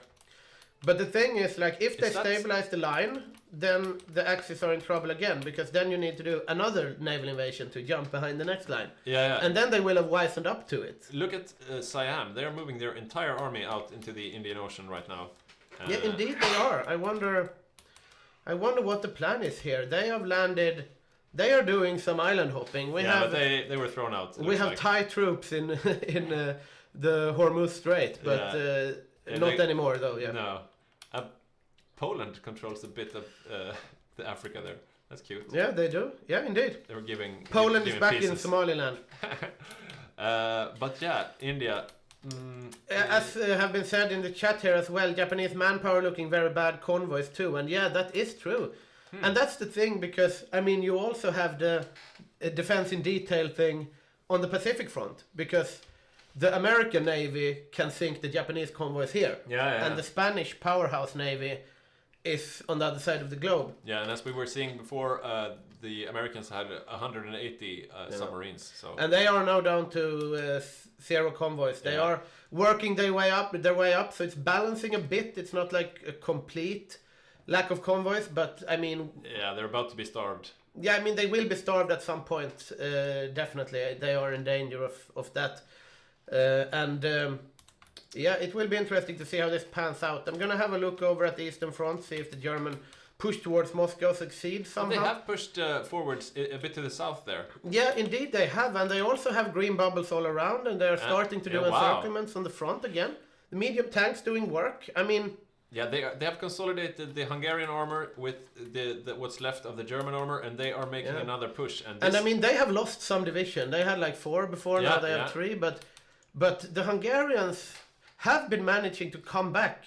This is a big encirclement. I think those were Italy's tanks as well. I think they've sent all of their armor up there. Yeah, and I think this is the Axis play, actually. They need to send everything they have. If they don't cap the Soviets soon, they will be in big trouble. I mean, it's 43. Have a look at the casualties now when Finland closes this pocket. Okay, too late. Yeah, this is... Ouch. Finland has been doing work here. Yeah. 1.3 million. We have seen strong Finland plays the latest games, but I mean, Soviet front is crumbling again. Yeah, this is a bit... Definitely crumbling. And now they are shouting for a D-Day, I bet. So there must be a D-Day. I would imagine so, but I mean, the Spanish Navy still controls the sea. Like, what do? You have blocked off even this. I mean, the Allies themselves have said, don't drive over the North Atlantic. Yeah, and the UK are out of convoys now. Yeah, indeed they are. The 0 convoys, and this is 0 convoys for real. Like, when we are saying that the Japanese have problems with convoys, and they are also at 0 convoys, but less 0 convoys. You see the red bar is... There are zero convoys and then there are zero convoys. Indeed, there are different degrees of zero convoys, and I would say that the United Kingdom has bigger problems in that regard. What about Jacob on Free France? I think he let's, should be planning a naval invasion. Check it out. He should probably do something at this Where are point. his troops? And why are what is this? There are now only 12. All right, they are going over to India. They do not want to lose this. And also the Axis have used this distraction very adeptly as well, because they opened up a new front, they retook the initiative, and now they have started to push in the Soviet Union again, and this is looking dire for Moscow. Especially if they manage, like, these tiles here, we have like one penal division. And if you cut off this, supply falls. Yeah, and they are deep into the Soviets now, and Moscow is close to being surrounded. And I want to remind all your viewers that Olaf has called the game for the Allies. Yeah, so and I have not yet. You didn't. I still believe. We'll see though if Olaf gets embarrassed. These encirclements are not fun for the Soviets at this point. No. Because once again they have the manpower, but they need those troops on the front line here now. So and they don't have the equipment. Yeah, and the railway guns are really like that. Really came back to bite them, because the fact that the Germans have 10 railway guns due to the earlier Soviet collapse. It's really being bad for the Soviets. And if you look at this point. you can see the names right there. They are Soviet artilleries. See, Artilleriskaya. All of the railway guns have Russian names. Is there any railway gun with a German name on it? Probably not, no? I only saw 2. There. Okay. We have some Eisenbahn, but that's a German rail. Yeah, actually, to be honest, they only have 2 Soviet railway guns, because they probably lost them back, right? Yeah. Let's check out the Soviets just for the fun of it. They have 4 railway guns. Let's see if any of those are German. But that means some railway guns must have gotten destroyed, I guess. Yeah. Yeah, the Soviet railway guns are all Soviet railway guns. Anyways, look at that. Yeah. Moscow there we go. is almost... Is it surrounded now, if you stop moving around? It will be. Okay, and There, that means that's all of it. the Soviet troops that are outside of the Moscow pocket are now out of supply. And that's the thing, they probably don't want to capture Moscow like instantly either, because if they keep these troops out of supply, they lose some counter-encirclements and some German infantry. Not something that the Germans really can afford in a sense, but totally worth it considering this. I mean, the Soviets will not be able to push back for Moscow now. They only have like one or 2 divisions here. Where is the Mongolian armor? Francis and his Mongolian armor. Let's check it out. They are here. In trouble. This is not... they are... They are in trouble. Yeah. The fall of Moscow. And the fall of Francis as well. Kublai's Fourth Ghost only has 1 division. And it's in Moscow. That is in Moscow, so that's not optimal either. Where is his horses? They are in Moscow. Okay. Have a look at the casualties now. I think we were at like 5.85, and now it ticked up another million. Yeah, we have Romania, Finland also making very strong planes. They said in the chat before that it's an impressive performance from Finland, considering how badly the Winter War went. Yeah. Or it didn't go that badly, to be honest, but still, like, they have been playing a heck of a game. We have seen good Finland. We have some Soviet stragglers up in the north, and a little Finnish division moving around very slowly to recapture the Kola Peninsula. Just with the occupation. But the Allies would need to Eastern Front help. opening up again for Germany, and I mean, they are moving towards capitulation, and Stalingrad is not that well defended, or it's somewhat well defended. That seems to be where he's focusing now. That's the new capital. So Fort Stalingrad strategy now from the Soviets, trying to hold on as long as they can. But the clock is still ticking for the Axis, though. Yeah. It's July 43. At some point we'll start to see nukes and stuff. Yeah. And we have seen games decided by that earlier. And looking over at India, the Japanese offensive is going, but it has stalled at the river. But they are continuing on with the paratrooper assault here, and it's been successful so far. Yeah, definitely. Everything is open, more or less. Even if the paratroopers themselves haven't won many battles, they create so much chaos. And there's even one on Delhi now. And also these encirclements again, like this, the United States infantry divisions, once again, like, doesn't matter that much in the long run, but it matters a lot for the ability to shore up the Indian front. Yeah. Like we have 19 infantry divisions here. If they manage to, they should click this. They should take should take this division and click this. Yeah, I should probably. But we will see if they do. I want to see how fast the Eastern Front is crumbling. Stabilized a bit from the Soviet point of view here, now from the German point of view. Yeah, they are focusing everything on protecting Stalingrad now. Yeah, also very big frontline orders. There is no concern of manpower or equipment at this point. Looking at like espionage and stuff as well, they have utilized this pretty well. How many collab governments do they have? Can we see? I would say they have maximum. 20% collaboration. Yeah. So they could have more. Yeah. And that would actually help them. I mean, they could surrender the Soviets quite soon. I think they have to take Stalingrad. Yeah, probably. But once they do, if they get another collaboration government and take Stalingrad, it's not that much left. Yeah. Interesting. So I think both sides right now are feeling under stress, under siege. Yeah, definitely. As Saxeliv said here in the chat, that this turnaround is very surprising. We didn't see a major build-up. No, that. very true. And very indeed, true. like we were thinking, what can the Axis possibly do to turn this around? And the answer apparently was to consolidate all their armor, like the faction's entire armored forces, into one place. So they had all the German tanks, all the Hungarian tanks, all the Bulgarians, and all the Italians as well. And that seemed to make the difference. They managed to make a breakthrough in the middle of the front, south of Moscow, and then Moscow was surrounded. And right now, the Soviets are in full retreat, except for around Stalingrad, where they will try to hold out. And the thing is, like, you have this saying that insanity is doing the same thing over and over again, and expecting different results. But the thing is that that might have been the saving insanity of the Germans, because like they have done this over and over again. Like armored spearheads on the Eastern Front, they push in, they get surrounded, they die, and eventually they don't have the punching power. But the last spearhead did take Moscow, crumble the Soviet front, and this is looking good for the Axis now. If they manage to get the oil fields around Baku, then even better. Yeah, then Soviets will be in a lot of trouble. And also, at some point you will have another front. You can see Japan here has landed with submarines. And the paratroopers have landed in some places. Yeah. But they were instantly... No? No? What's happening? What is this? Oh, Jacob! Jacob has is here. counterattacked.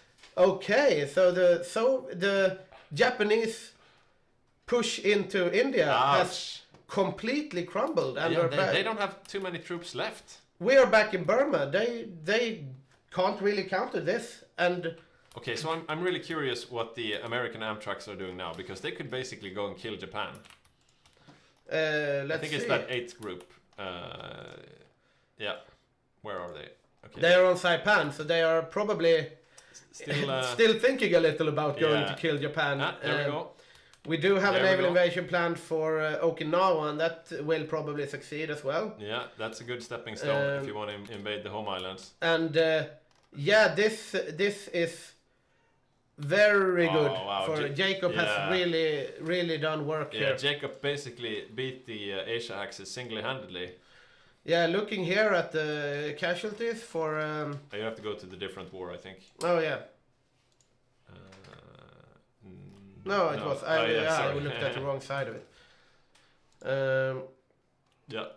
Here, the Empire of Japan. We have Free France, from having 0 inflicted casualties, have gone to 494,000. So a lot of encirclements have been done by the French Amtraks here. We do still see the Japanese footholds here. Jacob cannot be everywhere at all times. So, I mean, the Japanese Amtraks, where the French Amtraks are not.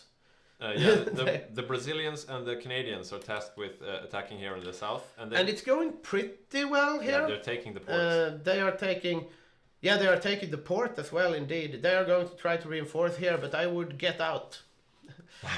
I would not want to lose these Amtraks in the port if I was Japan. They will be able to consolidate here, I'm pretty sure, once they run up this Amtrak here as well, and once these infantry divisions retreat there. They will be able to hold the port, but they will not be able to hold the foothold.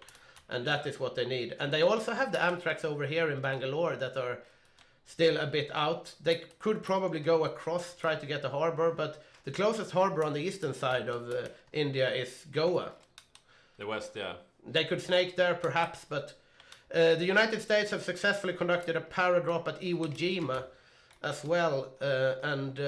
We are going to see Okinawa fall quite soon. Yeah. And then the Japanese home island. I think we need a surrender on the Soviets pretty soon, but even when the Soviets surrender, which they will probably do rather soon, or at least I think they will surrender this game. Yeah. But when they do, the game is not over, right? Because if the Japanese surrender and the Soviets surrender, then it's still anyone's game. Yeah.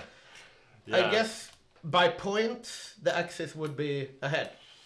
I'm not sure, actually. It depends. I mean, if Japan falls, that's a lot of points. Yeah. I mean, Singapore is a victory point. I think Delhi and so on. Yeah, they do have... Japan still controls British Malaya. They have taken Hong Kong, so... Also, Gibraltar, many of the naval stuff has gone very much in favor of the Axis. But we saw some naval invasion plans. Yeah, from the Axis. Is that? Yeah, that was from the Axis. We have Italians. This is interesting. Martin is back. Yeah, I mean, Italy has really managed to claw the way back here. Yeah. These were the armor that did. If we look at the history of this tank divisions, they have been at the Eastern Front. Yeah. He was there at the breakthrough, and now he's going down to Africa. Yeah. And I think their biggest fear right now is Jacob's mechanized infantry, and those guys are in India, so... Yeah, I mean, and they know that, right? They see that, oh shit, everything is happening. Mechanized infantry from France and India. Oh, and look at that in northern India now. This is... I mean, it's mostly garrisons, but as we said before... Yeah, look at that, they have a front line. Yeah. But they're moving way back. Yeah, they are really...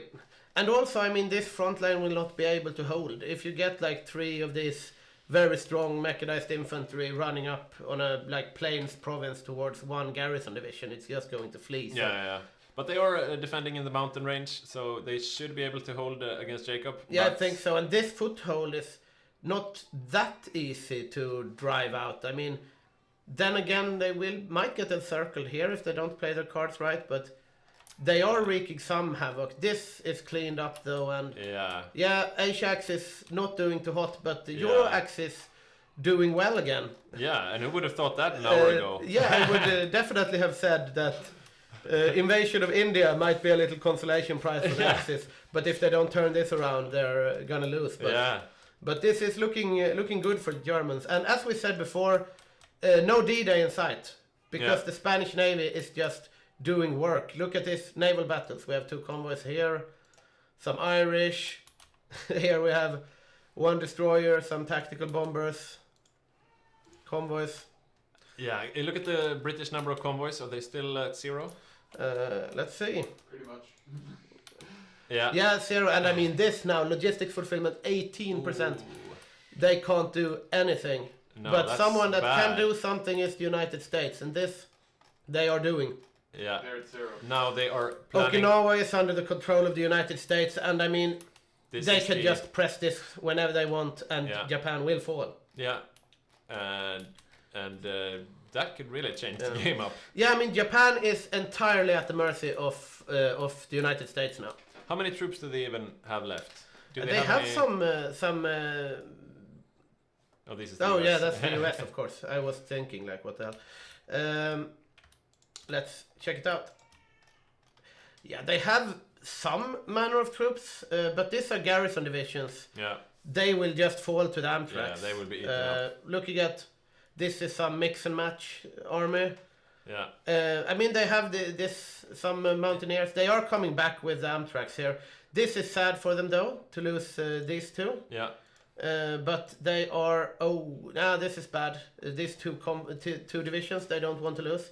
But they managed to get out with some of them, and most of the Marines as well. So their Indian adventure is over. They need to think about their home islands at this point. Yeah. They will even have to give up China at some point, I imagine. I doubt we'll actually see any more big moves from the Asia Axis. They will be on the defensive now. Yeah. And as Axeliv said here, these Japanese garrisons have been sitting for a year or more and haven't been trained. So yeah, they are not trained. Very true. And now we see the naval landings of the Japanese home islands, and they are just melting. Easily. I'm gonna tag over to the United States and watch from their perspective as the Japanese home island falls. Landing at Nagasaki, no problem at all, and there's no help to be found. Yeah, I mean, you can't do anything. I mean, one of these divisions could probably be 10 of this. Yeah. So maybe if he had all of his Amtraks and stuff back at home, but yeah, they're not meant to be defensive units anyways. Yeah, we'll see what the Japanese players are able to do here, but it is indeed looking very grim for Japan, and it is also looking very grim for the Soviet Union. We do see once Stalingrad falls, they will be in big trouble, and I wonder if they will surrender, though. Maybe, but probably not. So this is looking to be a much longer game than we first anticipated, and we do have a hard stop at 10 p.m. Central European time, so if no side surrenders until then, we will start counting points, and our point system is basically holding the enemy capitals, you could say, and some strategic locations. We'll give you a breakdown if it comes to that. But, and I would have said that if Japan had succeeded in taking the Raj and India fell to the Axis, then the points would have heavily favored the Axis after the Soviet surrender. But if instead Tokyo falls, which I dare to call that it will very soon, and India is still held by India, and I mean the troops are coming in here, all of the Americans. And we have all of the... What is this flag even? That's India, no? Is it South Africa? Yeah, that's South Africa. Yeah. South African Union. Big South Africa now. And... he still only has one tank? No. 3-4 tanks. 23, he is infantry. 5 tanks. And, I mean, they will not be able to hold this, because once Japan capitulates, I mean, Manchu and Siam will not be able to hold China. So then they will lose Singapore, that's points. They will lose Bangkok, they will lose Nanking. They will capitulate at the same time as Japan, won't they? Yeah, I think so. And then they lose not only the victory points in Tokyo, they lose Seoul, they lose Nanjing, Chengdu. The whole of China will just be points for the Allies. So and I mean... How fast can the Euro-Axis move? Yeah, that's the question. That is the question. South African infantry is at 20% equipment. Ouch. We said, so that's interesting to see. Oh, I hate the hard stops. Yeah, but I think that we will be able to. One side will probably surrender, but because it's still some time away. Yeah. It may come down to nukes, and I saw Germany finishing the Wunderwaffe focus right before Barbarossa. Right now, they're not doing any focuses. It will be interesting to watch. We haven't watched research basically any time during the game, so yeah, we have atomic research. Atomic research 47.5%, and their enemy in the race for the wonder weapons will be the United States of America, and they are already building reactors. They are already building reactors. Researching. Yeah, or researching reactors. So the United States, with their industry and research bonuses, will be the first to get nukes. I think South Africa has some focuses to that effect as well, but they're in the same faction. Yeah. So now you're at the Polish point of view. I'm at the Polish point of view. And Stalingrad is falling. They're down to one tile. Okay. Tokyo has fallen. Japan just surrendered. So that's the Asia axis out of the game. Oh wow! And the thing is that at some point, the Americans will start to come into play at the Eastern Front. Oh yeah. If they don't manage to cap the Soviets, you will start to see a line of American infantry coming from the east, because they can open up that front now. Right? Do you think they can even? Or maybe do that? They can't. Because they're not in the same faction. True. But they will definitely open a second front. And they are free to do it almost anywhere. I guess the Axis navies are still posing a problem for them, making it hard to complete the naval invasion.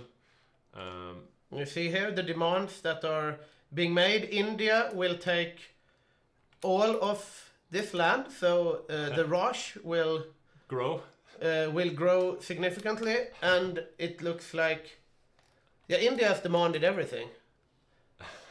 But I think that might be a smart plan, actually, because they can open up the front. The US doesn't need it. Why not give it to India? Yeah, I mean, they need to do other stuff. And the only one you can give it to over here is India. I mean, you could give it to the Netherlands or something, but... I guess, yeah, but... But it's also, for supply, it's better if you are going to open up a front against the Germans.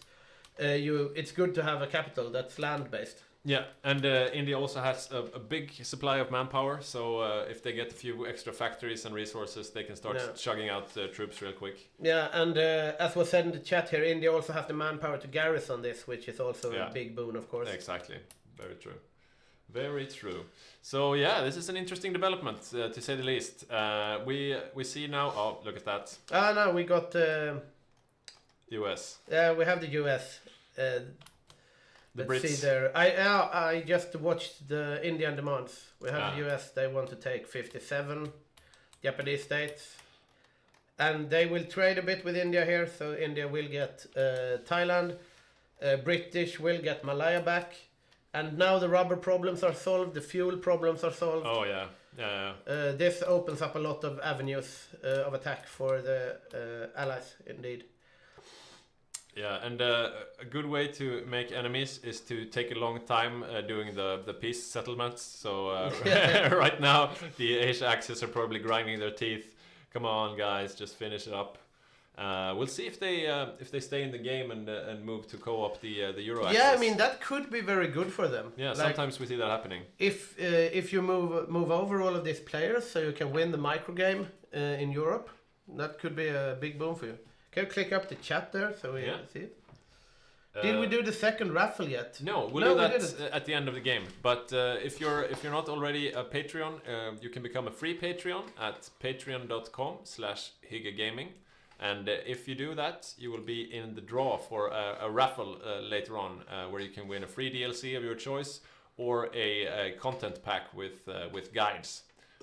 So yeah, make sure to sign up on patreon.com/Hygge Gaming. Do that indeed, and also subscribe to our YouTube channel, watch our guides, learn more about the game, and also please become a paying patron so we can do even more cool videos and casts for you guys. Yep. And so the game is running again, and there finally Stalingrad fell. Stalingrad has fallen, things are being encircled left and right. Comet sighted. Indeed, and the USSR is nearing capitulation, and I think Baku, Grozny, Tbilisi, there are a lot of victory points down here around Georgia and Armenia. There are not that many victory points to the east, but it doesn't stop the Germans from going there. We have a very big and long Finland. Yeah. Where are we at in the surrender limit? We are at... let's see... 90% towards capitulation. So they need 7% more. So that's... Yeah. Oh, Italy has landed in North Africa. Italy has landed in North Africa. New development. Let's see how they do. Martin fights back. Indeed, he does. And let's go over to the army screen here. And these tanks, they can punch. And they have already clicked extra supply because, I mean, this is not an amount of troops that you want on a few tiles in North Africa. And Martin has definitely gone the quality over quantity route. You can see his total number of troops there. It's not very big, but they are quite solid. So these guys with the arrow symbol, these are the standard line infantry with some anti-tank and so on. And the Marines. Really good. And then he's got the tanks. Last but not least, these tanks that are very good. Solid, yeah. And also, like, looking at the variants here. What tanks is he building? We have this... Yeah, that seems to be the new one, a German model. Light tanks. No, okay, so this is the light tanks. Probably the support... Here is the medium tanks. He's using German tanks there as well, the Panthers. Yeah. And big tanks. And not much Allied resistance in North Africa. It was, of course, the French that threw him out of North Africa before, but then the French had to leave for India, where they did great things. Speaking of which, where are the French? Yeah, let's have a look. They are getting back. They're just putting out fires at this point. French. They are ready for round 2 against. But they have really done work. Like they went in, they sunk the Japanese offensive, and then they went back. Yeah. So even if most of the time the French Amtraks have been traveling across the Middle East, They have done a lot of work. Yeah. And imagine, I mean, he lost half of them in Spain. Yeah. And this is with half his strength that he's been able to do this. We have a question in the chat. Can we check the sidelined countries? Brazil and Mexico, real quick. Yeah. Very good of you. So we don't forget. We have Brazilian infantry mostly placed around North Africa. Yeah, Brazil is being played by Pontus, and his plan was to do submarines, but also to do rubber production, which now seems superfluous because they control all the rubber in the world basically. So I mean, this template, nothing that good, no. No, but he's got submarines as well, I think.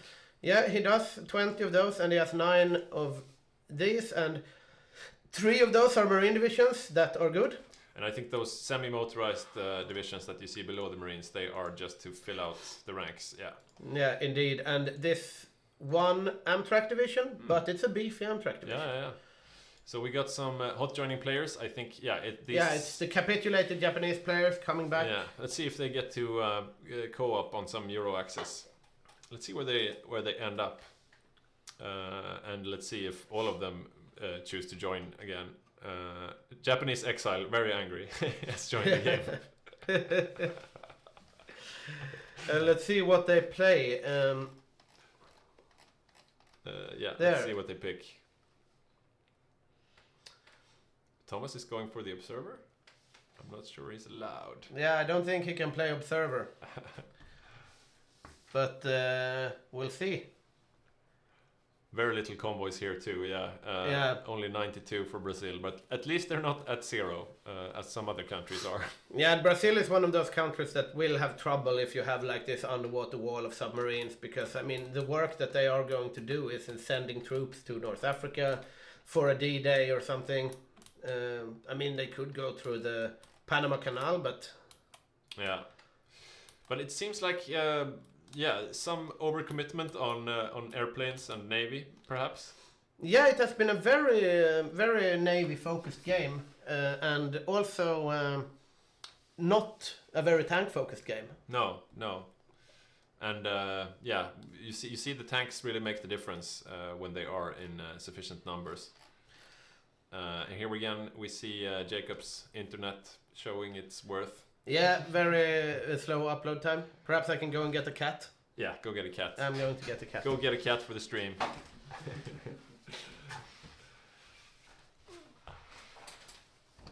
Yeah, since we are still in the game, I could look around a bit. We are looking from the Brazilian POV. And the Brazilians, the Canadians, the South Africans and the French, they are all heading away from India, where they saved the day. Back to North Africa to fight the Euro Axis. There is also some gathering of force in the British Isles, mostly defensive divisions, though I would say. So, Dominion of Polynesia. Oh, I didn't know they. So the New Zealanders have changed names, and Ian, the new player on New Zealand, has had a heck of a game. The New Zealand paratroopers have been all over the world, starting off the war in Narvik, and they've been everywhere basically. The cats have escaped. Oh right. Martin, he re-invaded North Africa after losing it, but he's about to meet the full brunt of. The French will be coming. They're saying we're gonna have another 10-minute break. Maybe we could get a player for an interview in the meantime. Maybe one of the Japanese players. Yeah, probably. Let's. They don't have anything to do at this point. Could you see if you can get a hold of the Japanese? Jacob was joking, so we won't have a 10-minute break. But we can have a Japanese interview anyway. I'm joking. Don't leave. Yeah, very dangerous joke. You don't want people leaving at this time. Wow, Jacob really needs to get a few extra megabits. Yeah, I mean, he probably is one of those, you get cheaper internet if you go 100 megabyte down, but only 10 megabyte up. Yeah. And then you're like, oh, but I can play all my games, everything is good, and I don't pay like 150 crowns extra for 100 megabyte up. Or maybe he's like, he found an open Wi-Fi from his neighbor. And because you want the up if you're going to upload save games for people. Yeah. Or if you're going to send on Twitch. He's still a student though, isn't he, Jacob? Yeah, I think he's a student. Yeah, that explains the poverty. Yeah, it's a very hard time being a student. Yeah. So perhaps maybe we can resolve this with some diplomacy. We have some attempts here. Is that Mexico? Germany, if you just give up, we will have peace. I mean, it will be interesting to see, like, if the Axis don't get slowed down and cap the Soviets in quite soon. Yeah. Where will the front line be? Yeah. Where will you have the war? Because you can't do a D-Day because the Spanish still totally rules the sea. I guess Iran. Yeah, I think we will have the front line around Iran, India.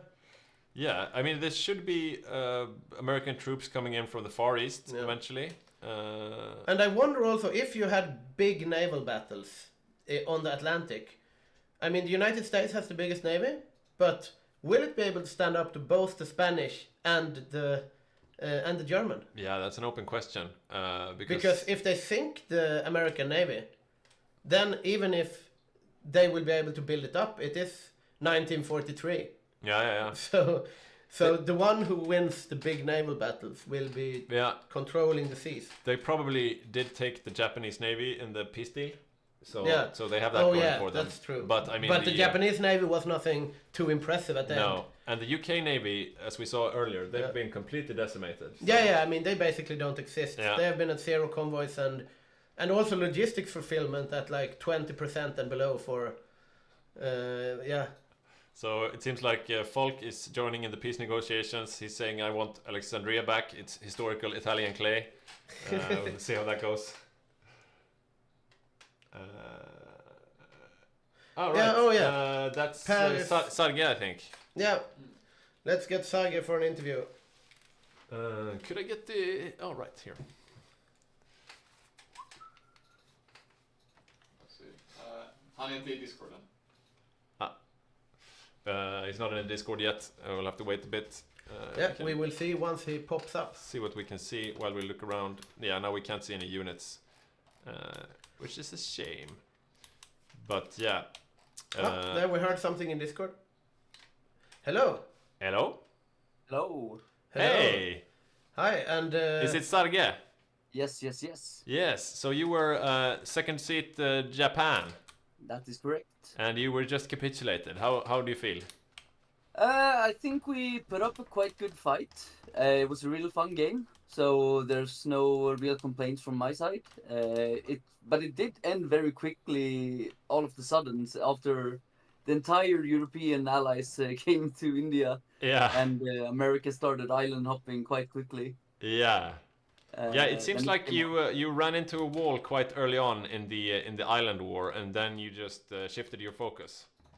Yeah, Ivan was the one focusing on the islands. He was going to try to take the main islands. Yeah, Wake Island you tried to invade in the beginning, but you were thrown out, I think. Yeah, exactly. So after that, we focused everything on on just India. After the Singapore, Malaysia fell. Yeah. And you were very close to capping India as well. We were watching, of course, and it was a close call to say the least. I would say it was Jacob's mechanized French infantry that saved the day. Yeah, can we just put in a button to nerf any country that Jacob is in, please? Yeah, we should. Yeah, although Jacob is our guy who updates the mod, so he's the guy who will have to put that button in. So. Yeah. But in hindsight, do you think, is there anything you would have done differently? From my part, I think I should have been more in the planning, so I would be able to help you out even more, since I was mostly just sitting and rolling my thumbs, especially since we got a Vichy player as third seat Japan. Right. But I wasn't really sure about what to do. I was going to have the spy agency as my main focus, and so that's something that could have been done differently. And the China war was quite. The Soviets just capitulated. Yeah, we have one last question for you from the chat here before we go back to the game. How did you decide to build the Navy against the USA? Both of you went battleship heavy. That's a question for Even. I told him I don't want to even think about Navy this game, so you can do that. Yeah, we will ask Ivan. Yeah. Thank you for the interview and well fought in the East. I think you had a good game overall. Yeah, thank you. Now to play RuneScape. Okay. Yeah. Okay. Good luck with that, and thanks for playing. Take care. See you around, Hygge. Yeah, see you. Bye. He didn't seem too beat down. No, it didn't seem like it, and that might be because the Soviet Union has just surrendered, so the Axis have managed to even this out considerably. Like, yeah, it's no one knows what will happen now. Yeah, we'll have to take stock of the two sides. I think the Allies are ahead in total number of troops, total number of factories, I guess. Yeah. I'm not sure about the air. Maybe the Axis are doing okay in the air, but no, it's just Germany building airplanes, and the US are still ahead in the nuclear arms race. So yeah, I would say it still favors the Allies, but it won't be an easy nut to crack because the Axis navies are still in good shape, and they've messed up the British navies. So yeah, no easy invasion avenues, I would say. Yeah, it's very nice to see that Romania has done a good job here, like 17% participation. Yeah. Finland 15% participation. Germany only 45% participation, so the Axis miners have really played a big role here. Now we see contested claims here. We see land that is demanded by both the Germans and the Finnish, and both the Germans and the Romanians. So they will have to come together and reason themselves around who gets what. But if I were them, I would just give this lump to Finland, I suppose. Or maybe not, because Finland doesn't have the manpower to garrison it. So you do have a soft spot for Finland. Yeah, I mean, I like Finland, but yeah, I mean, you could probably give them what they need to form like Greater Finland, because that gives them cores and stuff.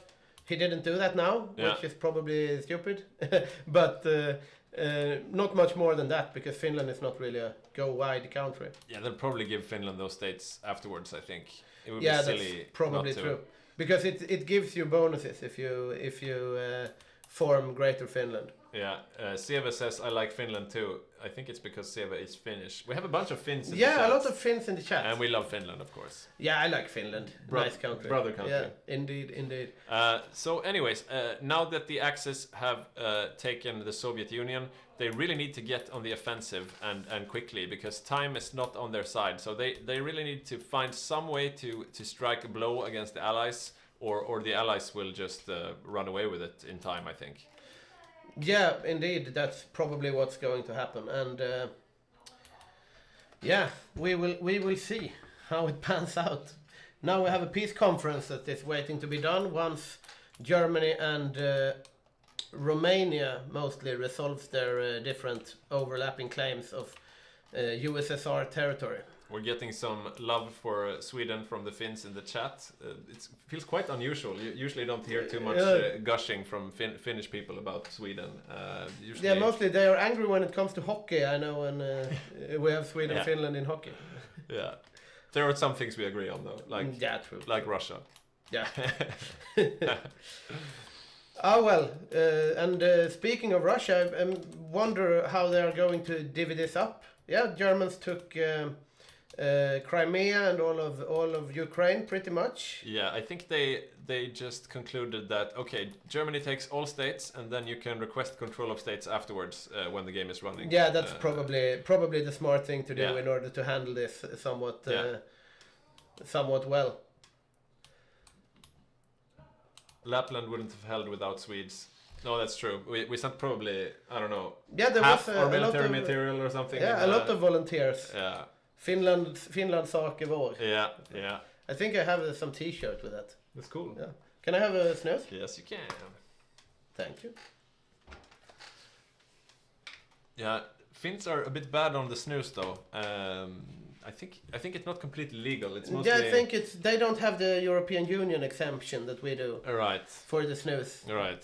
And also you get all of this new snus from the fake snus establishment, this white candy tasting. And they are everywhere in Europe, but not the tobacco snus. Fake snus industrial complex. Yeah, very fake snus. So maybe we could find another. Speaking of Finland, we are just waiting for Finland to renounce their claims on, whatever it is. Come on, Jonte.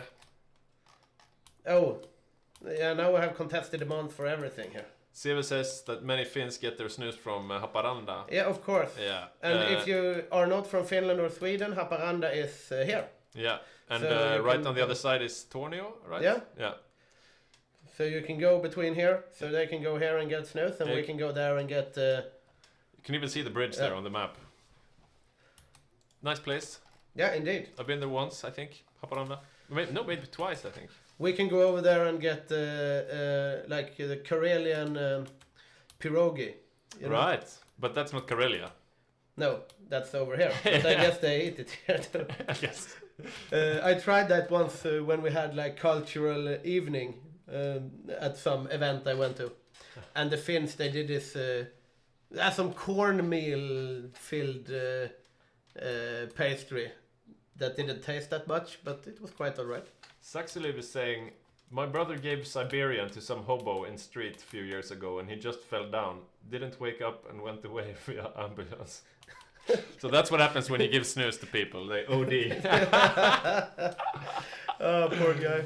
I love to do that to foreigners though. I'm like, have you tried the Swedish snus? It's illegal in most of Europe. And they're like, oh my god, what is it? So, what is this? Why have Finland claimed all Soviet states now? I don't know. What's he doing? I don't know. Jonte, come on. It seems like he got a few more pieces that he was asking for. Yeah, I mean, as we said before, like, this is good to give to Finland, because now we can form Greater Finland. But now the Germans have claimed it back. I have no idea what... This is a recurring problem. I mean, peace deals in Hearts of Iron 4 have always been notoriously hard to grasp. And just as people were sort of understanding how it worked, they changed the entire system, so now you have to relearn it. And I can't be too critical because I don't know the system myself. Yeah, I mean, I can't judge any of the players here, but we are closing in on the hard stop, and it's still anyone's war with the Soviet Union falling and the Japanese falling. So both of the extra parts of the factions, because I mean, when you say the Allies, you are really talking about the Allies and the Communist International. Yeah. And when you say the Axis, you are really talking about the Axis in Europe and the East Asian co-prosperity sphere. Yeah, yeah. And both the Communist International and the East Asian co-prosperity sphere is now out of the game. But which Allies... makes it easier for us. So now when we say Axis versus Allies, it's more correct. That's true. But as we said before, I mean, this has never happened before in our games. That I don't think so, no. Or did we have one game... I think we've had this situation before. Yeah. I'm not sure. And we're going to have a whole slew of hot joining players also after the peace conference, of course, because we have 3 Soviet players that need to be distributed. Right. If only they could end the peace conference anytime soon. I am very interested to see an end to this peace conference as well. Right now we have 166 contested demands between Finland and the Germans. Yeah, so this makes me a bit sad that we don't have any negative awards to award Finland right now, because they're really holding up the game. They are deliberating again here, so we'll see if Finland caves on some of their territorial demands on Soviets. Yeah, they're hard negotiators, the Finns. And, I mean, they have now got what they need to form Greater Finland. I mean, if I was Finland, I would probably not care too much about those two. And indeed, they gave those back now to Germany. So the only thing that remains to be divided up is now these 5 states, and they went to the Germans. Northern Siberia, they still have 9 states. Yes. I guess Finland will get those. Here we go. Let's see. No, Germany took that. Okay. So that's it. The peace conference is done, and we have a very big Germany, and we have a big Finland. And we still have a Soviet because they forgot this state. But that was an occupied piece of Finland, and maybe that's not a complete state, so maybe that was why. they will go and get that back, I imagine. And it will be very interesting. Now we have the hot joining players again here. But looking at the map now, we see the front lines forming here. Could we see, sorry, the angry Japanese exile player? Who did he join? That's a good question. Japanese exile, no, it looks like he left. Yeah, it looks like he left. Yeah. Perhaps that was a RuneScape player. But the only now open front directly between the Axis and the Allies is this tile here between what is now the German Reich, but was formerly Armenia, I would say. Also North Africa. Yeah, you have an active front in North Africa. That's probably the hardest fighting in the world right now. Yeah, I would indeed say so. And also you have one tile of direct border between the Raj and the Germans here. Yeah. And of course this whole front line in the North China. But I don't think any faction will really push for this because it is so far away from everything. So we are at least seeing Francis, who played Mongolia, and Rosen, who played the second Soviet seat. They are rejoining, so they will be still in the fight. And we see stationary. That's Ivan. He joined Germany. Indeed, he did, and that's sorely needed for Germany because Germany had 2 players. Yeah. But I mean, now they have a lot more to keep track of. Yeah. And also, I mean, when you cap the Asia axis, you get all of their navy. Yeah. When you cap the Soviet Union, okay, you get all of their navy as well, but that's a significantly smaller portion. Yeah. But you get the manpower and you get the industry. You can see Germany now with their 1,256 factories. And for you who don't play Hearts of Iron, that's a lot of factories. Indeed, it is. I don't know if I can tag into other countries now. Yes, I can. Oh, nice. And we have the United States with 1,539 factories. Yeah, okay, yeah. After taking Japan, so it is more, but we are starting to reach the numbers where it's just so much. Yeah. And India, 226 factories, but a lot of manpower, and that's the thing. The United States has 1.5 million manpower, not that much, but they are still at limited conscription. I would say that the Germans probably, they are at total mobilization. Yeah. So Germans slightly behind in terms of manpower, slightly behind in terms of factories, probably very behind in terms of rubber for wartime production. Axis still have the clock ticking against them, I would say, but they are on the offensive for the first time in a long while. Yeah, and they would need to stay on the offensive if they want any chance of winning this game. They need to find a place to attack the allies where it hurts and do it quickly. And I don't really see how they will do that. Maybe a sea lion? Yeah, I mean a sea lion would be a possibility because the Spanish Navy is still in very good control. Yeah, and he's heading towards the channel, is he? He is indeed heading towards the channel. I know. No, he is. But he's covering the western approaches. And I mean, he is just sinking everything. Yeah. Everything is just dying to this Spanish Navy. I wonder if we can see the summary with this up. We can't. But the Spanish Navy has done a lot of work. I wonder if they still have the sea zones blocked off. They do not. Ivan, who's called stationary, he's apologizing for the slow peace deal, which is funny because he just joined Germany, so I don't think it was his fault really. Oh, I can't go back to the default map mode now. Ah, there you go. Oh well, so we will look at this. That's fine. So we are waiting for Jacob's internet to catch up with reality. You can see it moving slowly. Indeed, we see one rare loss for the Spanish Navy, one convoy here outside the Canary Islands. And otherwise, not that many naval battles. We have 2 combat results in this region. That's the one, and that's the second. 5 destroyers lost though, but 3 light cruisers, 4 destroyers, so still trading very well. Yeah, he's actually beating up the Royal Navy. And considering like the amount of ships here. Yeah, how does he do it? This is very strong. It's a poor showing from the Royal Navy.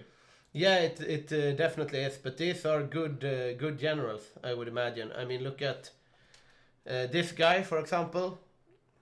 A lot of bonuses there. Yeah, but it's the Badger's naval plan is working perfectly. He gets his submarines into fights with the anti-submarine warfare fleets, and as soon as they get into a fight, he brings his main navy and he sinks the anti-sub navies, and that's what he's been doing, picking apart the Royal Navy. And the UK has been on 0 convoys now for quite some time. And the US is at 0 convoys as well. Yeah, we have managed to get back to the US here to tag in when it's changed. And yeah, the US is at 0 convoys. That means they can't do a D-Day. Yeah, and that is actually, because here we have the edge for the Axis. 3,000 convoys against 0 convoys on the US, 0 convoys on the UK. Yeah. 148 convoys on the French. French government returns to Paris. Oh, yes, the Vichy government. Yeah. But yeah, this is interesting. Yeah, the convoy game is. I mean, the Spaniards have done so much work here. Like United States, they are starting to build that up. Though they have a lot of dockyards at this point. Yeah. Some deficits in materials, but they are losing convoys at an alarming rate here. You just see that number, just. I mean, it's going up, but they are transferring troops a bit. So they must be losing an insane amount. Looking at this, I wonder what numbers they are at now. 4,213. Yeah, and it said 5,000 a few years ago, so these numbers are always a bit off. But we have 4,625 for the current year. Yeah. So that is older than the current year. So they have sunk. And last month. 110. Yeah. And current month 110. So if you have a look at the UK, they are planning a D-Day invasion, but it's not going to... Yeah, I mean, how are they going to do it? Yeah, you needed convoys to ship those troops over. 0 convoys. But on the other hand, the UK looks really hard to Sea Lion as well. And I mean, they are building this back. You can see this number is going up. They are losing convoys very fast, but they are building them very fast as well. Yeah, yeah. And at this rate, they will catch up to the Axis in like a year or so or even faster. So it looks like the main D-Day invasion will be towards the lowlands. And right now, we only see a few garrison divisions there. The Germans are moving in some tanks to support because they know what's coming, of course. Yeah, you see the Atlantic Wall being formed here. We see a landing. Here we go. Actually, from Ireland. So Lucas. they are landing from Norway. Yeah. That's an interesting take on it. And they don't have naval supremacy here. I think Lucas got bored. He's been standing in Norway for quite some time and he wanted to fight. And he lands in Wilhelmshaven. A bit of an oversight for the Axis. Then again, you don't expect the Irish naval invasion from Stavanger. But so now you would want the British to fill on with troops, but the Brits are out of they convoys. still have 0 convoys, so these are dead. Or, I mean, they're in the harbor, so they will just go home. Yeah. But, we see another naval invasion planned by the Irish towards Copenhagen. That will be... No. It's the Axis. Oh, that's the Axis going to Oslo.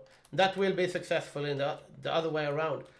Yeah. And let's look at these naval battles here, because now we are starting to see the fights taking place in the Channel. Because, the American fleet is there. Yeah, and the air will really start to make a difference here as well, because you can get naval bombings from the British coast. You see some submarines being sunk.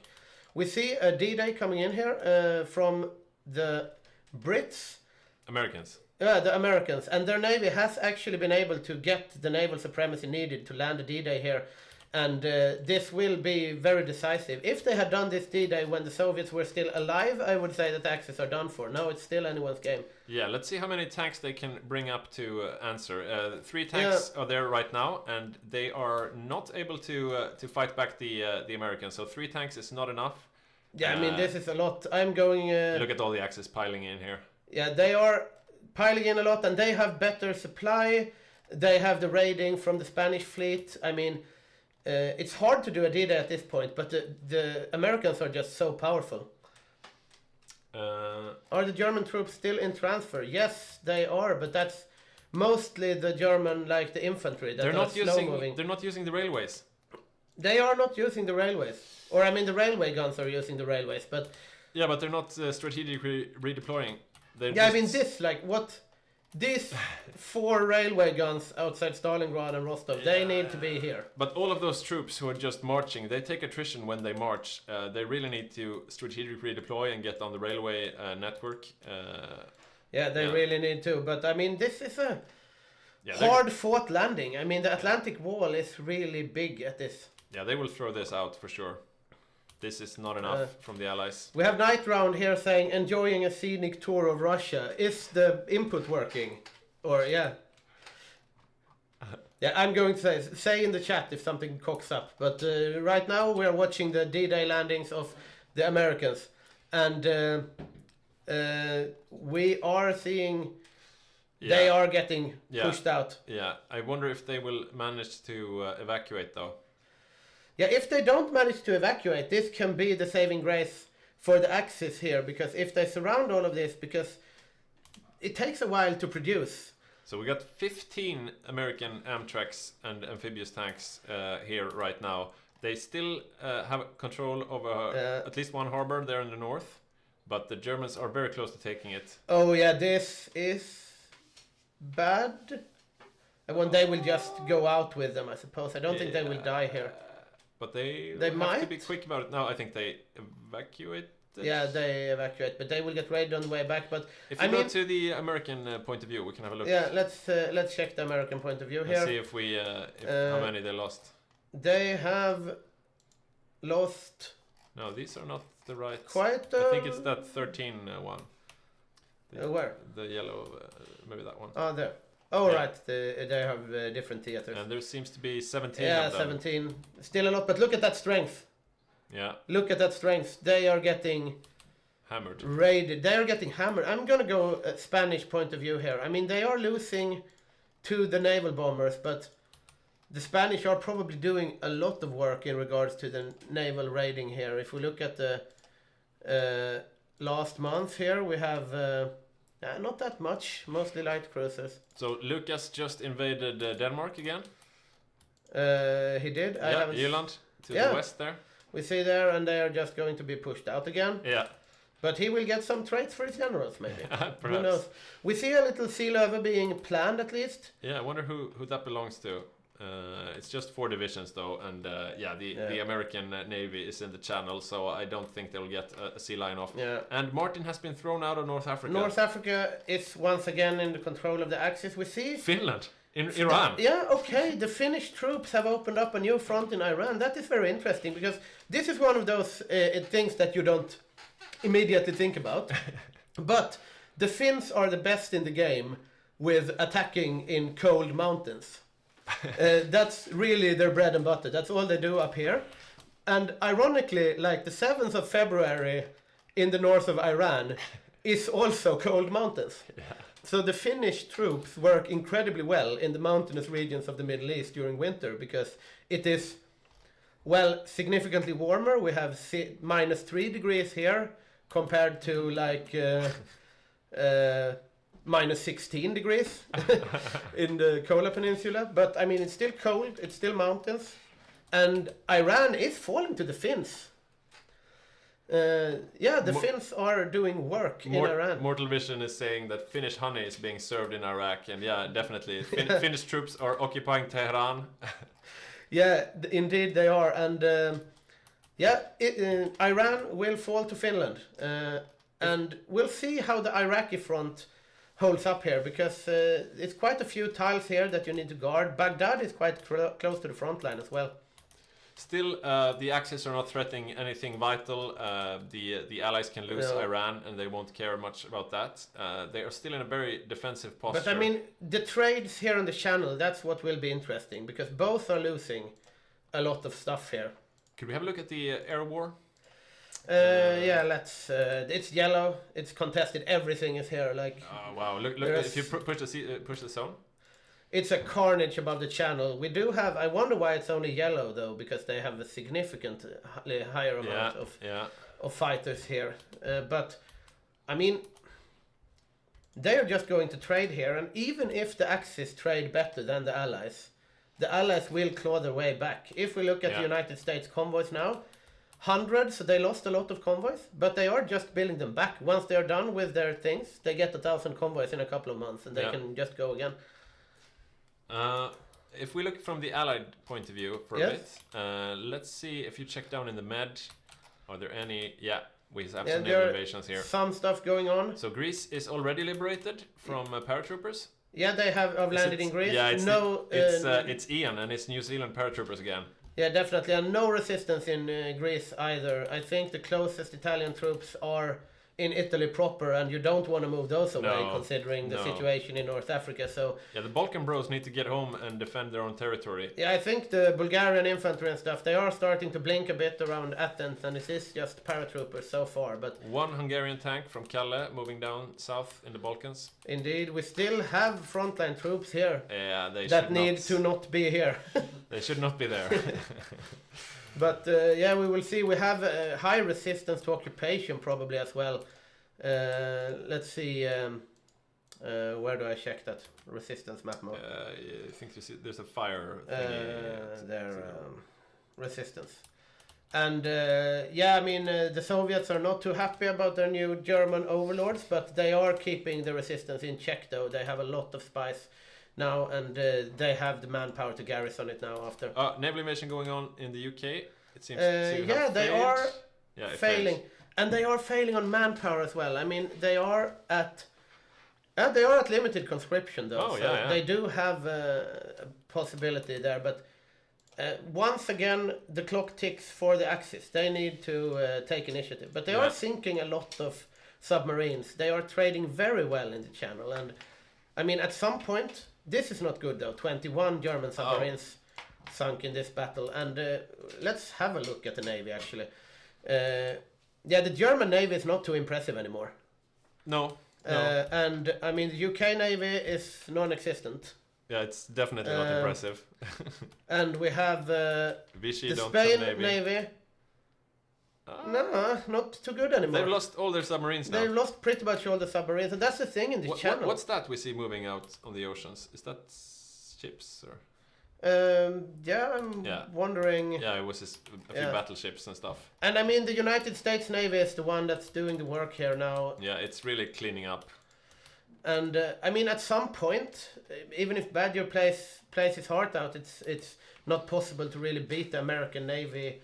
At this point, especially in the channel, when you have all these nav bombers from England. Yeah. And look at that. There's more than 100 American divisions, 120 divisions in the UK. Yeah. They are really gathering up force for a proper D-Day invasion. Looking at submarines, they have sunk... and not too many of the Spanish ones. I wonder where all the Spanish submarines went. But yeah, they are not looking too hot. Mortal Vision asks, I must have missed it. How did the US cap Japan? Well, the Asia Axis were in India, and they were just failing their invasion there. They got thrown back, and at the same time, the US took Okinawa and then the home islands with amphib tanks. Yeah. Basically, maybe 8 divisions of amphib tanks, and that was enough to kill the Japanese garrisons. We see here also that they are moving, like the New Zealanders, or the Australians rather, are pushing into the eastern part of now German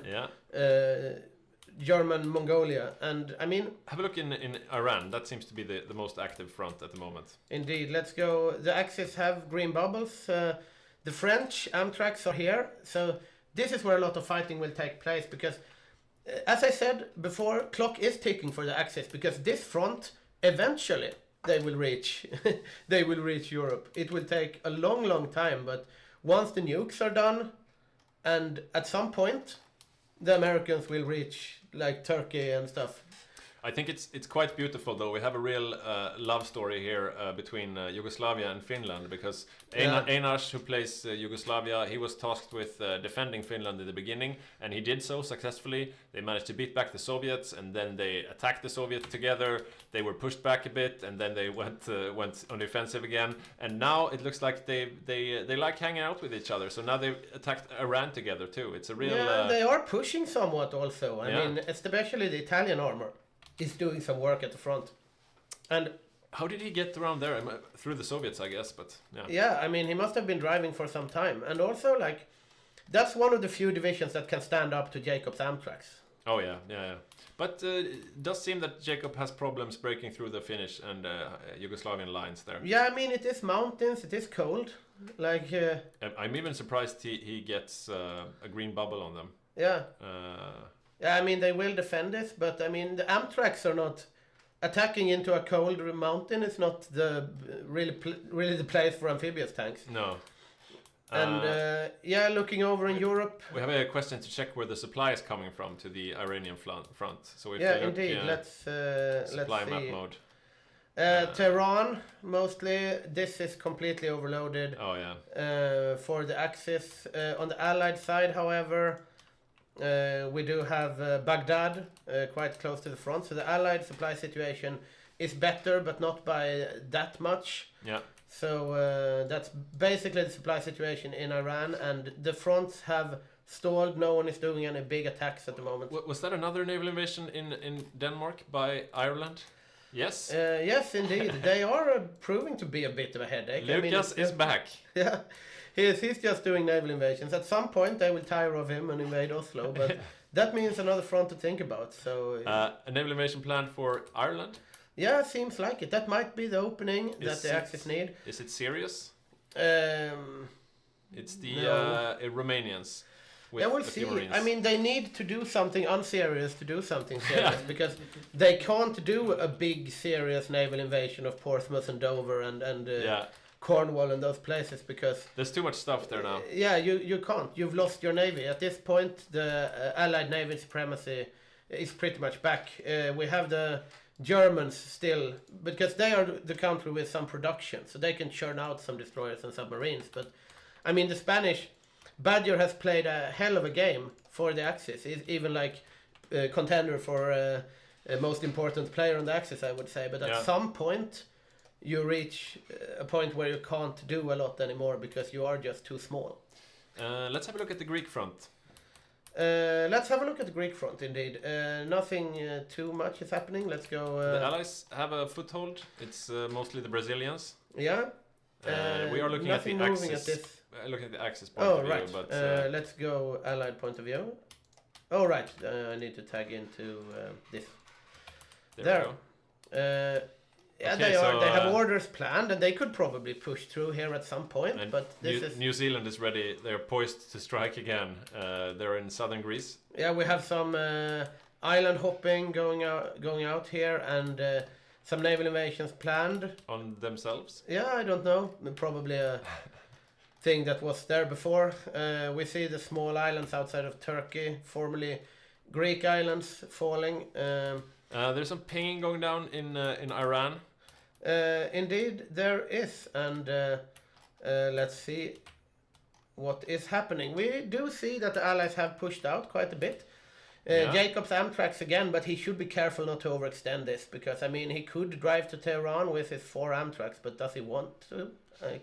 Now he meets the tanks of Martin, and this has been a game within the game, the battle between Martin and Jacob. They're quite often opposing sides and beating each other up. Indeed they are, and I mean they want to try for some encirclement here. They want to kill the French Amtraks, but it's easier said than done. Yeah, the French are holding their own, and they are being supported by we see Mexican Marines. We do see a breakthrough over here. This tile will fall. We have some German horses here. I mean, they are just eating supply at this point, though. This is probably not pretty beefed up horses, though. I think so as well. Look at those support companies and stuff. Here. Yeah, this is beefy horses. Beefy horses. And that's probably, I mean, the rubber situation for the Allies. If we look at their production, okay, they actually have quite a lot of rubber, so they're fine. Stuff going down in Iran. The snake is moving slowly but surely. It seems like they are content to just wait in the Ural Mountains and wait for the Allies there. But they have to go on the attack, and here they are. Yeah, moving. And we still have Irish Marines in some of the Danish. I mean, this is a point. This is a capital. Yeah, that southern one though in Flensburg. That's cocky.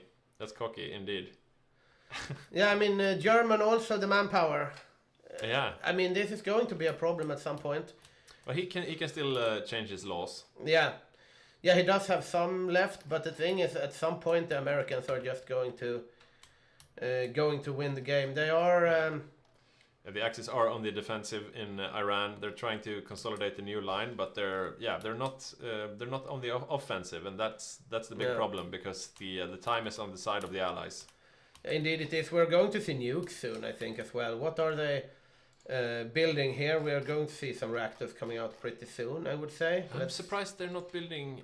Yeah, they have 28 days left on the nuclear reaction, but we are still we are only like a few months away from nukes. How's Germany doing on that? They are. The atomic research is done, but they still need the nuclear reactor. They're not researching the nuclear reactor. Probably should at this point, but yeah. But I mean, once America gets nukes, you put a couple of nukes down at the Atlantic Wall. You do a big naval invasion with all the Amtraks and whatnot, and you go to Berlin. And if nothing happens, then the Allies will have that. Yeah, I'm really trying to find the bright side from the Axis perspective, but I'm not really finding it. No, me neither. Look at that, 2 Canadian tanks being killed. That's a bit of a bright side. Maybe, yeah, they will get encircled here. So, good job by the Finnish divisions. It is summer in Iran now, so it's very hot. But still, let's see if they reach this tile first. Andreas playing Canada. He hasn't had his best game today, I think. He's been in some key fights, but it seems like he only comes in piecemeal with one or 2 tanks, and that's usually not enough to make a real difference. Yeah, and these 2 will probably die. I mean, it takes a very long time to move here, so we don't know yet. But he should probably do a holding attack on the tanks. Well, they should probably. The Finns should probably click this. Oh, maybe they have. Yeah, I think they have. It just takes so long to start off the battles. Let's have a check here in the front. Nothing too exciting happening. Naval battles, some bombing going on, losing some planes, but yeah. Ireland got thrown out again. We have a naval invasion kicked off for Athens. Ooh. And they have not garrisoned Athens. Very sad day for the Brazilians. This could be a hard blow to the Brazilians. It got cancelled though, no? What? Those are heading somewhere. I wonder. Romanian Marines. Let's go over to. Did he just cancel that? That's it unfortunate. Seems like it. Or is it? Where are they going? Yeah, it has to be. It's just that it's not moving, so it's. Maybe because it's unopposed, I suppose. Maybe. We'll see if they land, because if they do, we do have quite a lot of dead Brazilian. Good Brazilian troops. Here they come. They still could run, but they were training there in Corinthos. And now he notices. They are trying to drive them out, but we will see. Will they get cut off though? Probably not at this point, right? I think or they might, because they are moving. No, they are moving back to reinforce. This is going to come down to a hair, but they will probably. Yeah, they are getting out. With most of, if not all, their troops. So, Lucky Pontus playing Brazil. Yeah, lucky Brazil there, but Greece is soon to be back in Axis hands. So they are holding the fort in Europe. Yeah. Copenhagen will fall to the Axis. Oh, is that once again. Mexican Amtraks? Where? Right Mexican Amtraks in Denmark. A bit sad if they lose those, which they might. Yeah. Especially the ones on this little island here. He's gonna lose that one. That one is going to die. But the other one, I think he got out with. Otherwise, nothing too exciting happening. Iran is shifting back to the Allies' favor here. Pushes are not working that well for the Allies, but Iran will be back in Allied hands. And meanwhile, we see the American snake slowly taking land. Yeah. And in half a year or so, they will probably have reached the German line. And once they do, the Axis are in trouble once again. Yeah, the Axis are slowly losing on every front, where there even is a front, because we don't have too many active fronts. Like Saxoliv is saying, it's like a second phony war, because there's no real big fighting going on now. I mean, there is nothing happening. Like, the Pacific is super safe. It's the Pacific is Pacific. Allies. Yeah, I mean, you cannot do anything here.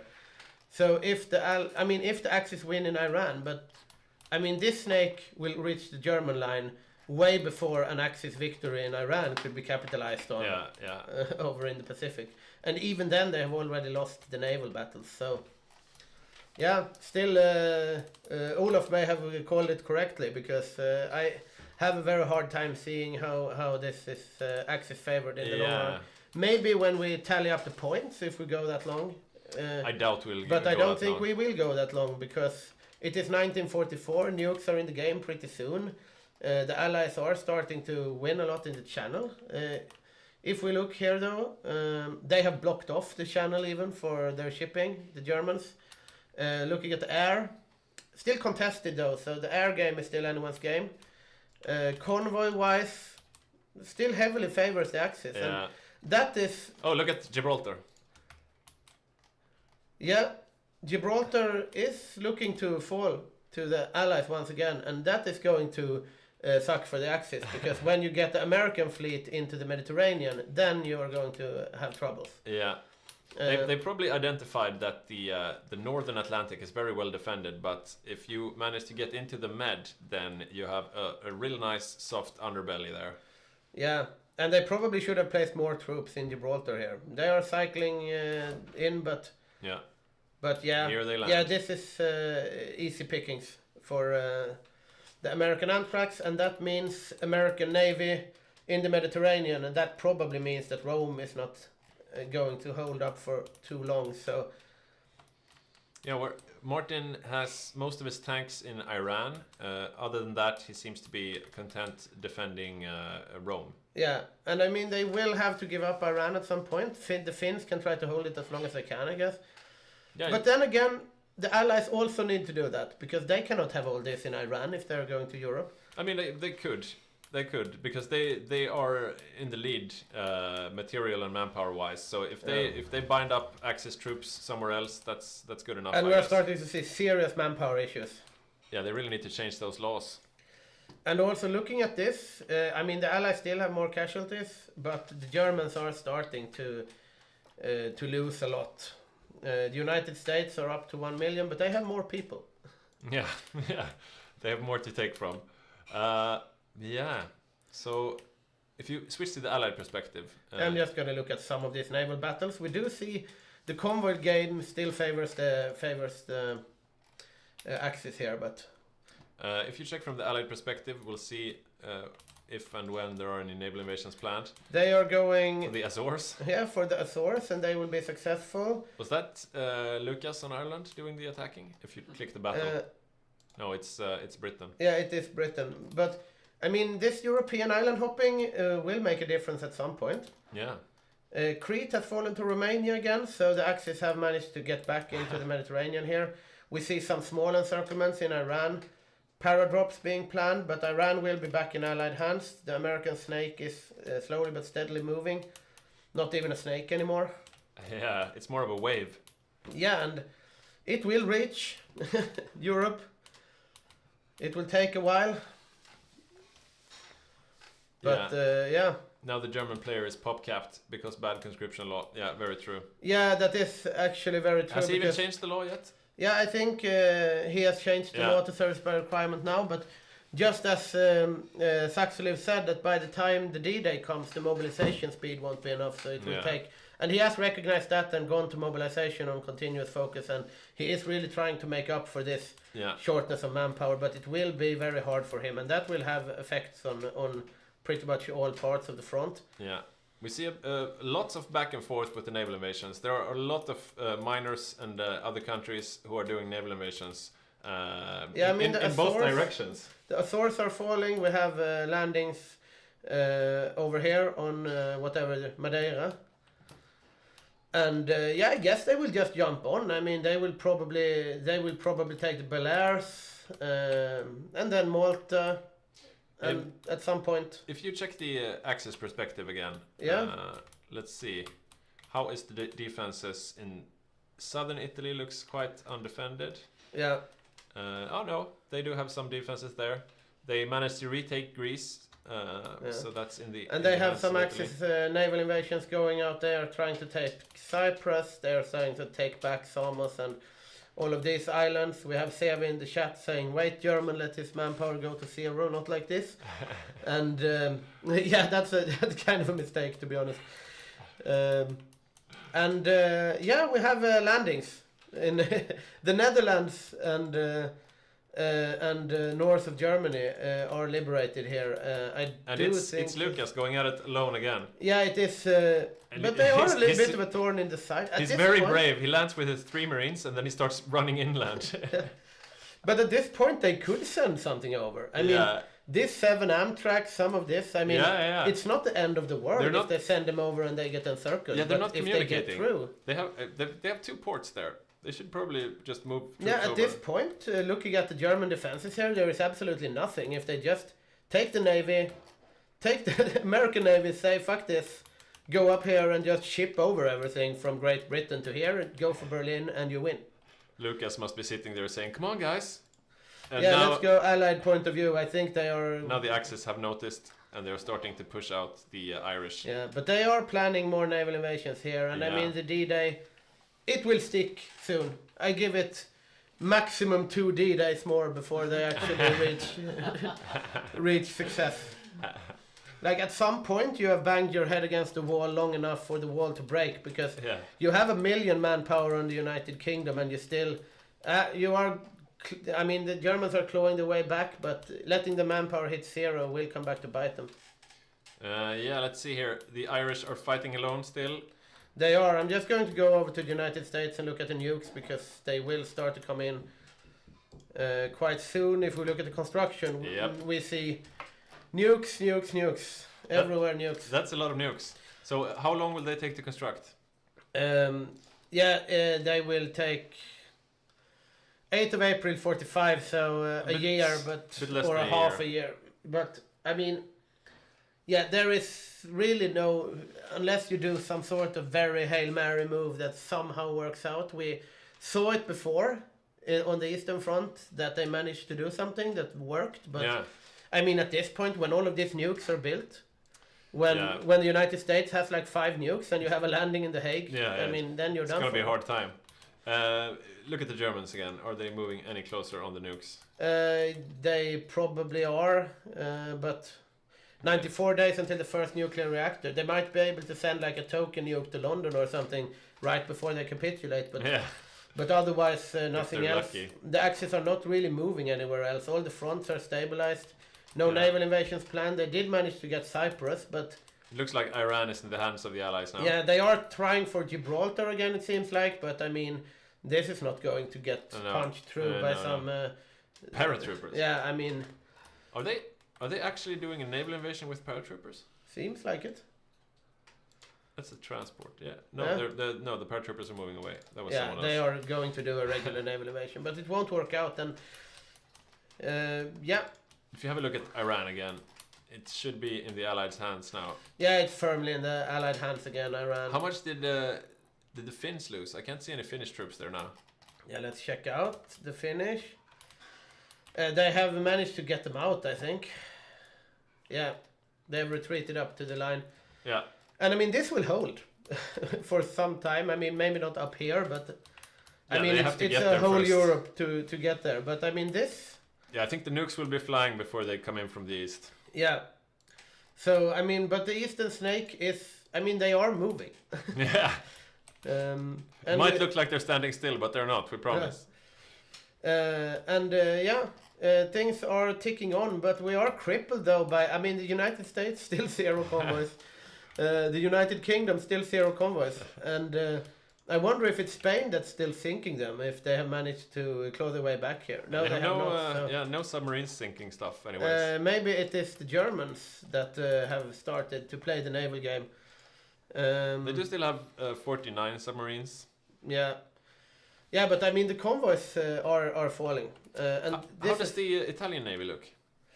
Let's see. This is a big navy. That's where we have the work being done. Italy has... So Italy is doing stuff as well? Yeah, actually, it's probably the Italian Navy that is it's only destroyers though, but the submarine hunting and the convoy sinking is probably Italian at this point. A lot of destroyers. And I mean, the convoy game is, looking bad for the Allies, but I mean, they need convoys for D-Day.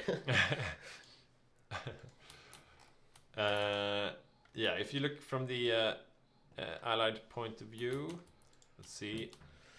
Yeah, they have kicked off one of these invasions, and they now have 200 convoys.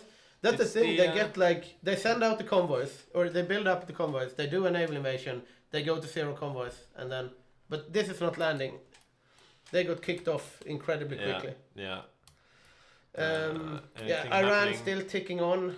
They are on the offensive here. They will get Baku and. Naval invasion from Cairo. No, it's just a defensive it's the old one. They are moving in from the east. I mean, they are having a hard time finding a soft underbelly. Yeah. The Axis are really doing a lot of work in defending, but...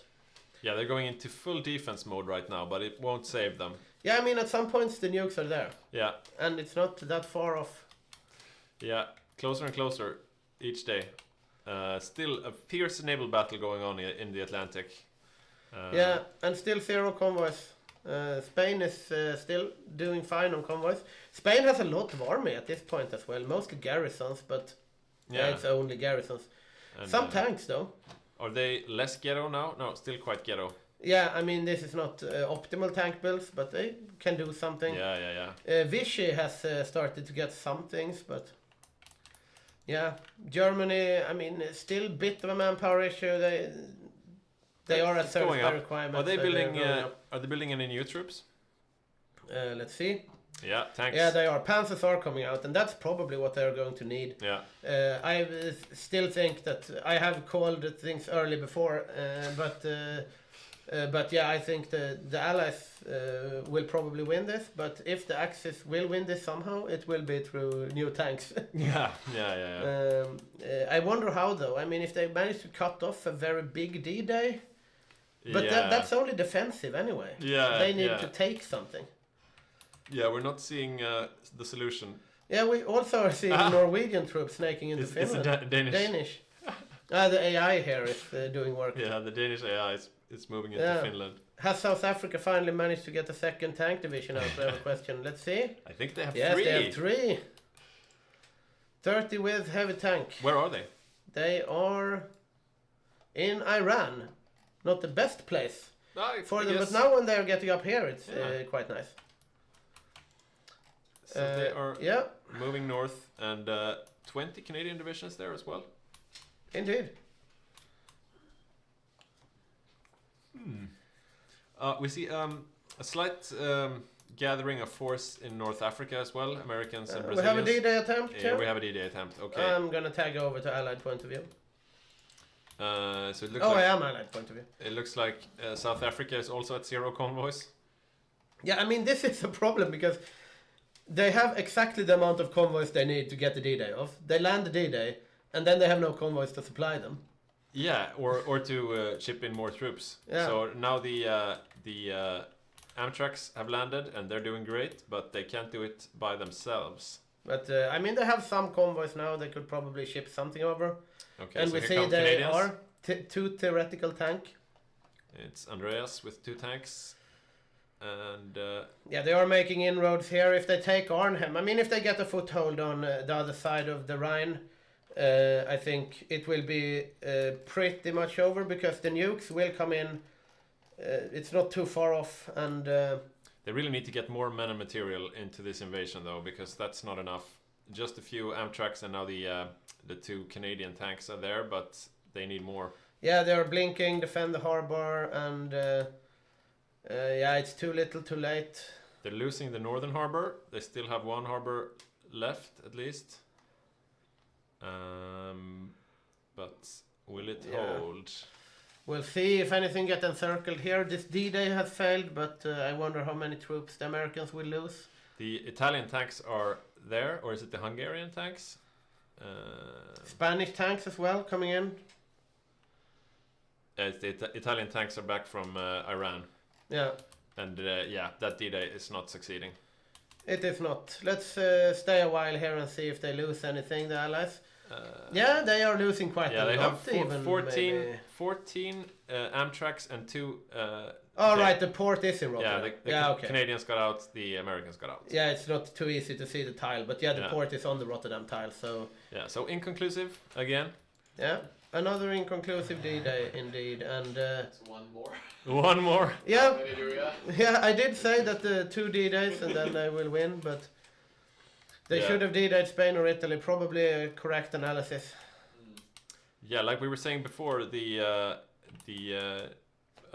no, never mind. I was thinking about the island mechanic, but all the islands are in Allied hands as well, so it doesn't matter. Yeah, we have Finnish. What is this? 72 Finnish divisions? Yeah. They've moved from the Eastern Front. They're just ready to D-Day defend. I want to see some of these divisions' history. Let's go with this. The first division. That has been in the game since the beginning. Marched into Viipuri. Took part in the siege of Gorky. Seized the airfields as Astrakhan. They have been around the world. They walked quite a way. They have walked back.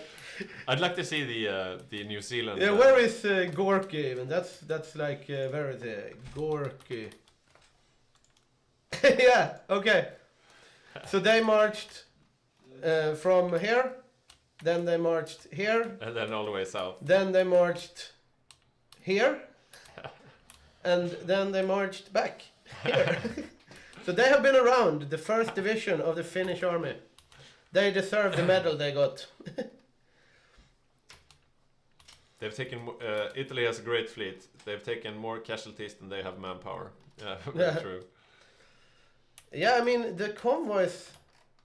They are really not doing well on the convoy game. The Allies. That's the saving grace of the Axis. Because like 100 convoys and then they all get sunk. Now we see Romania taking back Norway as well. Norway has changed hands a few times. Yeah, indeed it has. It seems like Romania is the only one managing to stay on the offensive. They find gaps here and there in the Allied defenses and they are able to move in, but still nothing conclusive. We have a question here. A new record for convoys sunk in a single game. Olaf is asking. It might actually be. Like, if we look at Spain, all game, we have 9,700. And then 441, so over 10,000 from Spain. And we have from the Germans, they have 600. Less than a tenth. And Italy, the other big naval player, we have 481 and then 931 more recently. So as we said before, Italy has taken over the convoy sinking game, but it is Spain that have won this. Like the casualties that are incurred by that raiding must be insane. Yeah. I want to look at the United States here, 1.84. If you just look quickly here at the number of divisions there on the war screen again. Yeah. Yeah, you can see here how many people have fielded. So the United States, we're not seeing the exact numbers. I am Axis view now, so we have 417 in total. And if I tag over to the United Kingdom view here, we will be able to see their divisions, and they have 622 in total. So pretty much everything favors the Allies by like some percentages. We have 1,300 factories here. United States 1,700. Everything on the Allies is like basically 25% more. Yeah. No matter if it's divisions or factories or ships. Except convoys though. Except for convoys. They're winning on convoys. Yeah, so heavy fighting now in Norway. The Allies have decided to meet the advance. And they are going to hold this. The Romanians will... this is devastating for the Romanians actually. Yeah, the Americans are punishing the Romanians for acting alone. Yeah. Indeed they are, and the Romanians here... they're managing to hold Oslo though. Yeah, they will probably try to retreat with what they can. They will lose these 2 tank divisions and 1 marine, which sucks. But they're not tank divisions though. You fell for their trick. Oh yeah, they have... they're doing psyops. It only works on us in the studio, because the enemies just see the infantry symbol anyway, so... Yeah, true. Let's check about tankers. Yeah, smart play from Romania. I was thinking, like, how can Romania have 14... Look at that, he's losing Oslo. He is losing Oslo, and all of his fake tank divisions. Moving out? He managed to save a few at least. Yeah. Yeah, most of them made it back to safety, but that's the end of that attack. Yeah, we'll see here. Do we have any naval invasions, anything going on? We do Allied perspective because they are the ones that are on the offensive. One there on southern Spain. Yeah, this might be an idea. It's Mossberg and 2 Polish Marines. Yeah, again, like, too little commitment. Yeah. 2 Polish Marines is not going to change, change the war. Look at the front in Baku. I think that's the main fight right now. Yeah, let's check it out. I mean, from the German perspective, they're trying to drive the New Zealanders out of this area. And they are trying to hold on in the mountains around Baku.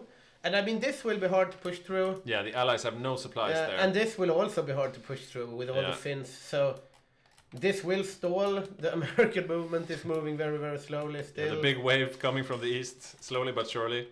It still seems like a big countdown for the American nukes, and they are about halfway down. And there's a lot of them. So each of these silos will hold 1 nuclear weapon each, and you can just look at the number of them right there. So 1, 2, 3, 4, 5, 6, 7, 8, 9, 10, 11, 12, 13, 14, 15, 16, 17, 18, 19, 20, 21, 22, 23, 24, 25, 26, 27, 28, 29, 30 nuclears. 30 nukes. That's a lot of fat boys. Yeah, so in 4 months we will have 30 nuclear weapons coming out from the United States, and I think that's it. Yeah. It should be. Are you still gonna drop them on Japan? We'll see. Let's see here. What sort of fleets are doing the convoy sinking? Is it mostly subs or rather screens? I would say it's the screens at this point. Yeah, I think in the beginning it was mostly the submarines from Spain, but now Spain has lost all its submarines. But they are just churning out screens. 304 destroyers. Yeah, that's Italy. He likes his destroyers.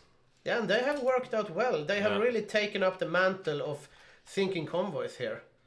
They have 2,000 convoys sunk now in the current year. So it's really chugging along the convoy raiding game from the Axis. Yeah. And you see still 11 convoys, United States 300. They have not somewhat counted the deficit on the United States, but I mean, if we look at what they are building, or rather the production, of course, if we go down to the Navy, it is submarines, it's destroyers. I mean, they have 55 dockyards on convoys. They are producing a lot of convoys. How many are the UK putting on convoys? Let's see. They have 1 dockyard on convoys. The production here. Yeah, they have quite a lot on convoys as well, but too little, because they are not outproducing. 45. We had a new election in the United States now. And the Democrats won a landslide victory. Indeed, Franklin D. Roosevelt again, but the Republicans are... the famous Republicans of New England. The Republican strongholds of New Jersey and New England and Washington State. Classic. Classic Republican strongholds here. I wonder what focuses do the United States have left, because they still have like this. Here we have the final table: stability 10, factory output 10, dockyard output 10, base war support 25%, one final push, attack bonus against the German Reich plus 10%. Yeah, they still have some good focuses to go. Yeah, and I mean the Germans are just on continuously mobilization. Yeah. But they have gotten back. Still, the naval battle rages outside in the Atlantic. Yeah, it does. Let's see to which degree one side is winning it. I think if we check out Spain's main fleet, I think he's microing that personally right now, just running around trying to find weaker fleets. Let's see here. Okay, he's repairing right now. Yeah, they are repairing at the moment, but yeah, we'll see. We'll see. This is... Yeah, the war has got them boring again. There is not much happening at this point. How many divisions does Poland have? We have a question. I don't think he has too many, because his plan was to go for a naval and air Poland, but we did see 2 Marines just now. Let's see, how can we even click? How do I even tag into Poland? There. We have 2. Yeah, and they are down in North Africa preparing to invade Badgers Spain. But yeah, those 2 guys will not be enough. Yeah. I wonder about the Americans who were up in Norway. Are they still in Norway? No. Yeah, let's see. Yeah, there are Americans in Norway at least, but not the big ones. Yeah, I wonder where they moved those. Because those will probably be the ones leading the next D-Day. Let's see here where we have them. Is it the one with 13 there? Here we have 24 of them full strength now. Yeah, most they in are UK. in. Yeah, all of them in the UK. So yeah, nothing very surprising there. They're probably just waiting for the right amount of convoys. I want to follow the adventures of the Finnish 1st Division. They are back in Iran again. They still haven't been awarded their medal. I think they really. Yeah, I think they should give a medal to this division. Casualties taken 11,660. So. That's like all of the Finnish base manpower. Yeah, the division is 9k, so there are none of the original guys left. Yeah, they still have some of the original original equipment, like 1939 rifles. That's beautiful.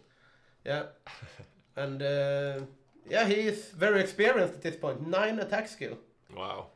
And winter specialist, ranger, adaptable. This is a good general. Yeah. And Mannerheim at this point has to be a complete beast as well. Yeah, look at that guy. But it's mostly defensive though. They are making some inroads. Yeah, the Iran again. Axis are actually pushing back a bit, but yeah, to what end? Even if they manage to take all of Iran, even if they manage to take the British Raj, I mean, at this point, it won't help them. And why are we 2-speed? There is no reason to be 2-speed. Good question. Good question.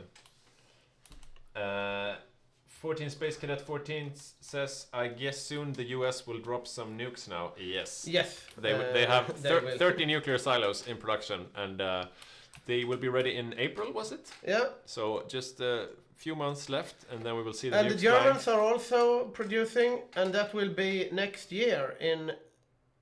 no, it will be August this year. Oh, so they're just a few months... Actually, the Germans have really started to claw their way back in the nuclear race. They're just a few months later than the Allies are. So we'll see if the Allies manage to really push their advantage. But I wonder, because the thing is, with the Italian Navy, if they nuke the airfields in the United Kingdom, could they still have some potential for a sea level? I guess, yeah. I mean, you need... you always send the first nukes towards the enemy airfields, because then you destroy the enemy planes, and then they can't nuke you. So yeah, it's always looking a question at the planes here, like, and I mean it's also a game of rat and mouse, because where are the planes located? Because the Germans, they know that nukes are coming in rather soon, probably. So let's not have, because I mean at this point, if you look at the air map. The German planes is where you would expect them. If I was America, the airfield in Calais is where I would nuke, right? If I have 30 nukes, I'm going to nuke the airfield in Calais, I'm going to nuke the airfield in Ghent, and then you will pretty much obliterate the air capabilities. So if I was Germany, like if you move this, but then you give up supremacy in the channel, but you don't have that anyway, so... Yeah. It seems like no one is microing the German planes right now. All of them were on the Benelux region. Yeah, this is overloaded as well, right? Or no, it's not. No, it seems fine, but it's just... Yeah, all of them are there defending. Yeah. There you go. Let's look at the Allied perspective again, see if we see any... Yeah, let's go United States. Okay, we have one naval invasion towards the Benelux, and it's... Is it still a bit piecemeal? Is it the Mexicans? Yeah, it's like one Mexican Amtrak. It seems like the Mexicans and the Irish, the New Zealanders and the Romanians, they are the most aggressive ones. And they want to do stuff. Yeah. Oh, and Siam too. Siam had a really aggressive game. Yeah. Iran, Axis manages to get the initiative back in Iran. Yeah, that front's been pretty stable for a while now. We'll see where it ends up. Brazil has changed their flag. Yeah, indeed. Nice for them. United States of Brazil. Yeah, that's nice. Federalism. Indeed. And the United States are doing their good late game focuses now. and of course the nukes are being built in a month about. Yeah, we're closing in on the late game Hearts of Iron, and it's going to be a nuclear war. Looks very, very likely. I don't think any side will capitulate before the nukes. Yeah, we are going to see total nuclear devastation with 30 nukes coming out at the same time. How many were the Germans building? We'll see if they get to use them. But they are building... it's around 15? Yeah, around about something, 10 to 15 nukes. Which also does a lot of damage, obviously, but... But those are rookie numbers. Indeed. Because the US has 30. Nothing too much going on at this point. Yeah. Oh, Allied naval invasions planned. No, Axis. No, Axis naval invasions planned on Tripoli. That will be interesting. It's they could actually Martin. He wants to go for another try. Yeah, probably a smart thing. They need to do things. Yeah. like at this point, this is probably the front they want to open up. Yeah. Especially if they land here, cut off Cairo, Alexandria, they will have trouble in Iraq. And yeah, but still, tough game. Yeah, tough game. From the Axis perspective, things are looking quite bleak. I mean, they are hoping for their nukes, but they don't know that the Allies are ahead. Yeah, but they can probably imagine that the Allies are ahead. Yeah, they should. They should be counting on that. Looking at the convoys, still have. I mean, the United States or the United Kingdom rather has clawed their way back a bit. The United States has not been on zero now for a while, so. Yeah, it's looking a lot healthier than it did earlier. Yeah. Maybe they could actually throw off a proper invasion. I think so. It might be time for D-Day, but they probably want to synchronize it with the nukes.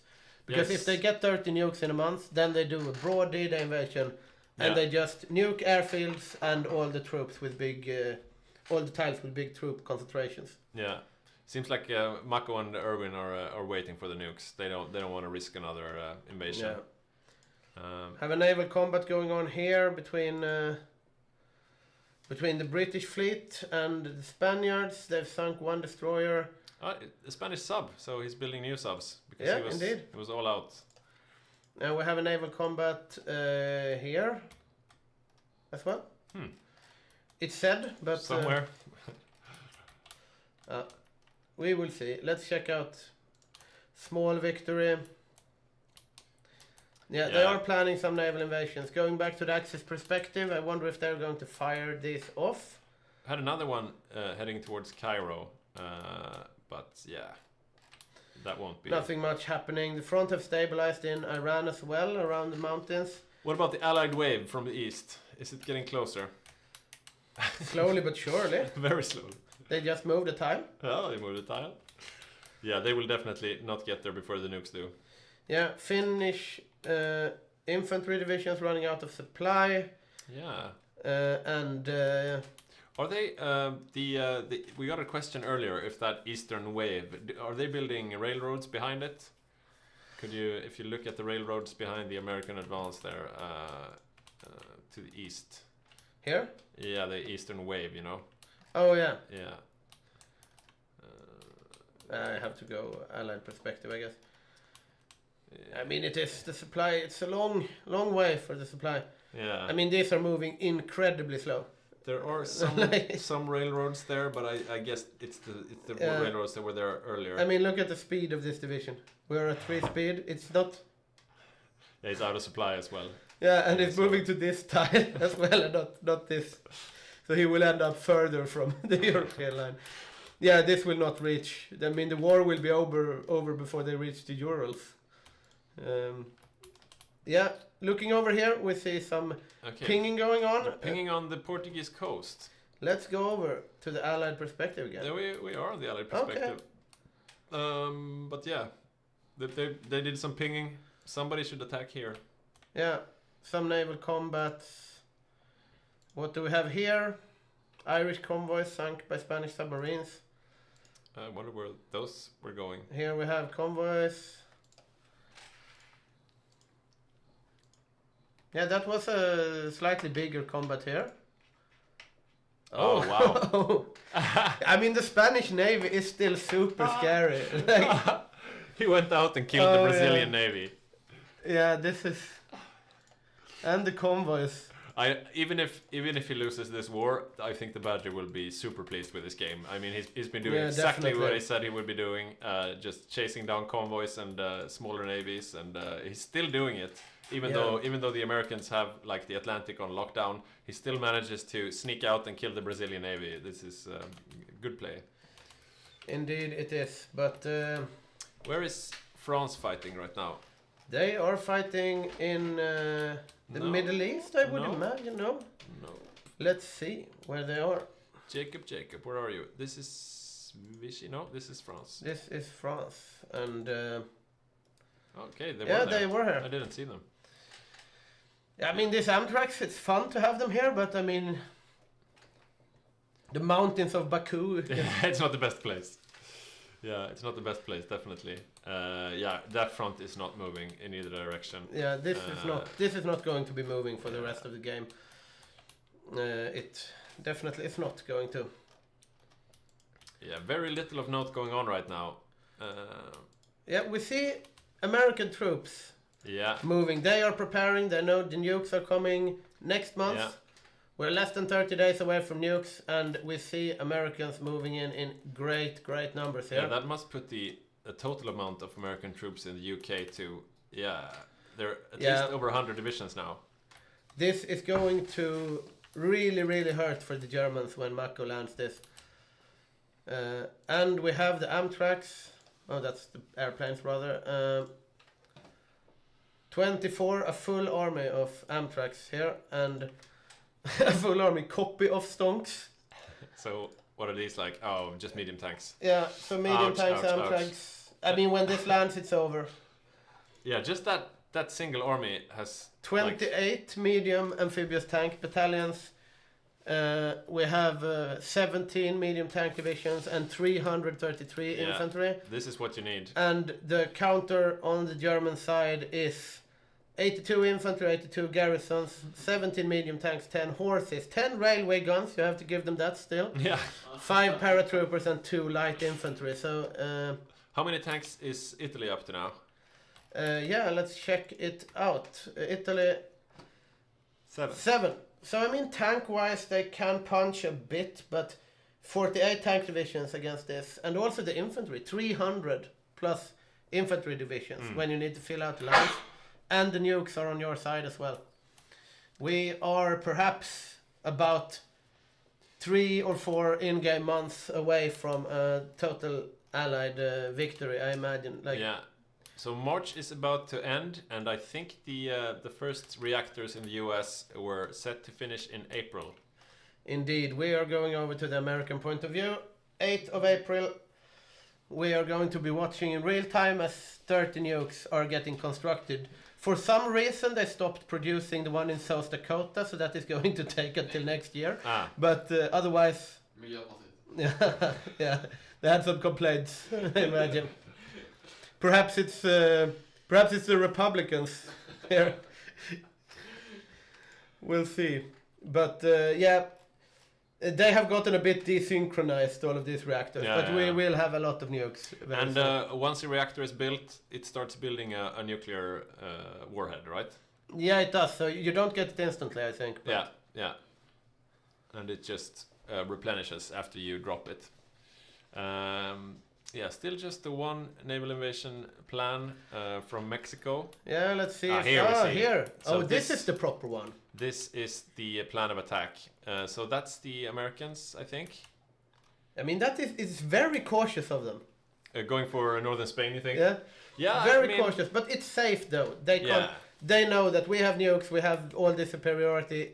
If we go northern Spain, we can't lose the D-Day. Yeah. I mean, it is basically a guaranteed win once the nukes are done and they land here. I would really like them to do a fake D-Day first. Like, just... they might try here. Yeah, if they just land some Amtraks or something in a place, all the Axis will be heading there, and then you can safely invade. They have fooled the Axis, though, because look at this. Yeah, that's definitely a good idea. I mean, this is far away. But they will be scrambling down there as soon as they come. And I wonder how the Axis will do on fuel as well, because Baku is now firmly in the hands of the Allies. Mortal Vision is saying, finally they understand. Take out their star player, get rid of Badger, install Foxes. Yeah. Yeah. Definitely.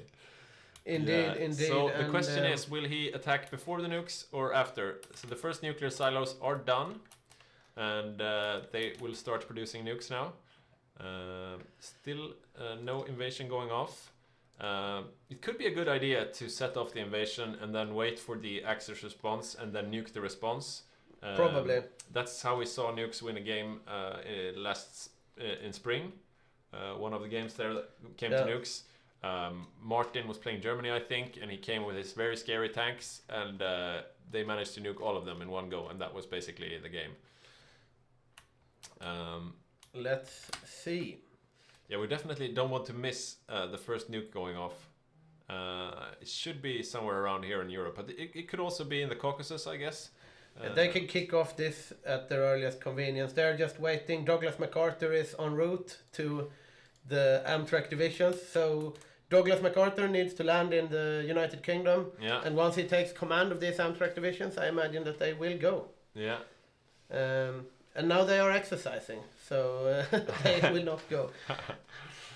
Yeah, they need just a bit of training before they feel ready to move in.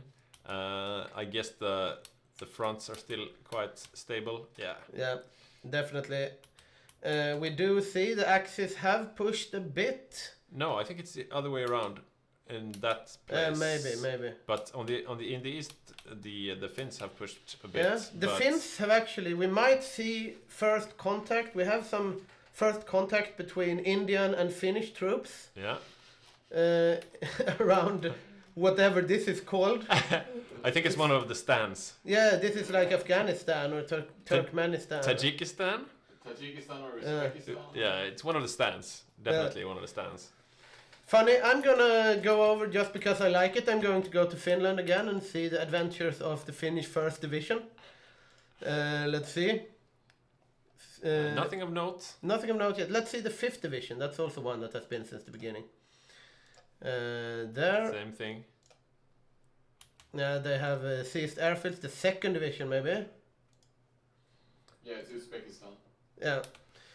It is still the Finnish 1st Division that has done the most work. We do see some medals here on 20th. Secured Archangels from Soviet forces, took part in the siege of Gorky, and now they are in Iran. So the Finns have done the most traveling this game, I would say. Yeah. Naval invasions planned, though, from the Axis. They are going to... And this is synchronized. Both Italy and Romania preparing naval invasions. So I mean, this is a serious attempt. They will pay dearly for this if they are... If the Italian... the cream of the crop of the Italian army is in Benghazi when the 40 American Amtrak lands in the north of Spain, they will not be in a good place. Yeah, I mean, the worse it goes for the Allies in North Africa, the better it is for them, really, because the further away the help will be when they get D-Day'd. Indeed. Axis has developed cooperation landing. Yeah, finally. Yeah. I mean, if only the Allies had managed to do some coordinated landings, then the game could have been over.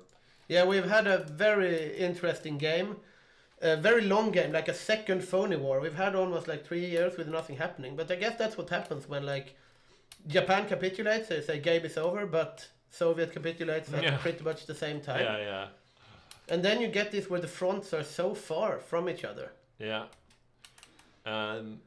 So I think they should probably have nukes now. It's been more than a month since the last... The US should have some nuclear weapons. I don't know, you should see them up here. Yeah, I've almost never played this long. Yeah, you should see them up in the bar, right? Oh no! They haven't researched the nuclear bombs. Aha. They've only researched the reactor. Okay. Big mistake. So, look at Germany then. Let's see here.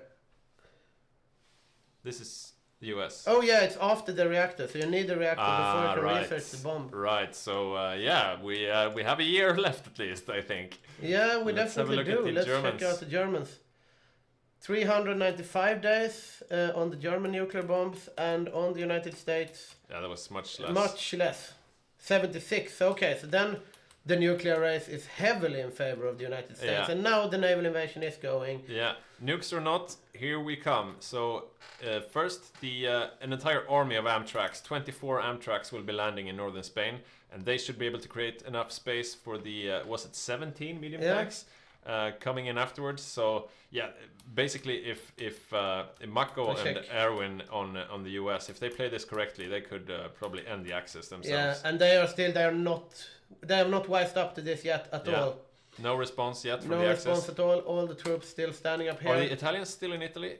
No. Oh, they are. No. Oh, they have landed in. They just landed. This 18. That timing, huh? Oh, that is bad. 18 divisions with anti-tank in them are now in Benghazi when the Allies land in North Spain. And here comes the first American Amtraks landing. Let's go over to the American point of view again. But the Italians really need to not be there. Here comes the landing. It's just garrisons they're defending. I don't know where the Spanish tanks are. They should be heading towards the front. Yeah, they are moving up there. He's got 10 of them. The New Zealanders have conducted a parade drop at a town whose name can fuck off. Pakistan? Yeah. Oh, that's cool. Yeah, we'll look at that later. This is more exciting. So the Spanish have 10 tanks heading towards the front and the 4 more in training. They stopped training now, of course. So they got 14 tanks. That's not bad. But and here comes the German tanks as well. We'll see. I want to see this from Axis perspective to see how they square up against the American tanks, because they might actually be able to kick this out. Oh yeah. They're not moving quickly enough inland, and they're not getting enough supply in there. They need to open another. Yeah, I'm gonna go over to the United States again, but they need to shore up these defenses. They are doing other coordinated attacks here. That's exactly what they need to do. More naval invasions following the initial ones. Because I mean, this is beefy as hell, but if they meet all the Axis armor... they need supply, and for that you need more ports. The other naval invasions are not starting... Also the convoys again! 0 convoys on the United States. They can't... They can't... It's not sustainable. I mean, they will reach 0 convoys soon in the UK as well. And the Axis are pushing straight in, but they're being pushed back. As always in tank battles like they this. Are moving in the rest of the Amtraks now, though. Finally, the American medium tanks and are landing. And here come Andreas with his Canadian medium tanks as well. So it's pure tanks. It's amphibious tanks, Amtraks, and medium tanks. The first real tank battles of the war is taking place in 9th of June 1945 in the hills of northern Spain. I think that's unfair. I think we had some tank battles before, but this is probably the biggest we've had. Of course, it's the biggest, still... bit of a back and forth, but... Yeah, they're not moving out of that pocket anytime soon. They are having green bubbles across the front, though, and once they kick off, but they need to kick off the other invasions. Yeah, they desperately need to open more fronts. I mean, they are ahead in number of troops, so the more fronts they open, the better it is for the Allies. We really should see a second and third, fourth naval invasion going off now. But they are managing to hold their own, and they might actually be able to break out. We see them pushing down in the west. Portugal is being slowly liberated there. Red bubbles over here, but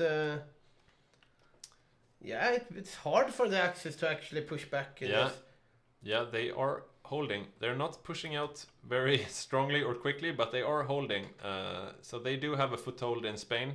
But where are the other naval invasions?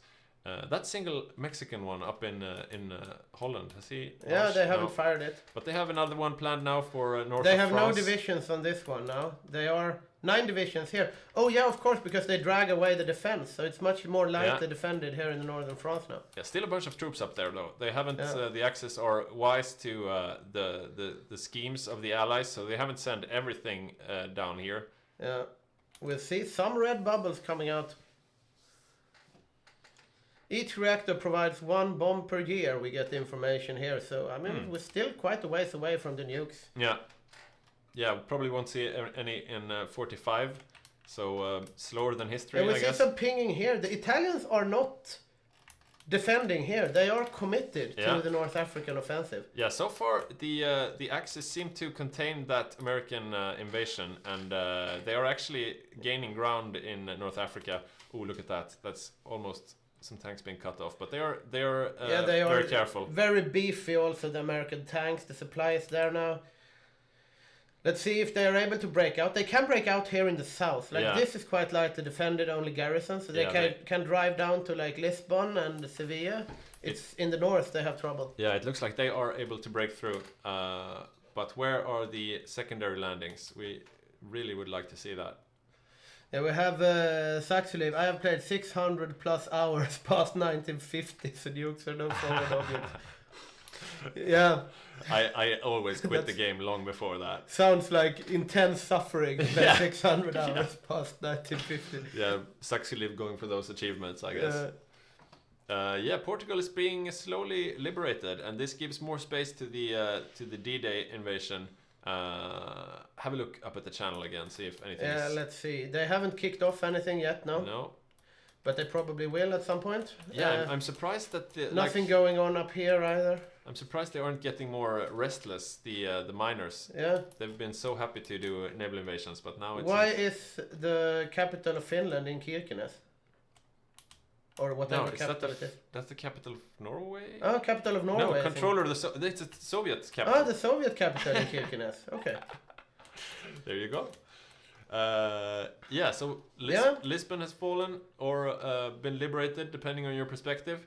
The south there is definitely falling. Yeah, I mean, this is the soft part. They are going to take Portugal, and the thing is, I don't know if the Axis can actually keep this whole line defended. At some point, you will have a big front breakthrough. I bet if you change to the Axis perspective, we'll see troops coming down from France now. No. But Spain has started to set up his second line of defense up there in the north. Yeah, they are going to try to micro. They really want to be able to cut off this, but it's all red bubbles for the Axis. They are having some success in not being pushed on some tiles, but let's see. Iran still stable. North Africa is being taken back by the Allies, but I think they realize the severity of the situation in Spain. And they should probably retreat. Portugal is almost completely liberated. And they are still holding their foothold, and by now there's a lot of infantry coming in as well. The supplies are looking better, and it's looking worse for the Axis also on the supply. If we look at the supply map mode, they are having trouble supplying this front because they are so far from the harbors now. Yeah, I think we will soon see a drawback to the Barcelona line up there. Probably. Gonna go the American perspective again because I can imagine that they have some more support coming down. Still the convoys though. Yeah. Had they not had 0 convoys, this would be over in a much quicker manner, but probably. But they have the supply now. They're saying somebody should naval invade Bilbao. Yeah, we agree. Yeah, definitely. Indeed. But no naval invasions planned. Yeah. But Spain is not going to be able to hold. No, it does not look like it. But the attack has stopped somewhat in the south.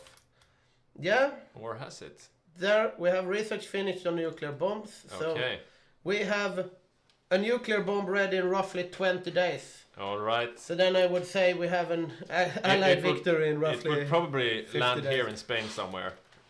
And we'll see what that does to the Axis morale when the nuke starts flying. Yeah, I mean, rubber though. Rubber looking bad, that's weird. I mean, they control all of Southeast Asia. Yeah, they just have so much Amtrak at this point. Yeah, they should probably just trade some.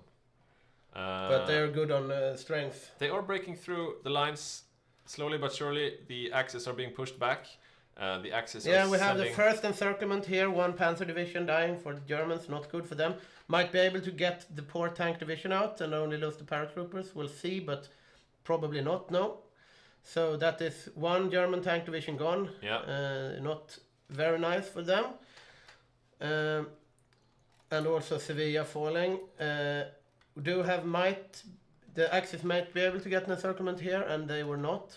Let's stay a bit zoomed out like that, so we don't miss any nuclear explosions. That would suck. It's just. All right, we don't have any nukes ready yet. No, but we will soon. There are so many troops on the front line now, so you basically don't see what's going on anywhere. Yeah, you can see the front is slowly shifting towards the east, though. The Axis are being pushed back, especially in the south. Yeah, And they have lost the tank, one of the tanks that they had there, so... Yeah. And now the supply issues are gone for the Allies. They have so much land taken, so they can really supply their invasion. And the Americans are putting a lot of troops in there. Indeed they are, and nothing coming down. Let's go over. That's a sneaky naval invasion by Romania being planned. Yeah, this is an interesting take. He wouldn't need naval supremacy there, though. Yeah. That's hard. I would imagine that he don't. Yeah, and I don't think those 4 Marines will be able to... And we see incessant blinking here from the Axis. Click Malaga, they say, so that we can encircle these 3 Canadian tanks. Yeah. Andreas might have overextended a wee bit, but I mean, these are just getting retreated. Yeah, they don't have enough there to stop him, and now he's moving back, so he should be okay. But the German tanks are coming down there now as well. Yeah. Maybe. No, he's safe. He's safe. He is indeed safe. Looking at the air side of things, the air is bugged, so I can't see it, but it is very not in the Axis favor. Yeah. And a nuke will fall rather soon, I would say. No, we're not on the Allied perspective, sorry. We can go over to the Allied perspective, though, because... Yeah, now they have 1 nuke. They have 1 nuke. I wonder where they will place it. Where are the German tanks? Mostly in the south, Spanish tanks in the north. I think they will target the tanks. Here. If they get their tanks encircled here, you can just nuke them out, basically. Yeah. Yeah, so... yeah, either the Spanish tanks or the German tanks, I would say. Spain has 15 tanks up in the north. Also Italy has tanks in the south. I think that's where we'll see the nuke. Yeah, see, they are having red bubbles here, so it's a bit of trouble for this 10 garrison divisions, but... Yeah, hard fighting now in Spain. People have been sitting and waiting for quite some time, so... Yeah, I mean, everyone has so much troops, but as we said before, the Allied war machine is really just picking up steam. At this point, you see 327 infantry divisions. Should we have a look at the total number of divisions on the Axis and the Allies, respectively? Let's do it. So starting... 82, if you look at the war screen, we can get the total.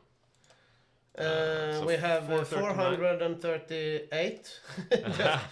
One, here. Oh no, Romanian 37. Sad for the Axis. United States, let's go the Allied perspective on the war here. 703, so it's double almost now, and we're seeing some small encirclements, nothing major. The Axis are in a fighting retreat. Yeah, they are doing quite a good fighting pinging retreat. Up in the north there. Just pinging Bilbao. Somebody should... Yeah, they are getting an encirclement, maybe. Maybe a little encirclement. Could be. They still control the harbor in Oviedo. Yeah. But they are going to lose the Oviedo harbor at least. At least some tiles, something to alleviate the supply situation for the Axis. They haven't lost that much either. We saw Romanian tanks get encircled and 1 German tank, but... the Romanian tanks were fake tanks. Yeah, right. They are fake tanks as well. So, I mean, the thing is... The Axis are doing well considering the circumstances, but I don't think they can hold out on this. We have 2 nuclear bombs in the pipe. Are they waiting until they have a few before they throw them? Maybe. So they can throw them at a couple of places at the same time and just go through. Yeah. We'll see.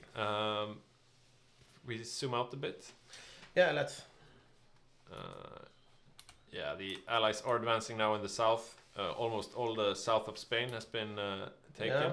Short look at North Africa, completely liberated. Axis advancing in Iran. Did the Finns retreat? Maybe. It looks like Ian on New Zealand, he took Corsica and Sardinia again. Yeah, New Zealand has taken Corsica and Sardinia and we're planning paradrops on Barcelona. That might actually have an impact. But they can't attack troops though. So unless they're moving into empty tiles, they will lose. Yeah. But the Axis are not giving up on Spain. The north of Portugal is starting to stabilize a bit in the Axis favor.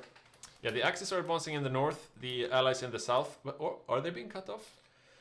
They are trying. They still have some harbors down there, though, so it should be fine. Cipher for Germans completely decrypted by the United States. They're probably going to pop that. Yeah, that's a good idea.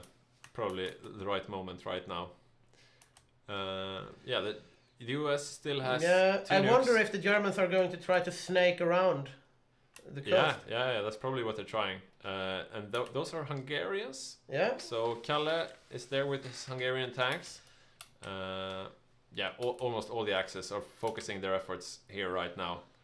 Yeah, we see the south is falling. There's a bit of a salient there. The Axis lose some troops, nothing major, but slowly but surely they are losing the battle. Central Spain is also looking quite dire. Yeah.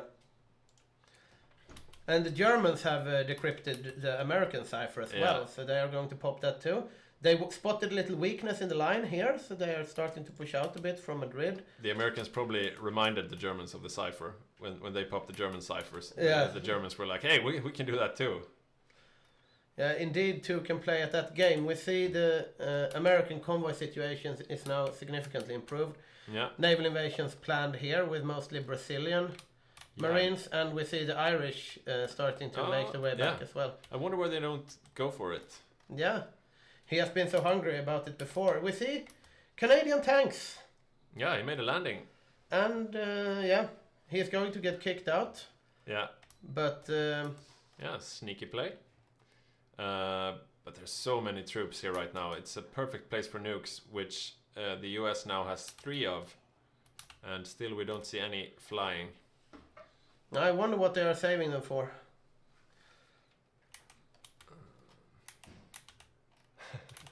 That's the first nuke. So we're getting some porn links in the chat, apparently. Oh, yeah. Oh, wow, the first nuke! Atomic bombing in Murcia. And that's the airplanes, I think. If you go to the German perspective, was that... they did have some tank divisions down in the south earlier. Yeah, they had some, but I would say they missed the airplanes. That was not the... Yeah, they nuked one of the airports. That was not the best place for a nuke, I would say, but I mean, they have 2 more. Yeah, exactly. They are pushing the front now, and you see these tanks are probably due to get encircled here. 1 German tank falling. Oh, so we're getting a raid from Crispy Jones. Thank you, Crispy. This is the Hygge HOI community grand game Operation Trading Grounds, and we are in the final stages of the war. Nukes have started to fly. The D-Day invasion has been launched in Spain. Half of Spain is now in Allied control, and the first nuke landed in Murcia, but the US still has 2 of them in the stockpile. Yeah. And the push is going slowly but steadily. Germans are losing some tanks. No, like major encirclement with like 10 tanks and just reeling up the front, but but it's just a stronger army on the Allied side, slowly but surely gaining the advantage, just chugging along.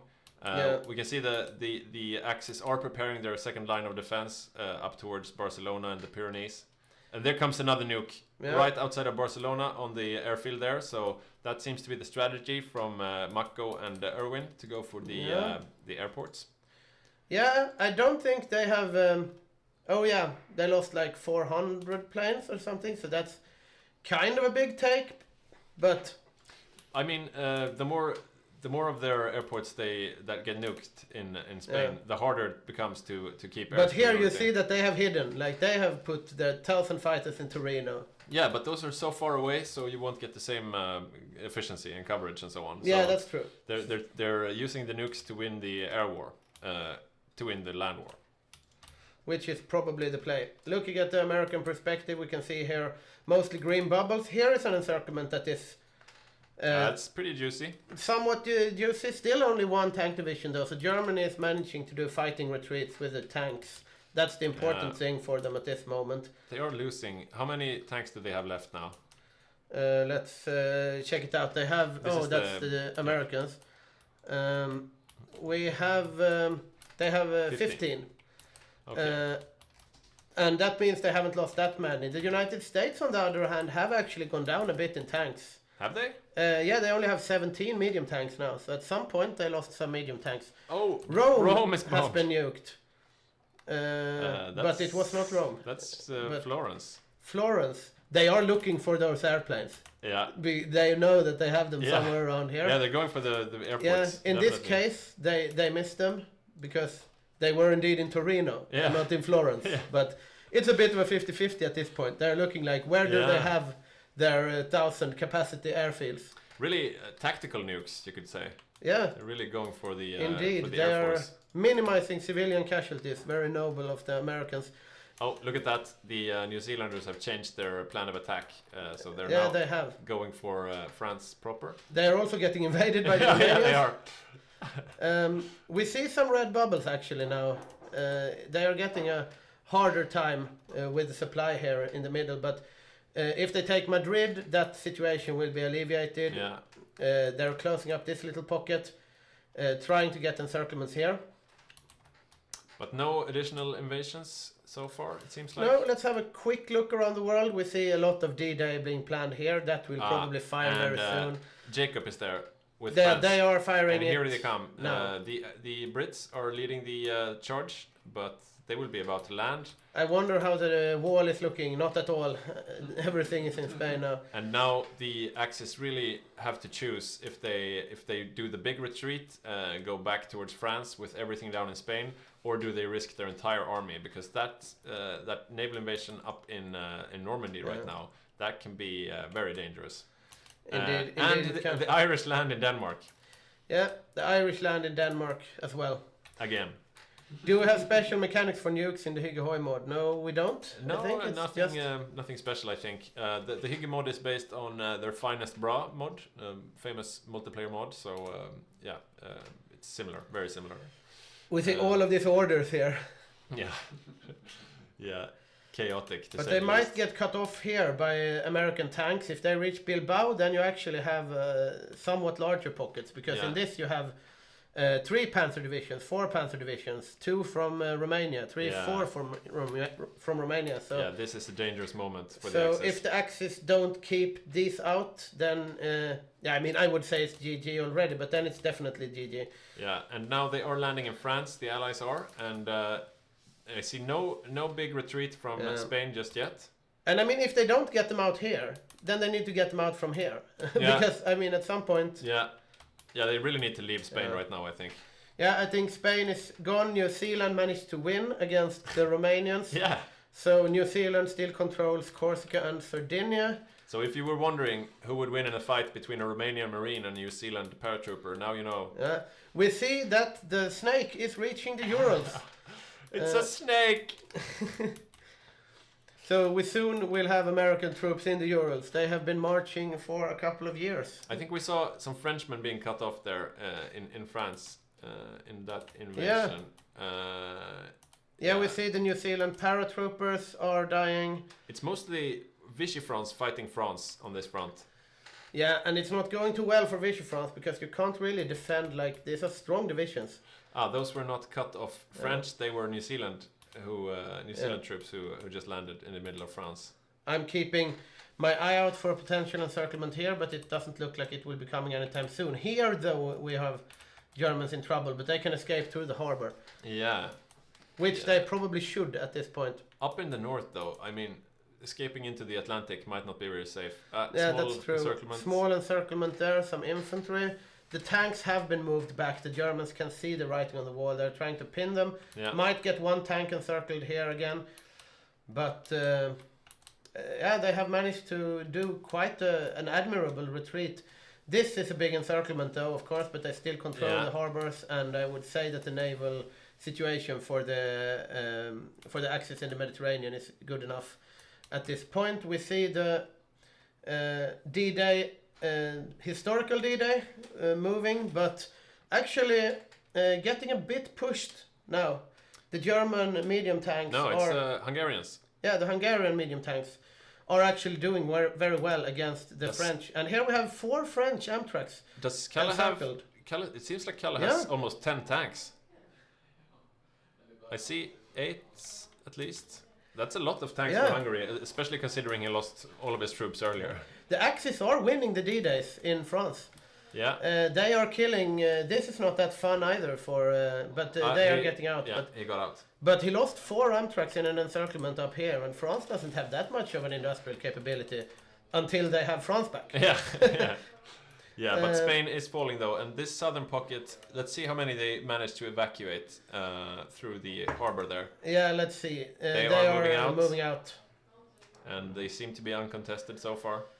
Yeah, I think they will be able to get out with pretty much everything. Maybe this tank in Almeria will get retreated and almost all these troops are down to half strength though, so they will not be able to get this tank out. Maybe this tank as well.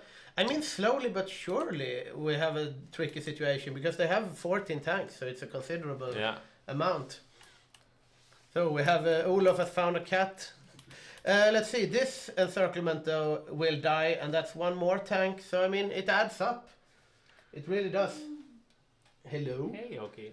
I can hold this guy. Yeah, hold him, and I will check out these encirclements with German tanks that are in dire straits indeed.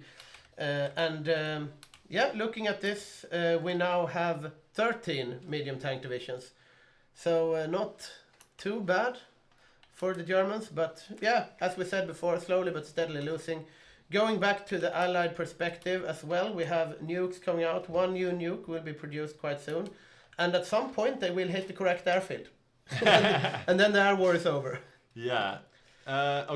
So that's Badger capitulating finally, but he had a hell of a game, and he really stuck to his game plan as well. Indeed. So F's in the chat for our General Secretary. Tooth. Yeah, I just gave him a candy, so he's a bit...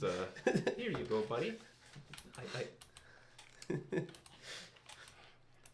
Yeah? Hey, good boy. Okay. I'm gonna let you down. See you later. Spain has fallen. Perhaps they should have retreated a bit earlier, but they didn't lose that much, the Axis.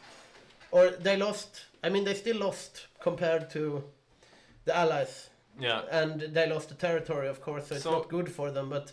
They did as well as they could considering the circumstances. They have also kicked out... There was another nuke in Rome just now. There was? Oh, they might have found the correct airfield then. Or they just nuked the... Yeah. Or there are no defenders in Italy. There are absolutely no defenders in Italy. Are we on the... Yeah. No? Yeah. And there were naval invasions planned for Italy, so Italy could be going out the door very soon. And we see here that they did lose their 1,000 airplanes there. They bombed the right airfield this time, so. Oh wow. New nukes coming in. They are having big production issues though. Yeah, but they have civilian factories. They could just. Yeah, and they also have so much in the field at this point. So. Yeah. But the D-Day in northern France have been scrapped more or less, so they won't be doing that. Yeah, I wonder how much Jacob lost on that particular maneuver. Probably quite a lot. Let's see the casualties here. We have Free France, Third French Republic, 1.3 million casualties. So I think that was, most of them probably lost up there. So they are going to try to hold off the Allied assault in the northern Spanish mountains, but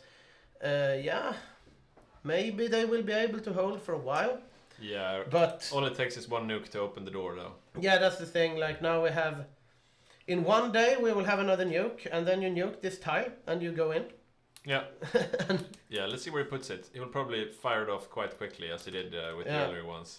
It is ready now, so let's see where the nuke lands. My bets are on maybe this tile. Yeah, we'll see. Or maybe in Italy again. There were some naval invasions planned for Italy as well. Yeah, we will see. And they are planning a big invasion of Italy here. See a lot of stuff being planned. Yeah, it's a good point. Could we check on the from the Allied perspective? Can they see that Italy is undefended? We are looking from the Allied perspective now, and they can't. But if they put one of those ships on this tile, they would see that Italy is undefended. Yeah. I guess correctly. Yeah. Poor Finnish troops. I think that's the Finnish 1st Division finally dying. Oh no. It's a sad day. The 1st Division. Finnish 1st Division. They have been everywhere. Just got nuked. They have done everything, but now they are at 0 strength. F's in chat for the Finnish first division. It was a legendary one. Indeed, they have been traveling from Finland to the Urals, to Iran, to France, to Spain, and now they got nuked, unfortunately. And that should mean that the Allies are able to break through in the west. Not just yet. Not. The Finns have been nuked, but they're still fighting on. Yeah, I mean, the Finns are putting up an impressive performance considering they just took a nuclear strike to their army. But they have so many defensive bonuses. And also mountains and... Mortal Vision is saying the Finns seeing the light of the sun for the last time. And yeah, I mean, that's probably right. We're in October now, look at this though. The Finnish 31st Division, 510 defense after being nuked. That's kind of... They are holding. Yeah. Impressive. No, but they are being pushed off? No. Yeah. Yeah, the Finnish division's held. Okay, so are there any other naval invasions planned? Okay, there we go. Yeah, there we go. And this is going to be very hard to defend again. Yeah. Yeah, those are the... And we have to Marseille as well. And now they landed in Rome Rome. has fallen. Poland has taken Rome. They called Martin's hand, and he was bluffing. He didn't have any defenses in Italy at all.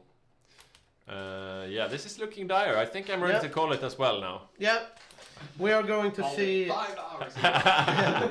At this point, we are only waiting to see when the Axis surrender will come. Yeah. And it probably will at some point. Yeah, there is no light. Iran has stabilized, and also the United Kingdom horse snake has actually started to close in on Moscow. So yeah, that's India. Löfgrens. we also have the Irish, or the Mexican rather. Irish and Mexicans have actually managed to take Denmark at this point. Yeah. So we will see. It's like this is the real war down here, and up in Denmark you have like the fake war. Yeah, we will see how this pans out. But this line has been able to hold, but it will not hold anymore once this troops land. But no.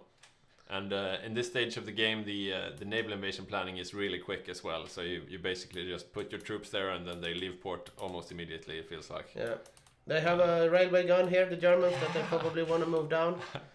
No line infantry over here. Everything the Germans have. We're not in the Axis perspective. All right. Yeah, they have some over here, but otherwise everything is in France. Yeah, yeah. Pretty much everything. This is the last stand in the Pyrenees right now, and now we see the Americans landing north of the defenses. Yeah. And yeah, they're just gathering speed, and then they're probably heading off inland. Here we go. And yeah, almost nothing left in the north of France, and they're just spreading out at will right now. Yeah, they could just roll all the way to Paris. Yeah. They are trying to, the Axis they're trying to move back from the defensive line. How is Italy looking? Is he capitulating? Soon. He does have some defenses in south. Oh. Yeah, he could probably drive these guys out. Okay, so we have a hot joining player. Oh yeah, player? it's of course Spain. Ah, right. He still wants to join and fight. Yeah, of course. The Badger never gives up. Yeah, I mean the Badger could be used in some micro role somewhere. Yeah. He's very good for the next 15 minutes Yeah. before they capitulate or something. Yeah, We'll definitely. see. Now we have to send a save game again. Yeah, so we're waiting we can for... bring the cat back maybe. Yeah. Or we can actually switch casters one more time. I can do the last on the technician, and you can just. Okay. I think it's my turn, but... Oh yeah. Okay. Never mind, you go, man. Hey, okay. Here we go. Look at this, buddy. We have more candy for you. There you go. You're a streamer cat, just like your mother. Oh, we lost the server. Oh, damn. Okay. So, Will they rehost here or will they call it? That's the question. We may have at the end of the game. We will see. We're not getting any messages right now. Maybe Victor can check in the gentlemanly chat. Yeah, I will keep an eye here. We have stationary saying good game, well played. Okay, but he was playing Japan, so... Yeah, of course, it was probably... We will see. There is a lobby up. I'm trying to join it now. We'll see. There is no conclusive surrender, but it seems like it's not far off. Yeah, it should be really close. Because the Axis have basically nothing left. Yeah. A second D-Day invasion has landed north of the original one, closing in the rest of their troops. Italy's falling.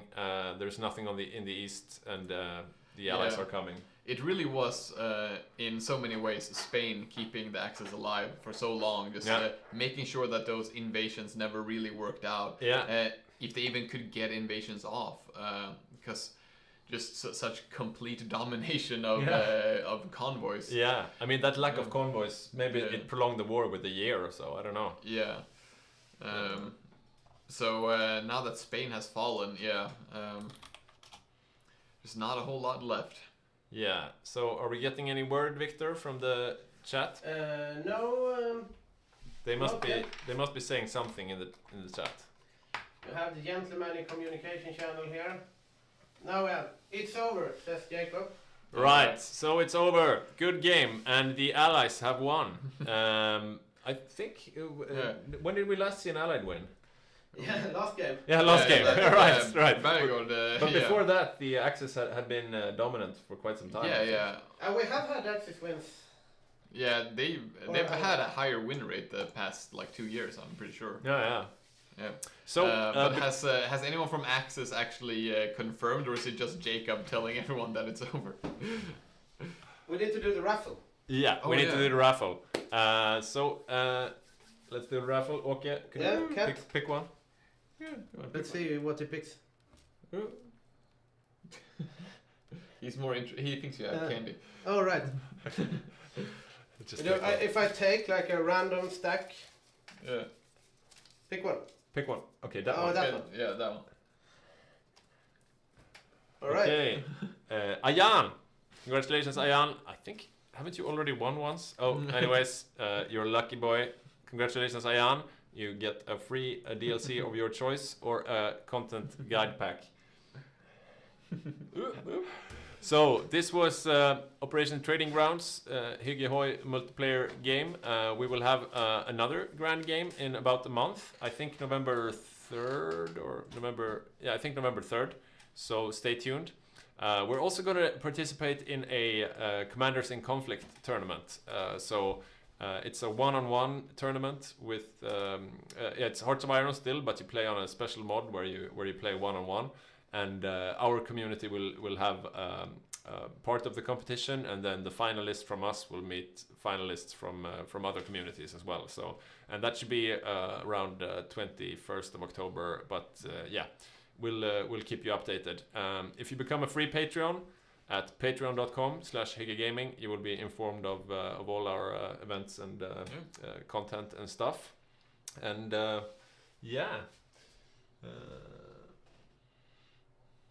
thank you so much for joining us in the chat, especially you guys who've been here all day with us. It's great to have you with us.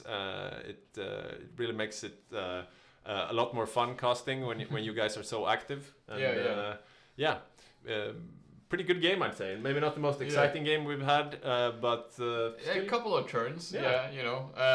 Real strong start from the Axis. To a slow defeat that they almost managed to do another turn and come back. They did cap the Soviets. It just took them too long. Yeah, definitely. So I think that's it from us in the studio. So